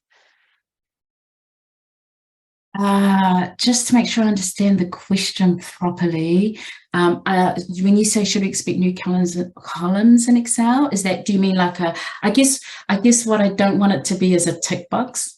So we have to make sure that it isn't just, okay, you put in your application for IDI and have you met the principles of data sovereignty tick. Like, I feel that there's a lot more to it, and that's if I'm interpreting your question properly. Sorry if I'm not. But yeah, it really comes down to making sure that you can give evidence to the effect of Pacific peoples informing your research, and Pacific peoples being able to, and Pacific communities being involved. And it is a priority that was set by them. It isn't an idea that was, just sort of, looks like a good one. It needs to be checked and validated and acknowledged. Yeah, that's sort of my thinking around that. Sorry if I haven't interpreted it correctly. Thank you so much, Jacinta. Thank you so much for a fantastic presentation. And we look forward to hearing about your new directions. Yes. yes. We're excited about it. Thank you so much. Thank you. Okay, well, our next presenter is probably needs no introduction, actually, as he was chairing one of the sessions yesterday. Ron King would be well known to many of you. He's currently the Intelligence Program Manager at Auckland Regional Public Health, and for many, many years was the service's sole intelligence and surveillance specialist. And he's been the brainchild of many different innovations within the Auckland Regional Public Health Service. And so we welcome you, Ron. We're looking forward to your presentation, which is on reimagining geospatial and public health intelligence. Thank you. Thanks, Karina. I'm going to be very clear at the outset. I'm not representing the views of Te Whatuora in this presentation. Well, it's always a lawnmower or something when you're presenting from home. Instead, I'm representing experience in delivering geospatial products in a large regional public health service. Now, ours there's always been a real pressure to deliver response capabilities, kind of a readiness standby capability that enables rapid delivery of intel. And this is not only disease and outbreak related topics, but also environmental incidents. Could be a submission that comes by on a Friday afternoon, or a media, sorry, I'm losing my voice, or a media demand. And these are all urgent and they're all there all the time. And it's not just since COVID, this has been the reality at ARFs for many, many years. So we're kind of being incentivized to develop processes and systems and capabilities of a certain type to be able to deliver to this. And geospatial is right in the mix there. So I'm going to attempt to share the right screen this year. Last year I shared my notes, so please let me know if I'm doing that again. Screen. And that one. Oh, did I get it right? Is it notes? You got it right. Perfect. So here's your topic. Motivation of this is really to examine the aspiration of geospatial to all public health. Now, what are our traditional ways of working? Does this meet our requirements in the regions? And what does a contemporary technology alternative offer? And interesting, much of John Battersby's presentation this morning echoes our vision of geospatial in terms of workforce, tools, and outputs. And it probably should be if we're developing a coherent capability. But this is going to be quite dry because it's a bit of a story and a few wordy bits. So I thought I'd kick off by, oh, if I can get my mouse working. some alternative reality titles. And this might give you a bit of an insight to how I'm thinking when I'm thinking about this topic. Health geospatial, everything, everywhere, all the time. Health geospatial, kind of like Google Maps, but with more layers. And that point of reference is probably the only vampire comedy film that references GIS ever. It's what we do in the shadows. Geoinformaticians are ghosts of public health. And my favorite, in geospace, no one can hear you scream. So, you know, I'm not trying not to be trivial, but you're kind of getting a sense where I'm coming from already here. I'm going to go full Christopher Nolan on this and go for a non-linear timeline. Being the last presentation of the day, there's a high probability of attrition. So I'm just going to cut to the chase first, and we'll go backwards from there. Conclusions. All right, let's just get it out there. A reliance on proprietary GIS, and when I say GIS, I'm referring to Geographic Information Systems, is actually a barrier to regional health intelligence capability. If you need a desktop GIS for basic mapping, there are standard compliant open source alternatives that offer full desktop experience. These are easy to adopt and migrate your existing GIS capability. But a desktop GIS capability is really quite insufficient for what regions need. And it's really critical to outline what I say when I use GIS versus geospatial. GIS is a technology that provides an end-to-end capability with geographic data. The vision of an integrated GIS capability is like the big proprietary players pitch, is to be able to do everything you need with geographic data without having to step outside that system. Geospatial, on the other hand, is rather more a discrete, flexible technology set that enables operations on data with a geographic component.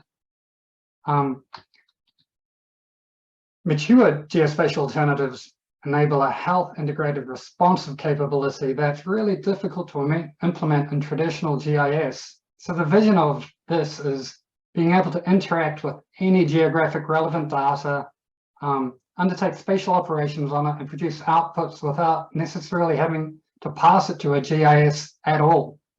Now, councils, utility companies, and Defence Force have need for a complete GIS solution, and they have dedicated teams to run them. Regional public health services, on the other hand, need to handle a wide range of sources and data types. We don't have dedicated GIS teams. Now, this one's really, before I get onto that one, the vision of geospatial and health really should be to develop a pervasive and persistent geospatial capability relevant to all public health data, irrespective of the source system, rather than build it out into a separate GIS system. As we all know, having two systems, one is multiple sources of truth, is a risky proposition, and we've seen multiple instances where this goes bad. So the idea of having one enterprise level system for GIS and another for health data, and you're passing from one to the other and reporting out of both is not a great place to end up. But moreover, the data science revolution hasn't passed by geospatial, and neither should we. We can extend our geospatial workforce by leveraging and expanding the skills, the data science types we already have around the place, and cross-fertilizing the geospatial with the data science. So, what are we trying to do? And, maybe this is a bit much, but from public health service, often worth explaining what we do in the regions as a public health service. And it's a bit of a stretch goal, the first point. The objective of public health to protect and promote the equitable health of people while they live in an equitable society. And that's a bit of a stretch goal. Practicality, regional, local public health service deliver across a wide range of knowledge spheres, domains, and with very small intelligence teams and local and regional offices, we need to be able to cover surveillance, regular reporting, maintain a state of readiness for outbreaks, public health incidents, media, community engagement. And lots of these can have geospatial requirement, yet it's really evident looking around that geospatial is still a capability that lives on the edges of public health intelligence, which is already a kind of a marginal state at times.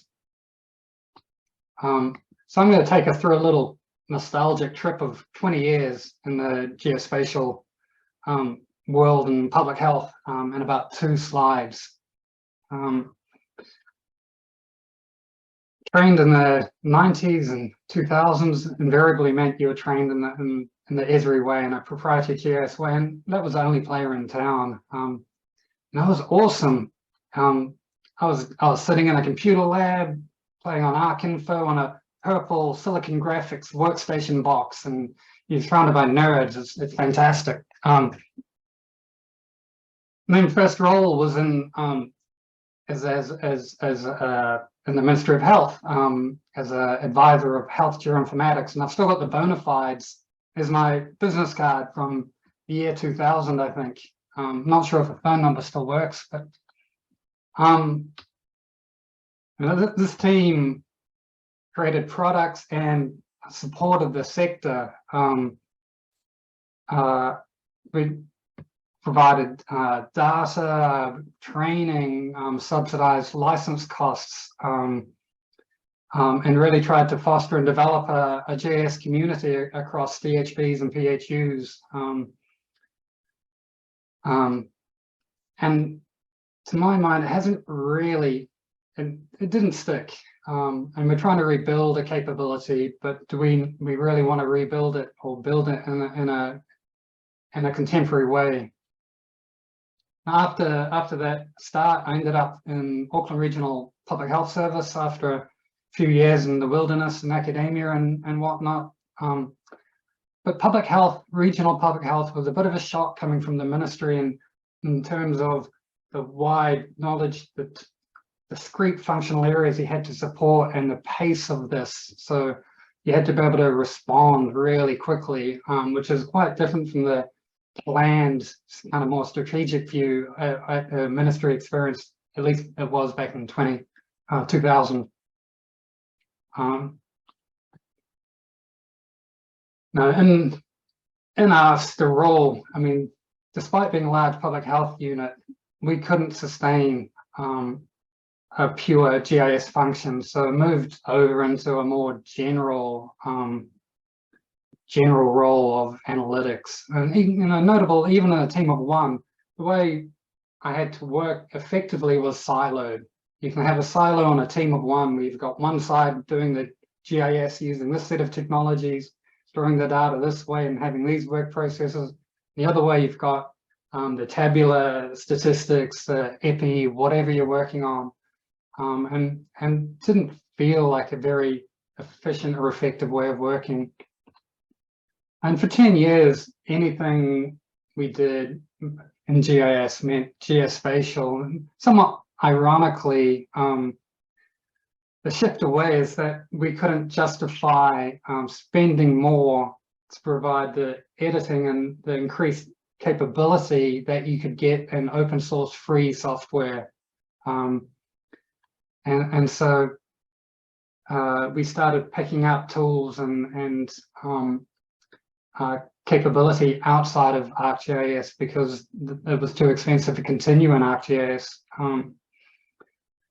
At the same time, we were moving in that same pathway that John described this morning, from sort of Excel and desktop things into R, into a coding environment, and then into a data science environment. So at the same time, we're looking at alternatives to this full GIS thing and looking at ways where we can become more efficient, work more safely using code and data science.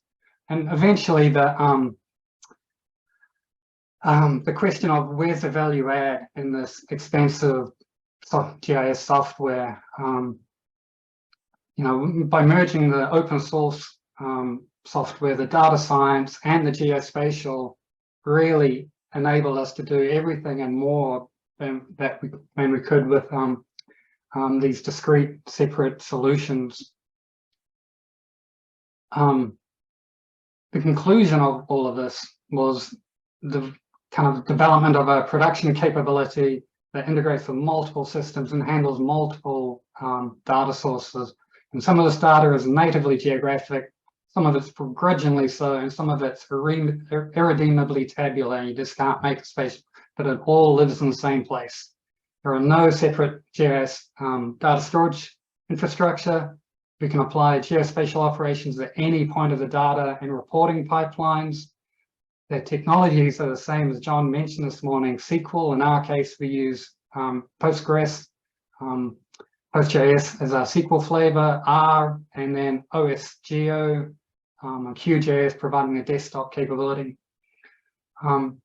Collection system include report-ready curated tables, and these should have quality or at least sanity assessment as part of the curation process. So these report-ready tables have some assessment, making sure that, yeah, you can report out of them. They're kind of fit for purpose.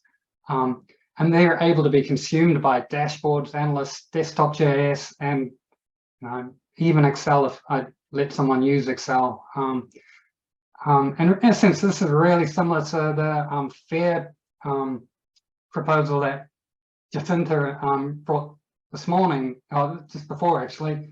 Findable, accessible, interoperable, reusable system.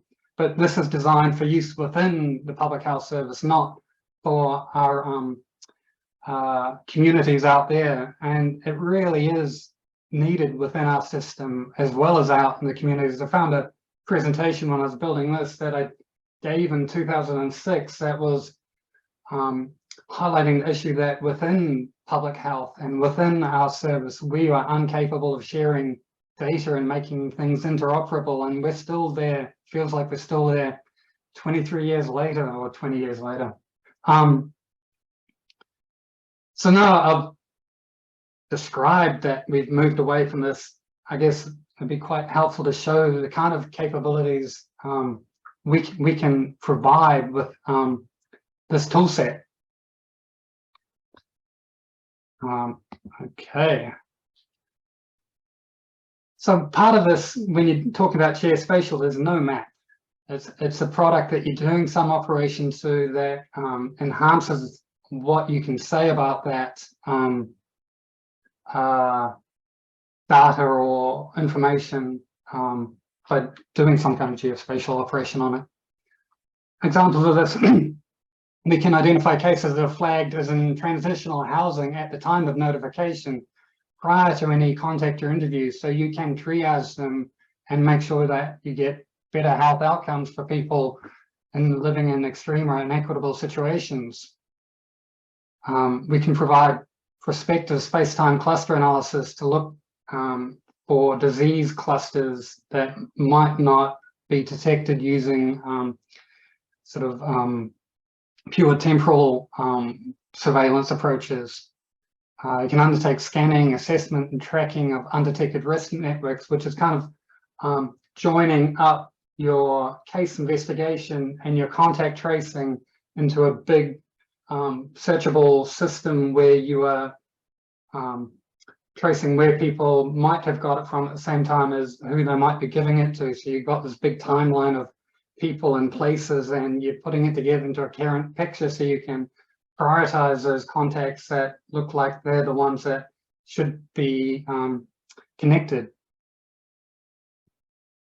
We can also do away with a lot of those manual paper or office-based reporting where you're going through creating a Word document, getting Excel out, making your charts, making mistakes, and creating maps in a different system so you can, without resorting even to a server or opening up a GIS, you can do something like this. You have a templated report, you've got a table of contents, you've got text in there. You can create charts and other tables. You can create even more tables with more formatting, and you can put a map in it at the end. And this is all one script that's producing this from a very simple table, and it's all done in a few minutes. And then the intel comes on top of this, where you've got your portfolio lead or epidemiologist writing more contextual thing into this, interpreting it, and then passing it off. But you produced the document with all the products already in it to be explored and by the team, and that's just one step of that production. We can look at the built environment in lots of different ways. Some years ago, we created WAVE, which is a walkability measure, and it recognizes that there are hills and people walk slowly when they're walking up hills. Not even one has the same capability of walking. So areas with more elderly populations, they're going to have a different walk profile. And it also understands that housing intensification can increase walkability. You don't need to build more roads and networks or footpaths. You just make sure that people and services are in greater proximity to each other has a really big effect.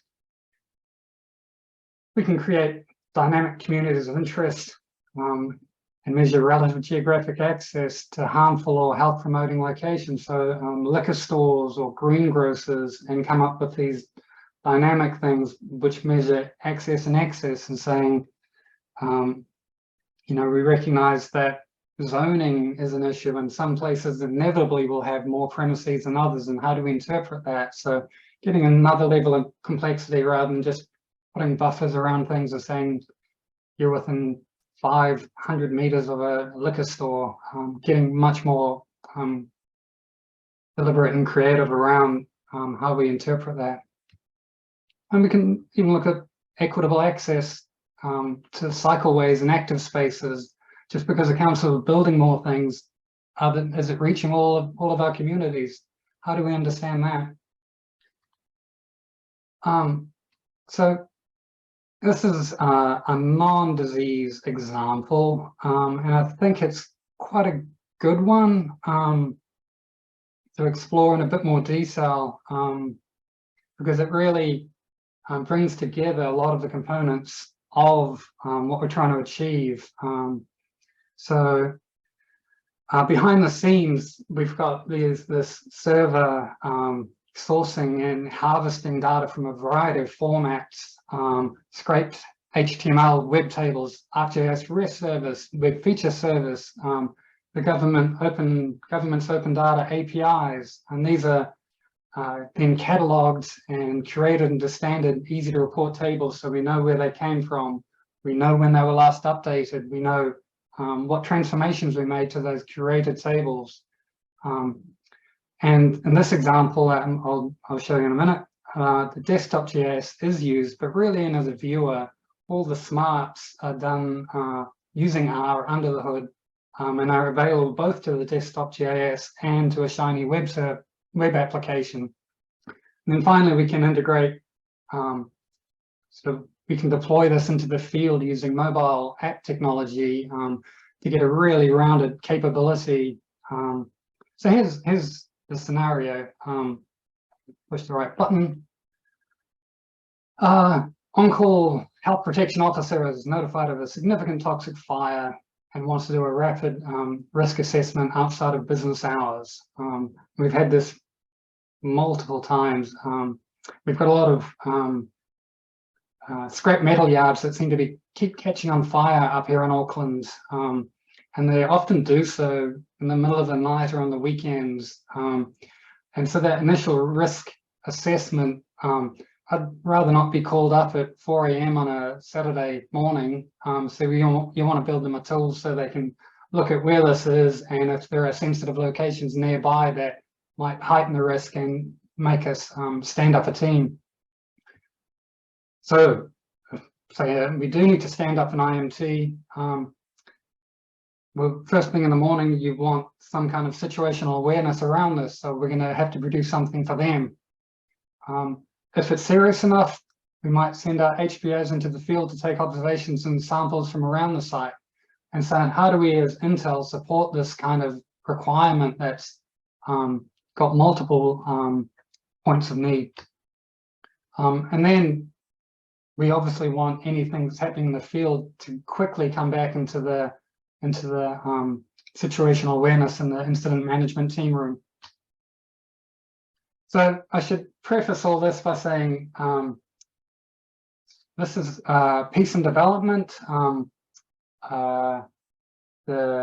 This web tool, which is a Shiny app, and the field application are still in development, but the core IMT part has been in play for a number of years. So they don't quite line up yet, but I'll run through them anyway. So this tool will be available from a mobile device or a computer. It enables you to click anywhere on a map or type it in an address or a premises to geocode it. When you do that, it'll put up some rings around it, the center being where the fire is, the rings being buffers. You can control how big those buffer zones are. The default 500 meters. You can say which wind direction is currently in play. So here it's the northeast. So if you say it's the northeast, then the locations down to the southwest will be highlighted.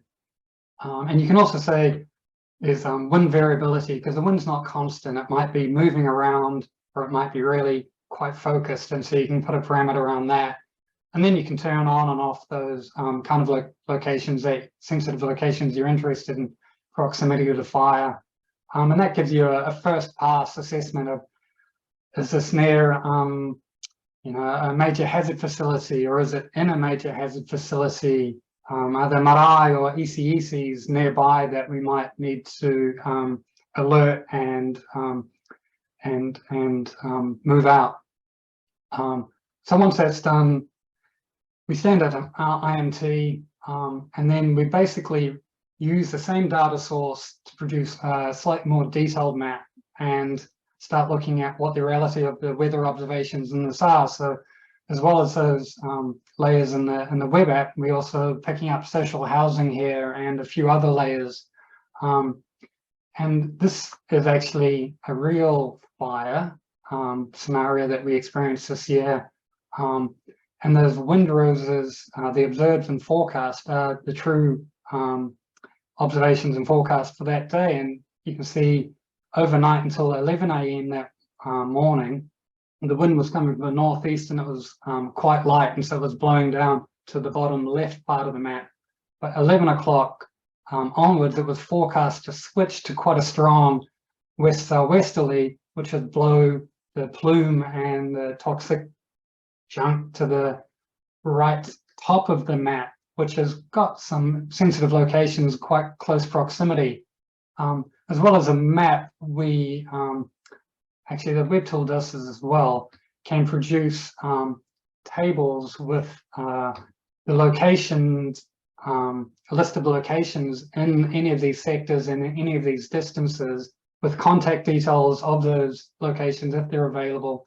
We can also give an estimate of the resident population in proximity and those in bi-direction to that fire. So you get a real sense of, how many people are potentially under the plume, how many affected, if we were going to evacuate things, how big is this thing? And so say we think this is a serious enough incident that we're going to send people out into the field, we can now put that same data from the same source into a web application that enable our HPOs who are going out to the field to collect samples, make observations, visit these sites, add some information to them, or as that little clipboard up there denotes, that's somewhere where I'm just going there and I'm going to take a PM 2.5 sample, or take a photo, or take some action at that point. And then this, because it's a web application, we can sync it from the field, and on the board and the IMT, we can bring back photos taken at these points of collection and bring them into it, develop a much more real-time situational awareness for IMT. So we take a bunch of samples around the plume, identify that there's residue or PM 2.5 is too high for our comfort, we're going to start evacuating either the population or closing down the ECECs in conjunction with the Ministry of Education. And so this brings back a full circle capability of early rapid deployment, situational awareness and IMT, taking it out to the field and making that field observation available in near real time capability. And all of this, the cost of this was zero because we're using open source applications. The development time, because this is already on the back of an established platform, was a few days. Actually, we probably spent more time coming up with the icons and symbols, and especially the little kids, than it did anything else, because we're already curating the source tables and getting those collections in place before we need them.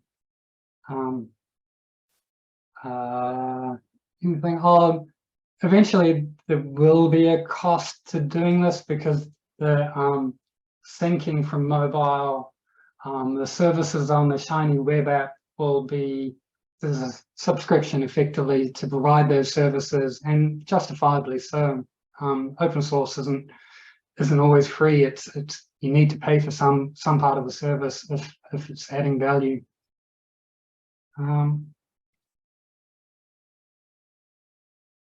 Here's the second conclusion, I guess. What are the benefits to taking a data science blended with geoscience approach?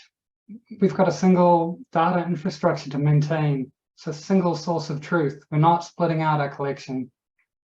We've got common analytics applications, language across Intel and geospatial. So R and SQL again, maybe a bit of Python sneaking in. We've got open standards and applications to enhance collaboration. So again, that interoperable, reusable, accessible kind of approach. We're developing a cross-functional team, spatial operations and bread and butter. We're not reliant on a single GIS specialist to do this. They can go on, they can go on holiday if they like, and the others are capable of the bread and butter, which is generally make me a map, make it a heat map, make it a choropleth. And they're pretty easy to spin out in this kind of environment.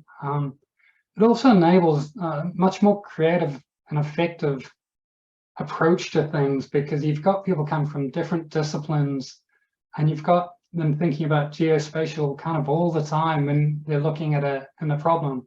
They might be not doing the full geospatial, there might be someone more capable on the team of doing that, but you've got everyone trying to think across the problem in different ways. And this is important. I think place matters. We can do all the geospatial we like, and we can do it nationally. But the places where people live, we need to know place. And being geospatial, we need to know what it means, what that place means, and that requires a regional and local capability, and it's not all a national system. So that's all I had for you today, and I am happy to open it up to questions. Thanks so much, Ron. I think we have one question, and then, oh, Barry, shall I hand over to you, Barry? Oh, no, I had a question for Ron. You don't mind me asking a question, do you? You go ahead. Oh, I'm not sure. Can we pass that to the next person? Great presentation, and thank you for that. One of the things that really has intrigued me since way back, the thing about place matters. And I know that you and a number of your colleagues have constantly wrestled with geocoding.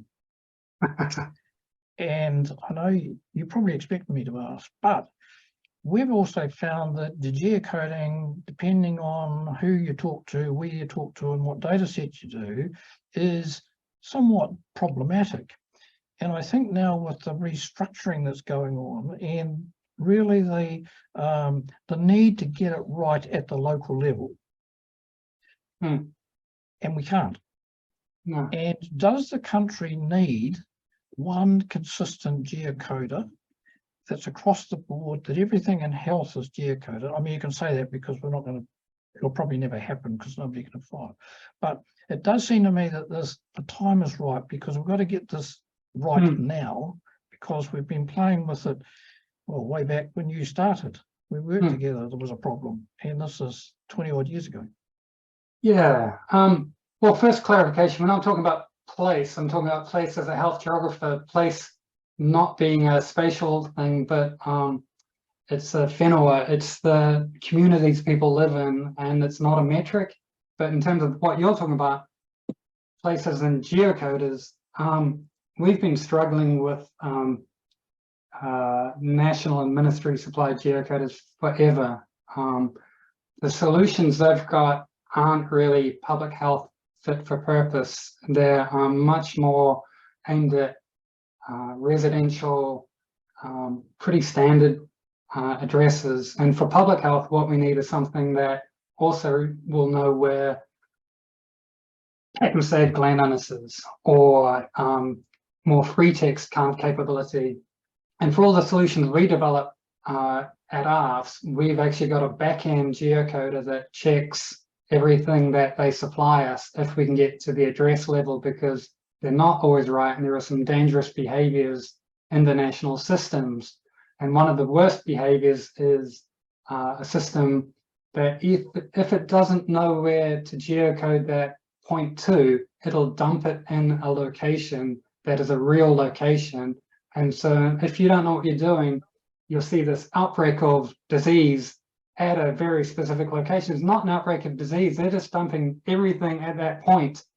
And actually in early days of COVID, it looked like Great Barrier Island had an outbreak because one of those points was on Great Barrier Island, and all these cases were turning up on there. And it got people very alarmed. So it is real and it is dangerous and it does need addressing. Thank you, Barry.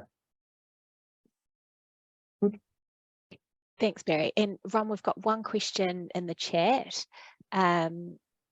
So open source is cool and good for taxpayers. How do you convince managers that you are not vulnerable to a software supply chain attack?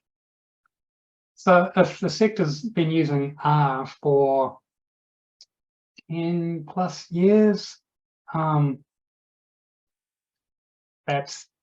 it's already there. I mean, what we're using is basic SQL and it's basic R, the QGIS and OSGeo. Yeah, we use that for desktop. It doesn't connect or go outside anywhere. All of our systems are not cloud at the moment. We hold them in-house. I haven't had too much of a problem convincing anyone in the region about these technologies. They're pretty established and they've been around for a long time. Yeah. We've got other challenges though.